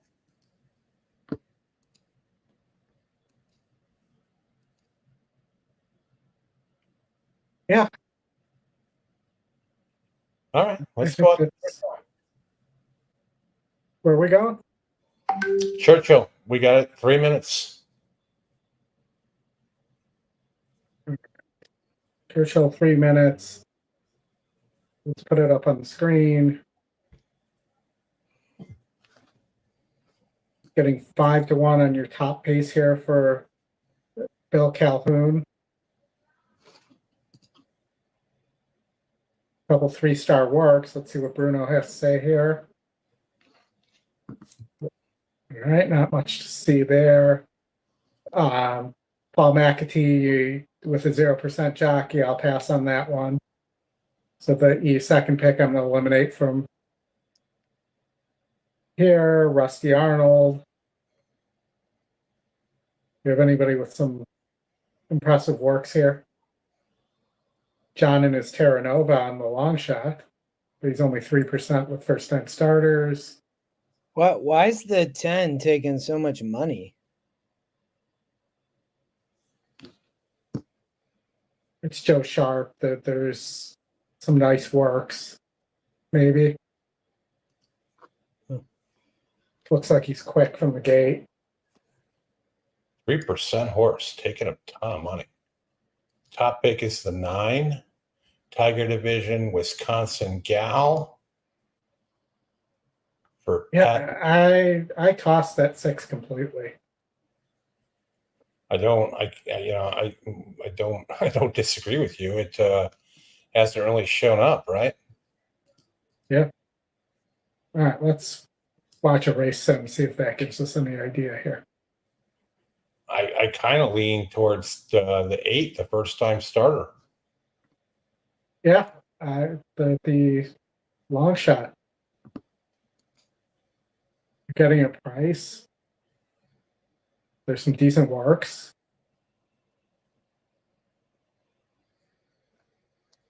GSR is okay. But I think that, the race sim doesn't have this, but it looks like the 10 might have some speed. I'm just looking to see what. But I would also maybe take a look at if I can find it, the McPeak. I swear there was a McPeak here. Here we go. This horse isn't getting bad either. See if there's a better work here. This to me just I'm on the top 2 Scotty picks, the 6 or 9. Or sorry, not the top 2 Scotty picks. And the 9, the top Scotty pick with the 7, the speed. I don't have a huge preference here, but it just there's nobody saw any Vacomas here, right? There's a Vino Rosso, a Mendelssohn, an Upstart, Sharp Azteca, dialed in. Yeah, there's no Vacomas. Omaha Beach.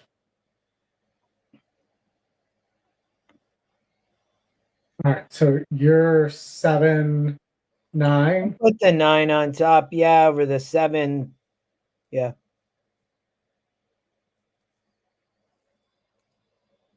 And I'm going to go 10-5, I think. 2 first-time starters.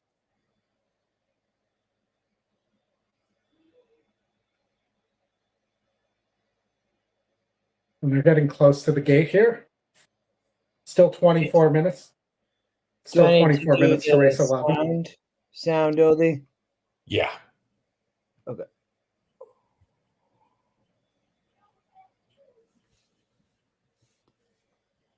$24 minutes to race 11.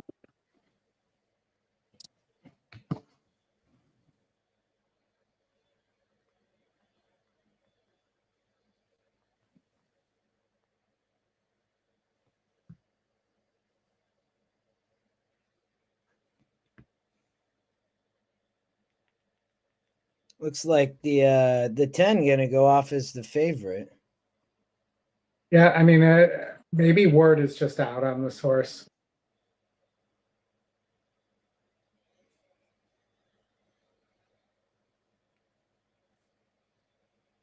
Bobby Rankin is the owner. I mean, it's obviously working well. You can see that. Yeah, taking a lot of money. 8-1, bet down to 8-5. Yeah.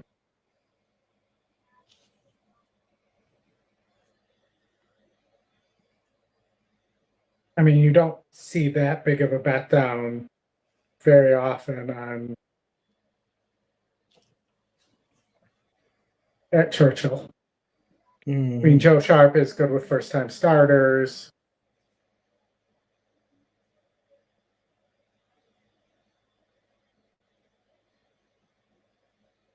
Now, the McPeak you're getting, what am I getting on that horse now? I can never find it on the screen. 11-1 on the McPeak, with the other Hernandez aboard. Looks like Art's football team, Florida, getting kind of wrecked by Georgia, 34-20. Back to Laurel tomorrow morning. I know he's not listening.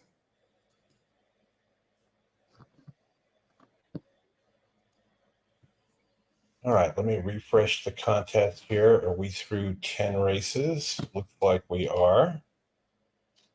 Did Churchill go off yet? Nope, they're circling around waiting for the Breeders' Cup, apparently. But Del Mar, we're still 22 minutes away from the Breeders' Cup Mile.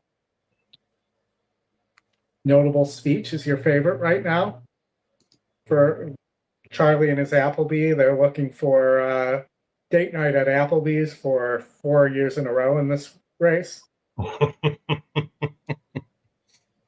He's got one of those lifelong cards. Little bit of movement in the betting challenge.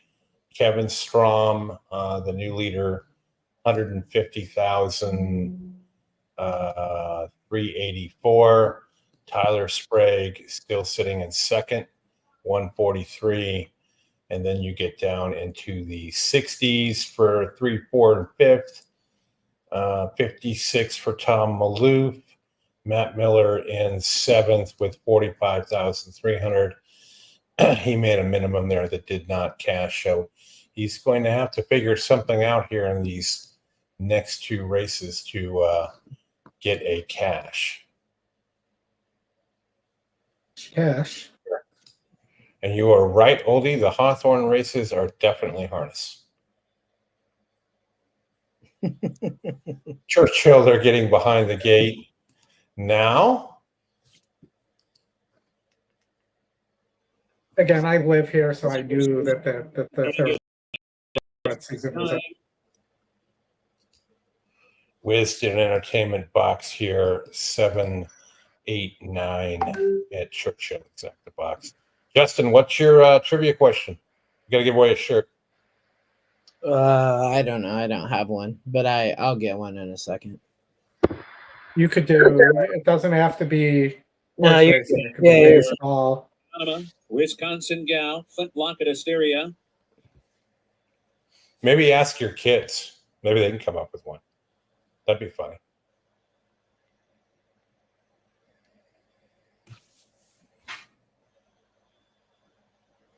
We're all in the gate. In the gate.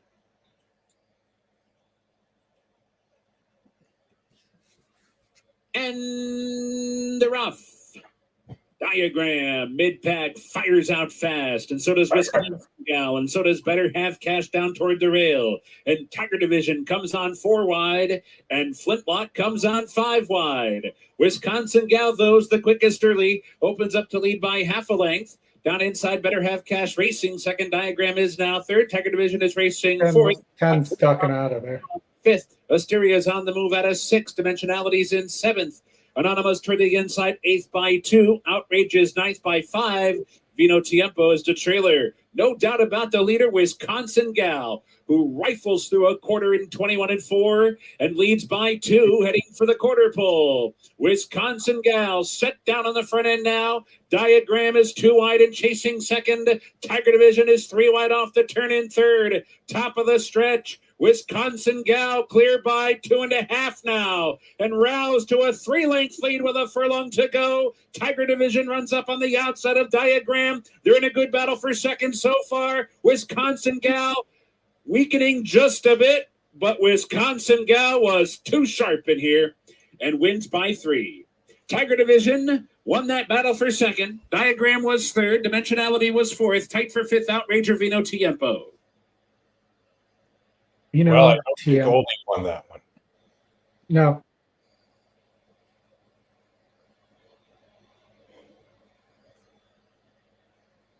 All right. The Breeders' Cup, or do you want to go to Remington before the Breeders' Cup Mile? Makes the I don't know. difference. We got 18 minutes for the Breeders' Cup Mile. I would say Delmar, but okay, up to you fine. guys. Works for me, man. Justin, any thoughts? Yeah, you just go to Delmar. Yeah. All right, so Breeders' Cup Mile. We have let's start with the racing, because the racing knocked it out of the park in the last race with the 5 and 8.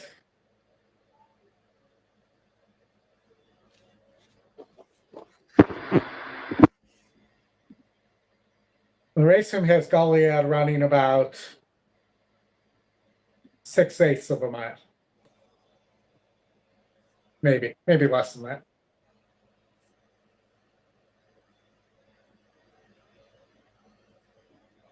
We hit the stretch. Here come the Euros.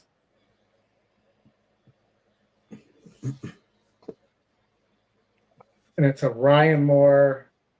No, it's not Ryan Moore. It's a Porta Fortuna notable speech battle at the finish line with the 10 Win for the Money and the 12 Carl Spackler right there.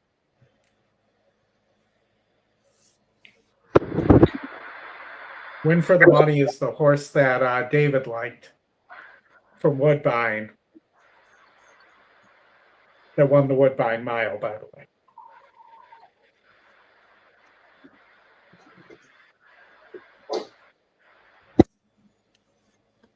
Thoughts? Well, I know you like notable speech here, Justin, if I remember correctly. Yeah, I thought, although after the race 2 back, I don't know, running lots of seconds. As William and Appleby, I thought was, probably the horse to beat here. It looks like the public feels the same, Oldie, 2-1. Obviously the Euro shipper on turf running 8 in the mile, won some 84 Group 1s in Newmarket. And then I don't know that other track, but, I think tough. The value for me, though, Oldie, would be more on the Japan horse, Geoglyph. We saw the Japan horse earlier in the day, the one horse that was kind of on the rail and, came running on and ran a really big race at 22-1. So I think this is probably where, between those two is how I'm going to try to play it. I did think this was tough, but I was 6-3 kind of on top. And then, Porta Fortuna, I think, is obviously a player. She jumps in here as the 3-0 versus the boys. I think that's too big of a step up for me, Oldie. Yeah. But I think fits in the mix, obviously. You can't go wrong with Carl Spackler or, More Than Looks at a price or Chili Flag. You can see some money coming on those horses. But, I was on the 3 and 6 is how I kind of looked at it here on top. Yeah. And James, the 3 does have the price play. Big price, runs really good on the race sim. It runs second, Oldie, right? So yeah, I'm trying to probably find a little bit of a trifecta with the 3 maybe, or up, probably just play win place again the way it's been, and maybe an exacta with the 6. Sylvian, to answer your question, is I can't tell you. You're gonna find out. You defined maybe. Yeah, you're gonna find out when you find out. But there are 2 races left here. I will let you all know that the guy in the lead, Kevin Strom, bet 10,000 in the last race. He was at 150, and he did not win. So he is back down to 140. That's going to move him to second, right behind Tyler Sprague at 143. Matt's sitting with 45,300, and he's got to figure out what his play is going to be to get him to a new target price. So I don't know if it's going to be a double. I don't know if it's going to be a win bet in the next. I couldn't tell you.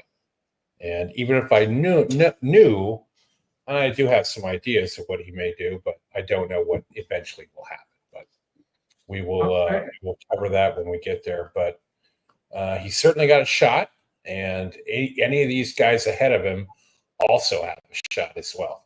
They could both end up doing the same thing, and if somebody's ahead of you and does the same thing, then you're kind of screwed. But question. All right, here we go. We got a trivia question from Chris Couples here. Yeah.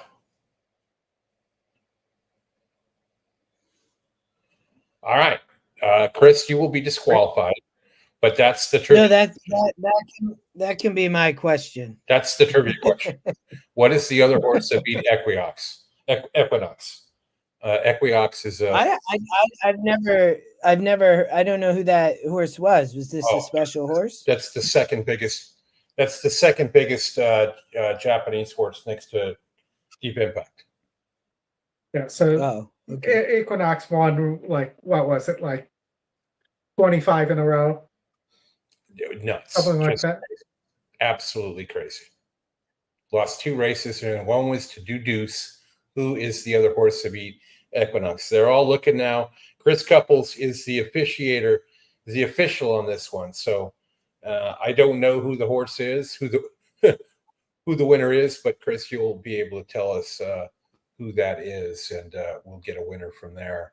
And then before we hit the last race of the day, we will give out 3 more polos, just like you see here. And Holdie Geograph. Chris, I'm going with City of Troy. City of Troy. Jotham is the winner. Geoglyph. All right, Jotham. You know that. That's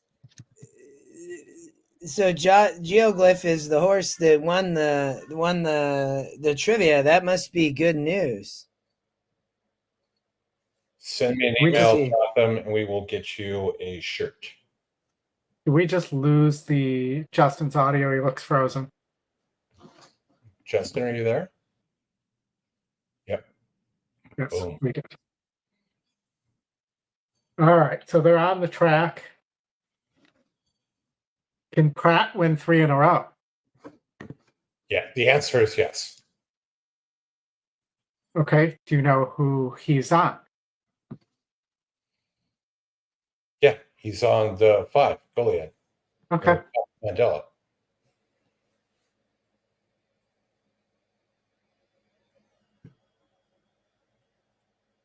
There he is. Justin is back. Yeah, I stopped sharing. I knew that would happen at some point. Sorry. It just froze my Chrome. I was like, suck it. What? So that horse that Jotham mentioned is in this race. No, I know that's the 3 that I said, maybe this will turn our day around, and maybe Chris Couples can win the Breeders' Cup betting challenge too. That would be amazing. Yeah. There's a horse with an 0 for 22 start in Japan. Give me the name, please. I have no idea. I don't follow Japan that closely. 0 for 229 start. That beats the Zippy Chippy record. Yeah. Zippy Chippy? There's a horse named Zippy. Zippy Chippy lost 100 races. 100 races before he was retired. And the horse made, I don't remember, you have to look it up, but it made a bunch of money in there as well, being a career mate. Zippy Chippy horse. A 13-year-old maiden running against 4-year-olds. Yeah. It made $30,000 lifetime with 100 starts, 0, 8, and 12.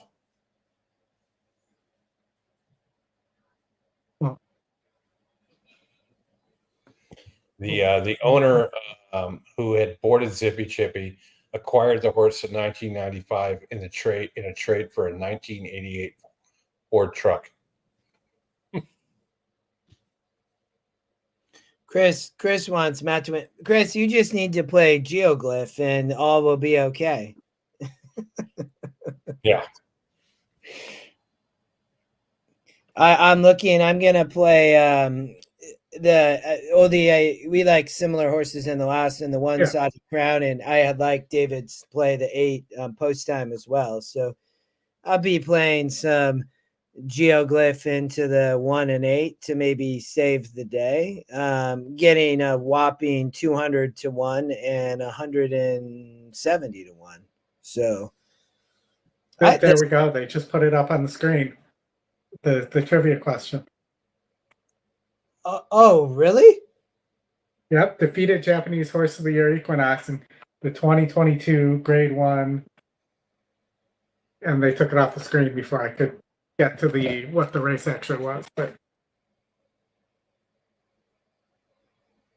I mean, it would seem that maybe a 3-5, just for fun, a 3-5 exacto might be a fun play as an entertainment wager.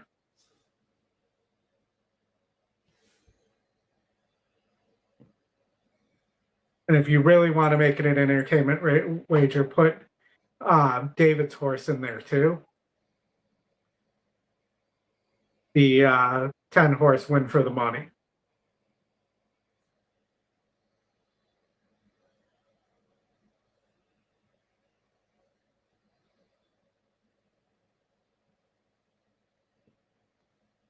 So will Chad Brown win one on the turf this year? This is his last chance. I don't know. I don't think so. I'm going with no, Oldie. Out at the right time. Whoops. Sorry. Not. So what does he? Who does he have here? He has the 2 Chili Flag.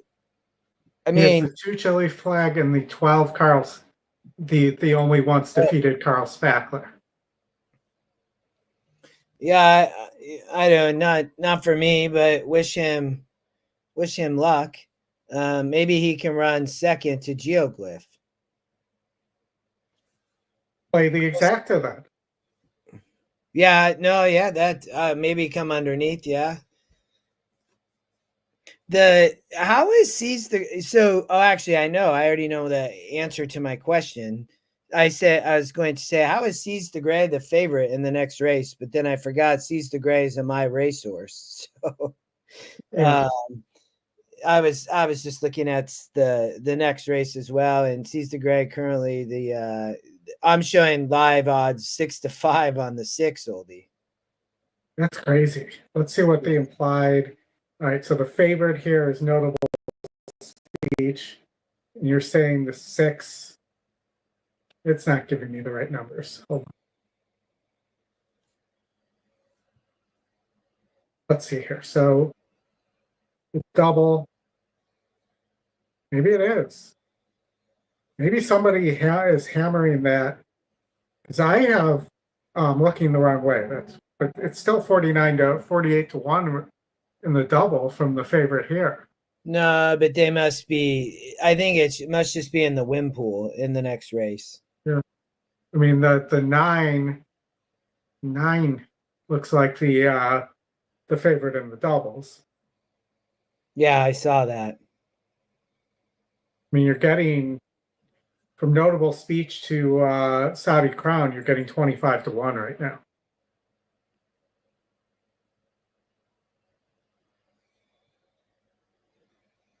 Which seems like it's worth a play.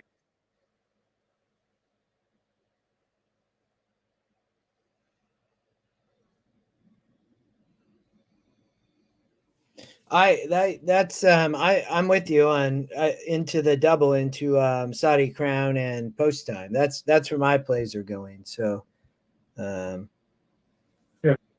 I like that last race. It'll be a great race for the Breeders' Cup Betting Challenge as well. That for sure, is and we should decided for sure.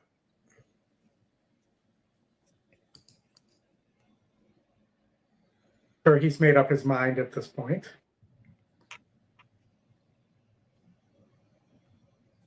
As to what the play is. They're getting close to the 3 gate minutes? here. Jake, 2 I minutes to like close. the 3 and 6. Oldie, you're on. Remind me. I have doubles from the 12, the 5, and the 6 to the 1 in the next. I have a pretty easy trivia question for a polo. We got 3 more to give away.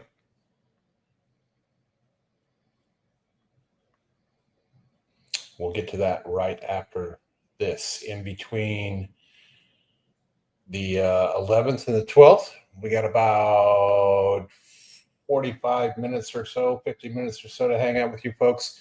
Thank you all for joining. Appreciate you for being here. Hit the like button, hit the subscribe button. We do appreciate it. And we do, Mark, who's been with us since like 5:30 in the morning, bacon and eggs, buddy. What are you eating now? He's still with us. And you have a The Melbourne Cup coming up. That's a big race. Tuesday. Yes. 2 miles, a race that stops the nation. A polo for I the think did I hear that that Aidan O'Brien, somebody, I don't remember if it was Godolphin or Coolmore, had to scratch a horse out of there already. one of Aiden's horses got scratched. Yeah. PET scans. They're doing it there too. If it doesn't happen in 25 for the Derby and the Triple Crown races, it will certainly happen for 26. That's the route they're going. And that bone reconstruction that caused a 3-year-old today to get scratched. Don't remember the horse name, but actually was in this race. Yeah. Easy for me to say, Ramatuli. Yeah, and bone reformation is common in 3-year-olds, and it's easy to spot with the PET scan. It doesn't show up as red, but they can see it, and they will scratch those horses. Well, and it's also the PET scan and things like that are there to protect the horses from ownership groups who are running injured horses or horses that they don't even realize are injured. Yeah, Chris, I'm gonna agree to disagree with you there. Notable speed. A lot of data around that bone reconfiguration. In line. 10 Happy Rose. Waiting for Let's Johannes. see what happens. Carl Spackler. Can Carl get it done? Going in. Carl Spackler to the outside stall. Carl Spackler is in. They're all in line. They're off in the Breeders' Cup Mile. Goliad, as expected, showing early speed. 10 Happy Rose is on the pace as well. And then it's Geoglyph on the inside. Carl Spackler, Johannes, and Porta Fortuna are lined up just in behind them, racing for that turn. Notable Speech finds a spot in mid-pack as well. 5 lengths off the lead. Inside of Win for the Money, who's 3 wide into the turn. Then Chili Flag and More Than Looks. Goliad is the pacemaker as they head to the backstretch. In front, a length and a half to 10 Happy Rose. 22.73 the opening quarter mile. Geoglyph is third inside of Carl Spackler. Johannes is fifth, just to the outside of the filly Porta Fortuna. Then Win for the Money. William Buick and Notable 7 lengths behind up the backstretch. And they're clear. Geoglyph's in a great spot right now. Goliad continues to lead the way. The first half mile, 45.9 seconds. Goliad heads for the far turn with Win for the Money a length behind. Then Geoglyph and Carl Spackler, Porta Fortuna and Johannes sixth on the outside.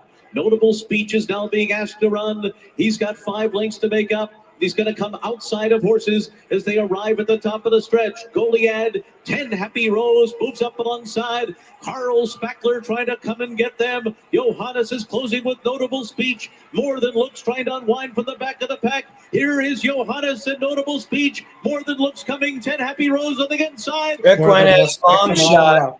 More Than Looks. More Than Looks. Crazy pace. The closer picks him up. Needs to win. Sherry DeVoe. Mile. Sherry and her DeVoe. She has arrived. Bell, Indeed. Biv, Sure. and her DeVoe. You're more Bell than Biv and her DeVoe. timed ride. Was a great ride there. Was that Jose Oldie? I believe so. He usually rides for a Sherry in these type of races. Wow.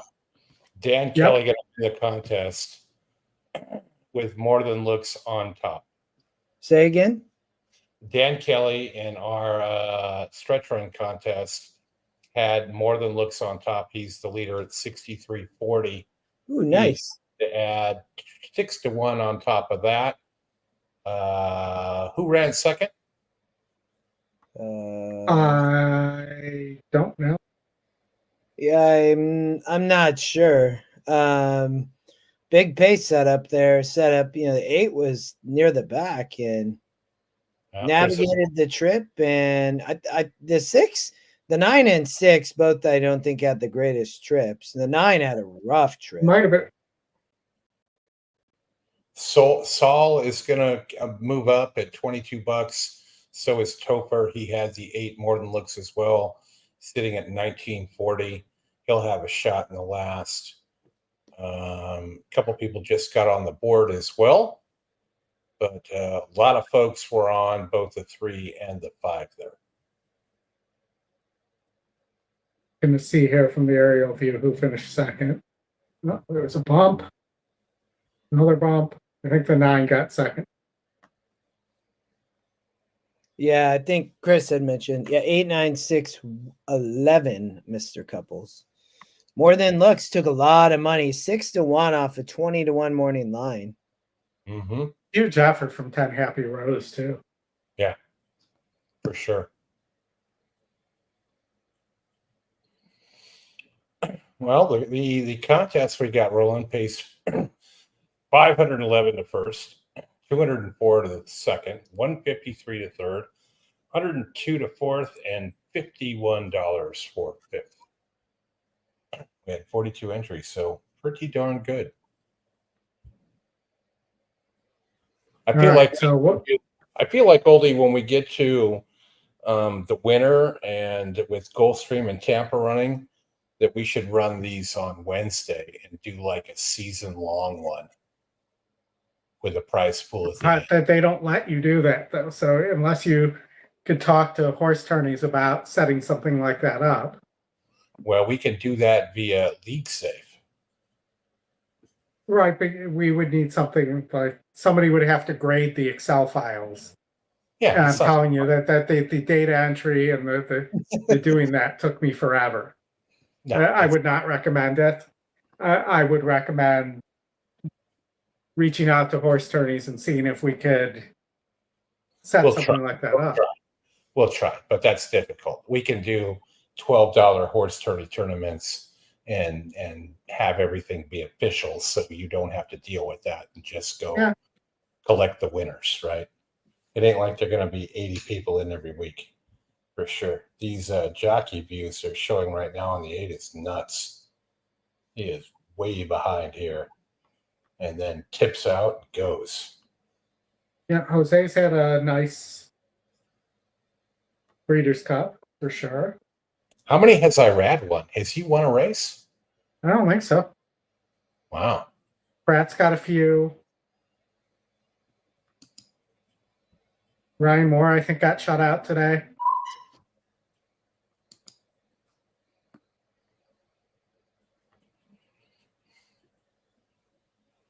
Yeah, I'm interested to see, too, Chris, what this does to the BCBC, because there may have been a lot of people all in on Notable Speech to something in the last. Yeah. No updates yet This race will have to go official before they update Yeah. that. No, Irad was on the. I don't think I'm trying to talk. Was Irad on the? No, that was Manny Franco was on the Distaff. Ryan Moore won 2 of the turf races. Irad was on the Baffert that finished second. I don't think he won one on Friday.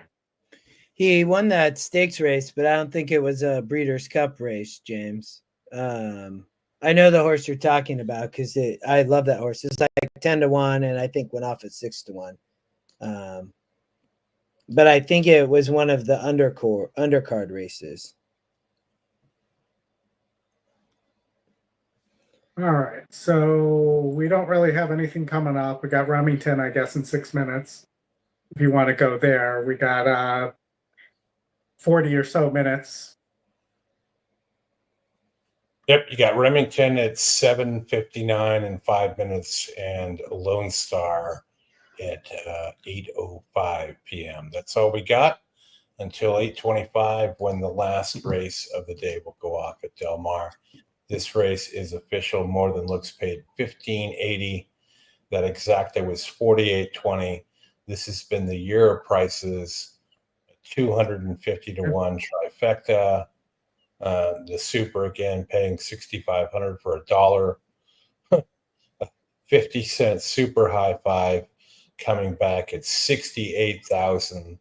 $84 daily double and a 604-1 pick 3 for $1. So we got 5 minutes to post at Remington. We have 31 minutes till Del Mar race 12. All right, let's get out to Remington. Let me get that up here. I do have a feeling, though, once this race goes in the gate,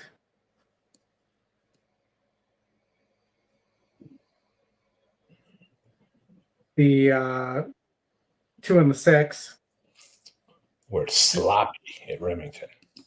Yeah, and the 2 is not getting bet. The top win percentage, top Scotty pick right now is not getting bet, but I bet when it goes in the gate, it's going to get bet down late.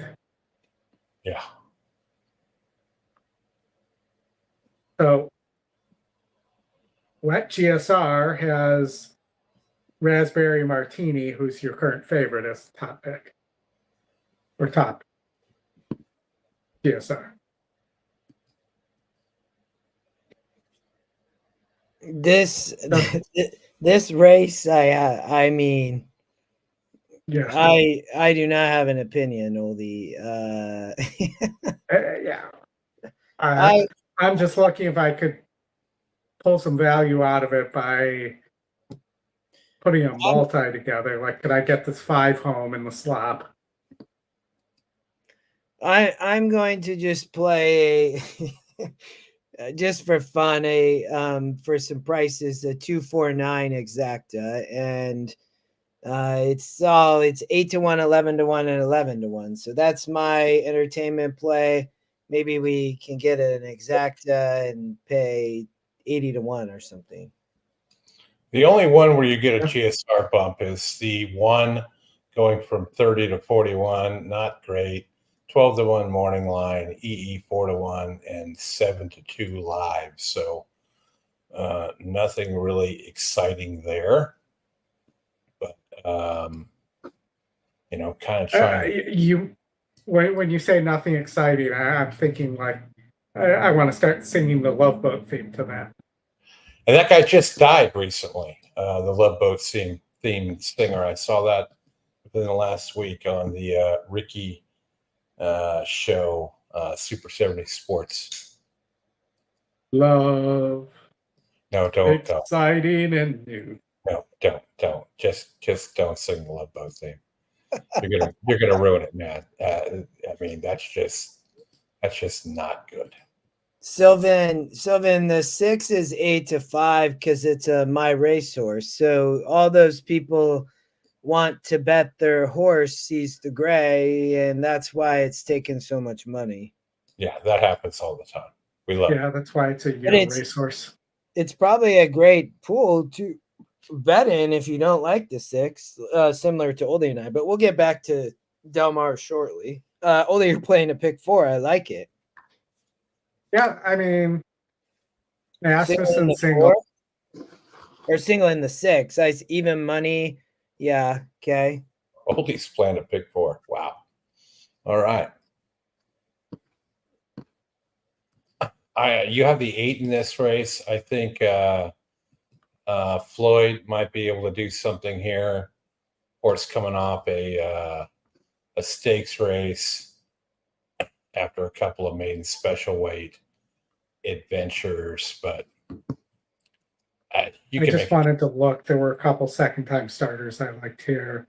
I want to make sure it's using both. Yeah, there's the one with Stuart Elliott aboard. There's 1, 2, 3, 4, 5 second-time starters. So, whiskey drinker. I think you can make a case for any of these, and it really is going to be who handles the track well and whatnot. But this is a crazy. It does appear that they're going. I'm showing 0 minutes to post if we have the video. We do.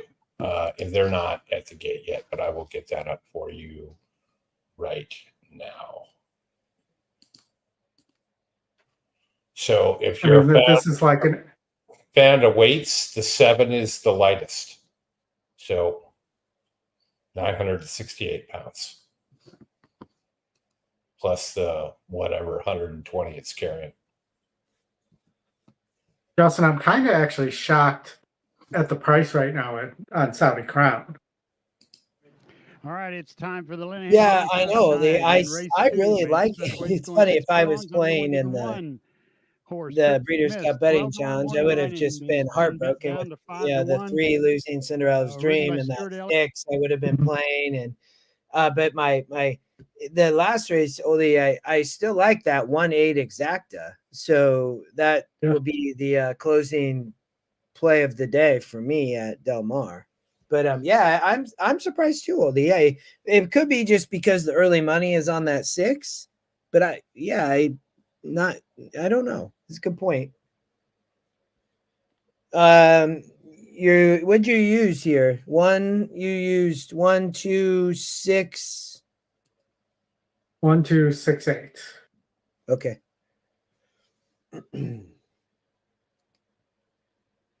Everything has been bet down now.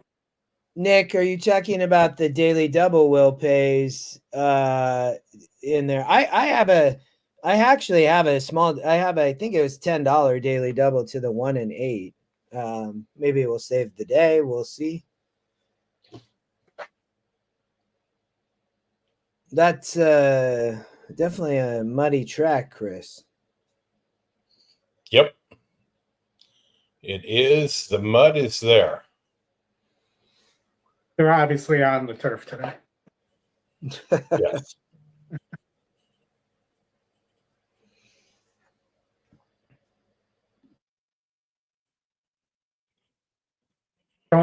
Anthony says no to move.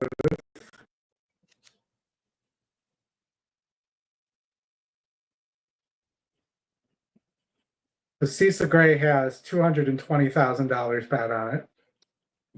152,000 on domestic product.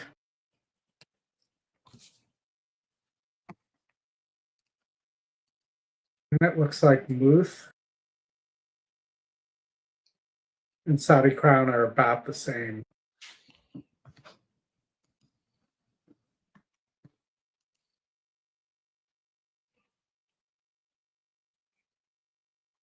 Bruno's top pick, by the way, was Full Serrano.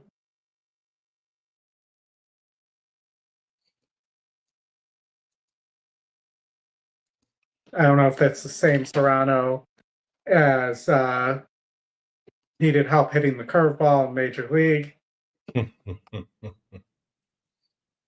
From Joe Boo.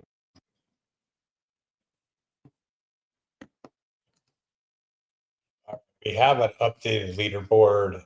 Nope, it's still after race 10. We don't have the race 11 results yet.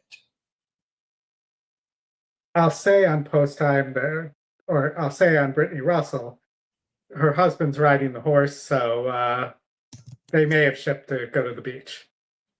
Yep. Derek, our friend Derek is at $2,000. He has cashed out. He'll take his 10,000 with the winnings from the tournament on his $400 buy-in. Really nice job.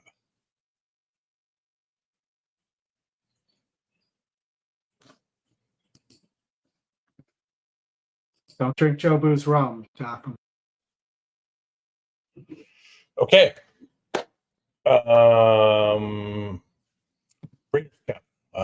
more shirt. We're giving away 2. We got 3 more to go. This one should be fairly easy for you all to get. So be ready. If you've won a hat or a shirt before, don't bother replying because you're not going to get another one. Most Breeder Cup wins by a jockey. Drop it in the chat. First one to drop the winner in there wins, and it is not City of Troy. Most wins by City of Troy. Most wins by a jockey in the Breeders' Cup. City of Troy wasn't riding another horse. Nope. That'd be carrying a lot of weight. There you go, Alan Hancock. Boom. Mike Smith with 27, 7 more than John Velasquez. That was my guess. Was Mike? Yep. Good job, James. Good job, Alan. Send me an email here, and we will get a shirt on the way to you. Parker. No. It was not Parker? No. Parker. How about maybe we should do some Scotty trivia. Or EquinEdge trivia next. Trying to remember the horse that he had. They'll never get that. We could ask the name of Scotty's horse. We can, but they're never going to get it. All right, they're off. Six felt like a lightning bolt. On here outside is Gospel Tis God, along with Okie Music. On the inside, moving up is Whiskey Drinker. Bohemian Cowgirl right there. Cryptic Miss on the rail, followed by Long shot. Getting Gonna Out end of up winning Here this race because I didn't use on it the front end. Who's the long shot? Raspberry Martini. before. Whiskey Drinker. They're Second time they started. are. Okie Music and Oh yeah, I see that. a Bohemian Cowgirl. I don't think so. On the rail is No, I Cryptic know. Miss, moving up quickly now. The on eight, outside. the eight's Getting out running of here. big here in the slop. I would love to see the. You 22.31 talked about the two, Half but length lead by eight Raspberry running big. Martini. Okie Music in second on the outside, advancing. Back in third is Bohemian Cowgirl. As they come into the top of the stretch, and Only in Oklahoma would they have a horse named Bohemian Cowgirl. Whiskey Drinker on the inside. That 6 looks like In it might third just is be Bohemian gone. Can the 8 Cowgirl. get there? On the Here come the outside, 3. fourth is Three getting out of is here, but on the inside, Raspberry getting Martini scary. with a short lead. Okie Music Nah, five, I think here you're comes okay Bohemian with your Cowgirl 6. with a bid. But stretching out the lead is Raspberry Martini. Raspberry Martini goes home. Bohemian Cowgirl third. It must be announcer's week off because that was not Dale Day. No. Yeah. Okay, who am I flipping it over to? Looks like I'm flipping it over to Oldie. There you go. Sure. Well, the end of Sorry. the amazing 2 days, Oldie. much fun. A bit of a frustrating today, but that's Mhm. going to happen in horse racing. So maybe Saudi Crown and plays the get out or something here. Yeah. Saudi Crown sees the gray. Or is it another big price here? Right? Could it be that? I mean, unless Sees the Gray wins, it's going to be a decent price. Sees the Gray are domestic product. They're the only ones that are really getting backed. Yeah, I'm looking more past those two, Saudi Crown, Muth. is when you really get into the the really big numbers, right? Yeah, And when you look at the lifetime on these horses, I mean, look at the 3 technique, run 37, 39 times, 7 wins. You got horses in here that have run 24 times, 27 times for Skippy Longstocking at 9-1. Marooned out there in the 14 hole, but this here could be in that horse's wheelhouse, right? Irad's riding this horse. Curious that Drayden didn't get it, although he got his win and his revenge win, and I'm sure all those jocks in the room there at Delaware were happy for him. But last race in the contest that we've got going on here. Appreciate you all for joining that. It really, if you get a decent price here, that could really disrupt the field here. I did notice that Chris Couples did take Geoglyph in the last race, even though he kind of talked down on that a bit. He gave it a run. It was worth a shot probably at that price. Sherry to go back to back. Gotham wants to know. I'm looking at the race sim and Muth here, not Muth, Mufasa. Even though I don't like what I've heard from the trainer there, Nacho Correas. 20 minutes. But the race sim has been pretty darn good this weekend with things like this. And Muth, Mufasa wins the race sim.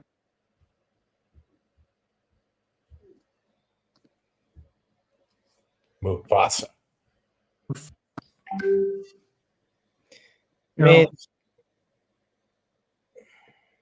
Yeah.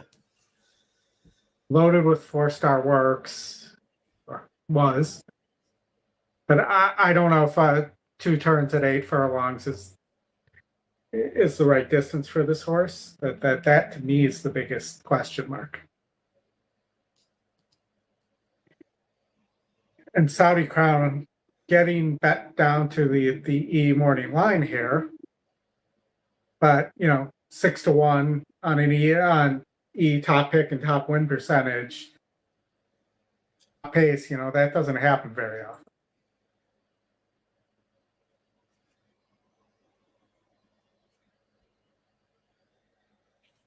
We'll see. Can Saudi Crown get it done?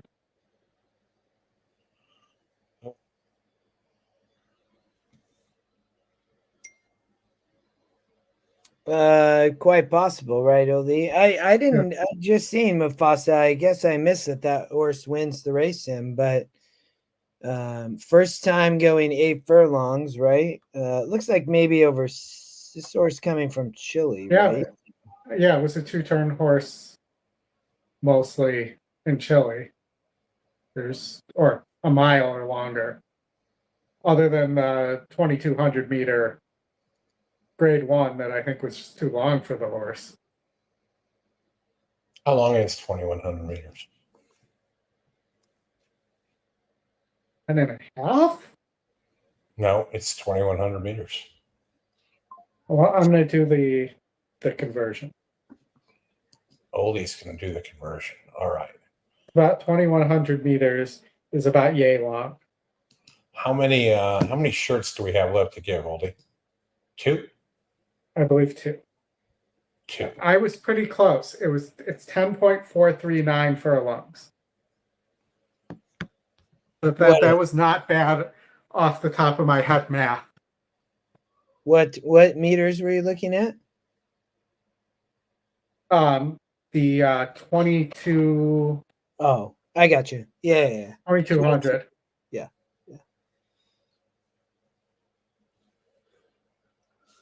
So I mean, I guess that this horse can rate.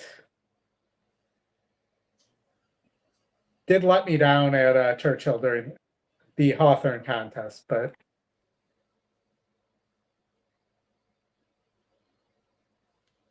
I don't think the post is probably the toughest aspect of that. For the 12, yeah. Yeah. I mean, Skippy, I don't feel like is a grade 1 horse. All right, I think I've got another question here, another trivia question for a EquinEdge polo. You're gonna have to do some searching on this one, folks. It may take you a bit. Some of you may know this, old timers. Some of you may not. What is the largest margin of victory in a Breeders' Cup race? I need the horse's name. You don't have to give me the year or the race, but the largest margin of victory in a Breeders' Cup race. And Justin Oldie, what do you think that largest margin is? How much did Flightline win by? Chris Couple says City of Troy. Yeah, it's not City of Troy, Chris. I say somebody won by 18 lengths. Okay. I'm not going to comment. I don't want to give anything away. I want them to find it. It's not Flightline. It's not City of Troy. Mendenhall? Nope. The only thing I'll tell you, it's as we get down here, there you go, Kenneth Schwartz. Inside information in the 1995 Distaff. 13.5 lengths is the largest margin. The second largest margin was Street Sense in the 2006 Juvenile by 10.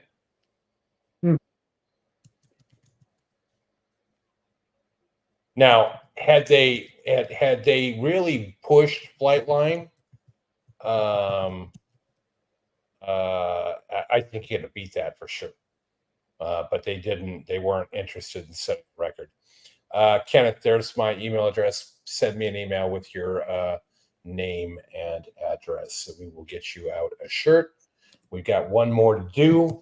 That one will come right before post time here as I go and find another question. Didn't we start seeing some Flightline 2-year-olds? Was that last year that he won? 2 years ago, I think, at least. Who won last year? Yeah, it's been 2 years. You're right. I won last year. Yeah, because Flightline won at Keeneland. Last year was at Santa Anita, 2 at Delaware. Yeah. I've heard that we could be back to back in Kentucky for 26 Churchill, 27 Lexington, and 28 at Belmont.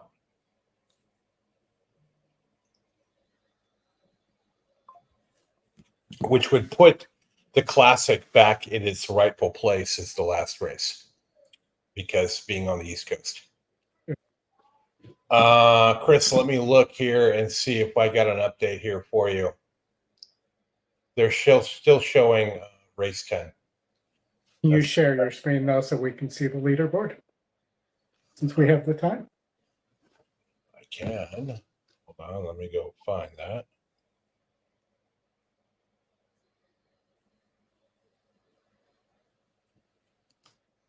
It says it hasn't updated in a long time.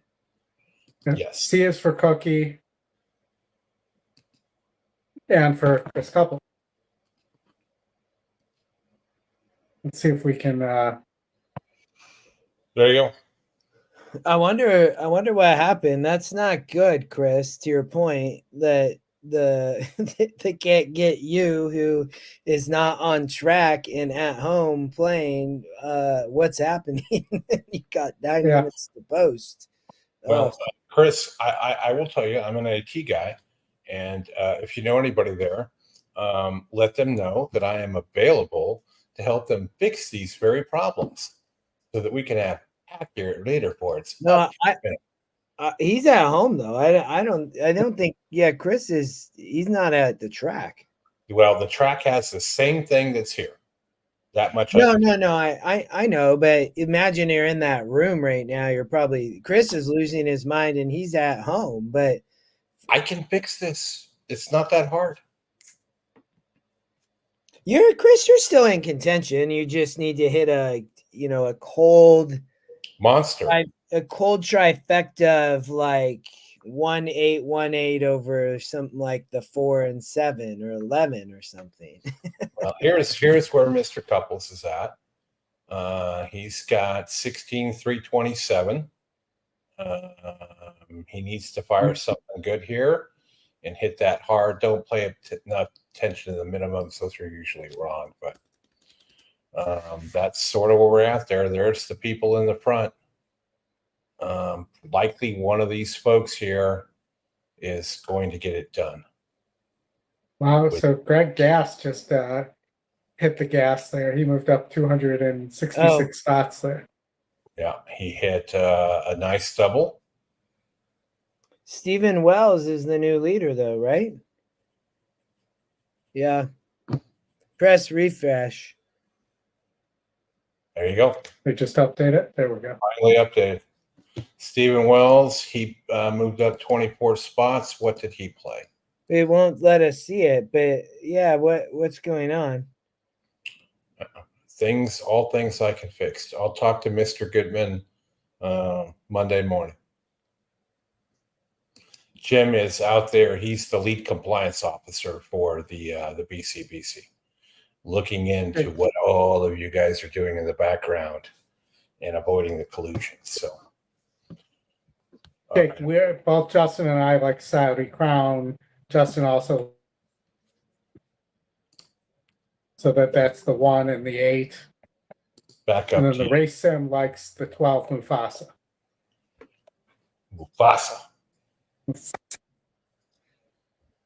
They're on the track. We got 6 minutes to our closing race here.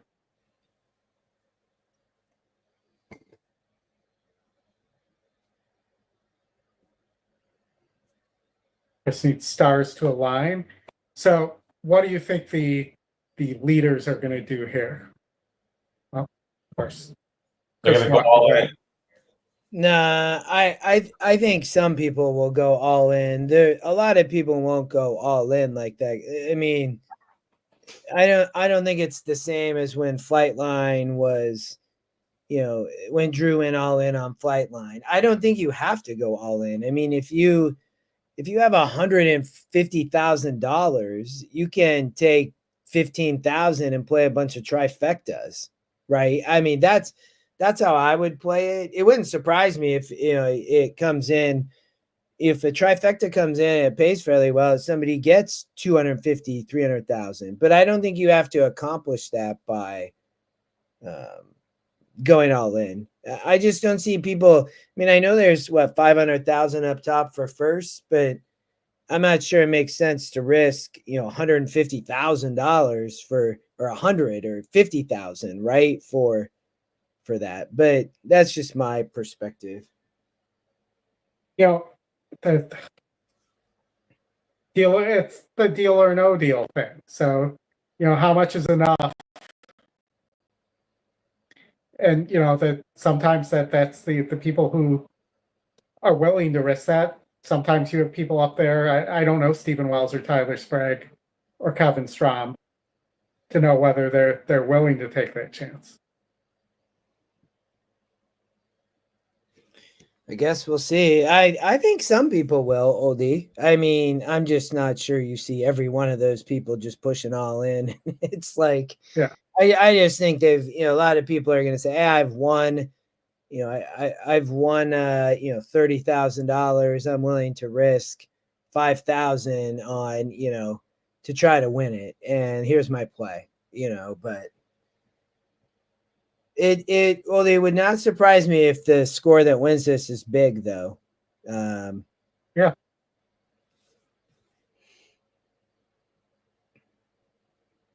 Well, and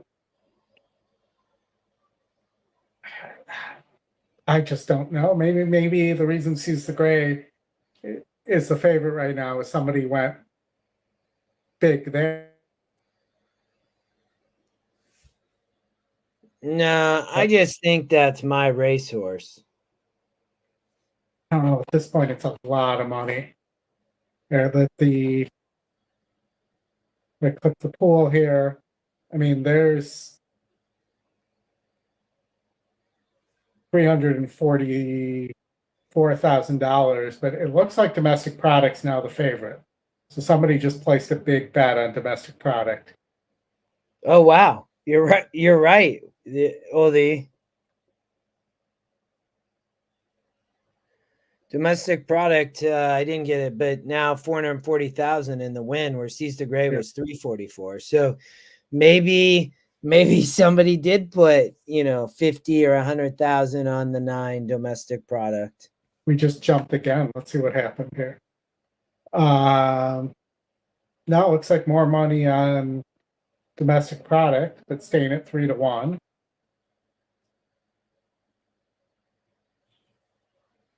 Let's see. So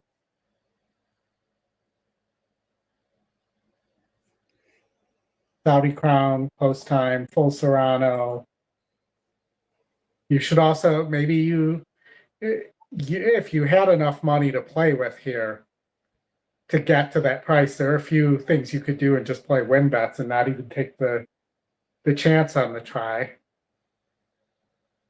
I mean, $20,000 on Full Serrano would win the contest if Full Serrano won. I would be willing to bet. Yeah, no, I well, and you might, yeah, Chris is saying the 9 would be the only one he would win bet.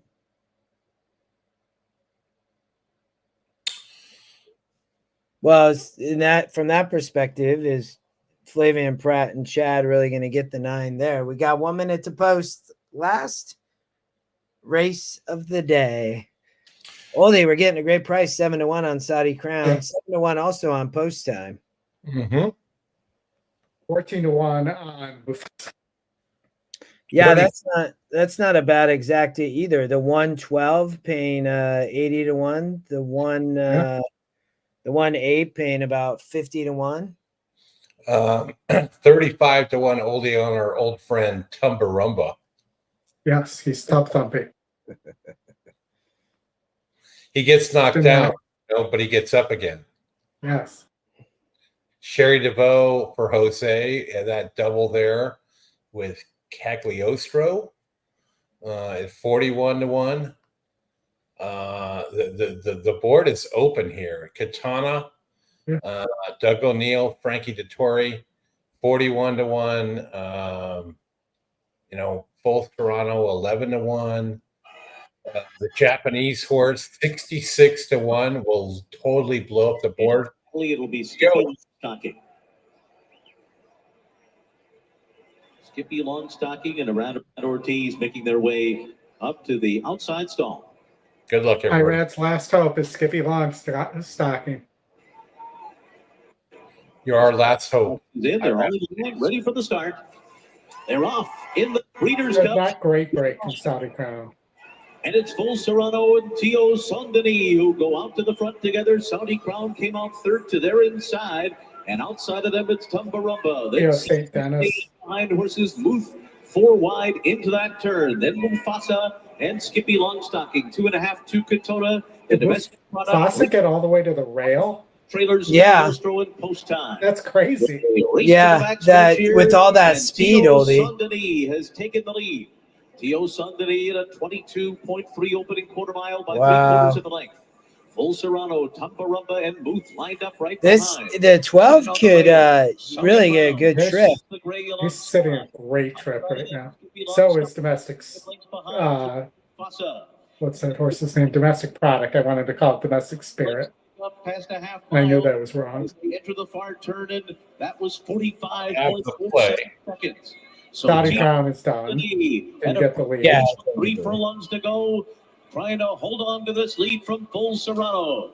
Muth is on the far outside. It's rolling. Long, 2.5 back, and now Domestic Product is getting going. Domestic Product's going to come 5 wide. Right behind him, Sees the Gray. A really wide run here for Skippy Longstocking. Katona's also trying to mount a charge. Mufasa and Post Time is coming from the back of the pack as well. Full Serrano has taken. Come on, Post Time.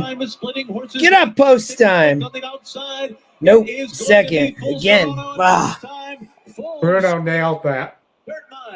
Yeah, he did. Second, Domestic Product was third. Then a photo between Tumbarumba and Katona. Matt was on the 9. So many. Over 6 horses. Ugh. No good. Well, Another like I second. said, if you put 20,000 on Full Serrano, you would have won the contest. Well, sure. No doubt That's about it. That you were away before when I suggested that as a play. Yeah, I just don't know how much I'd be excited about betting on Rosario at that point in time. But you know the price you need, so. Well, some of it comes down to, what you want as well. Ellis Star is going to win the contest. He had Full Serrano as the winner. He had sitting at 51.40. He will rocket to the lead and he will win our contest. Who ran second? Anybody remember? Yeah, Post Time. It's Post Time. Okay, Justin, it's been a day of seconds. Yeah.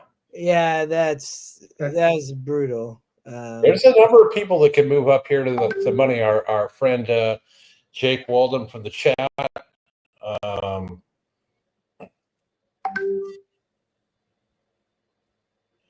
Also had Full Serrano in the contest. He'll move up. He might cash.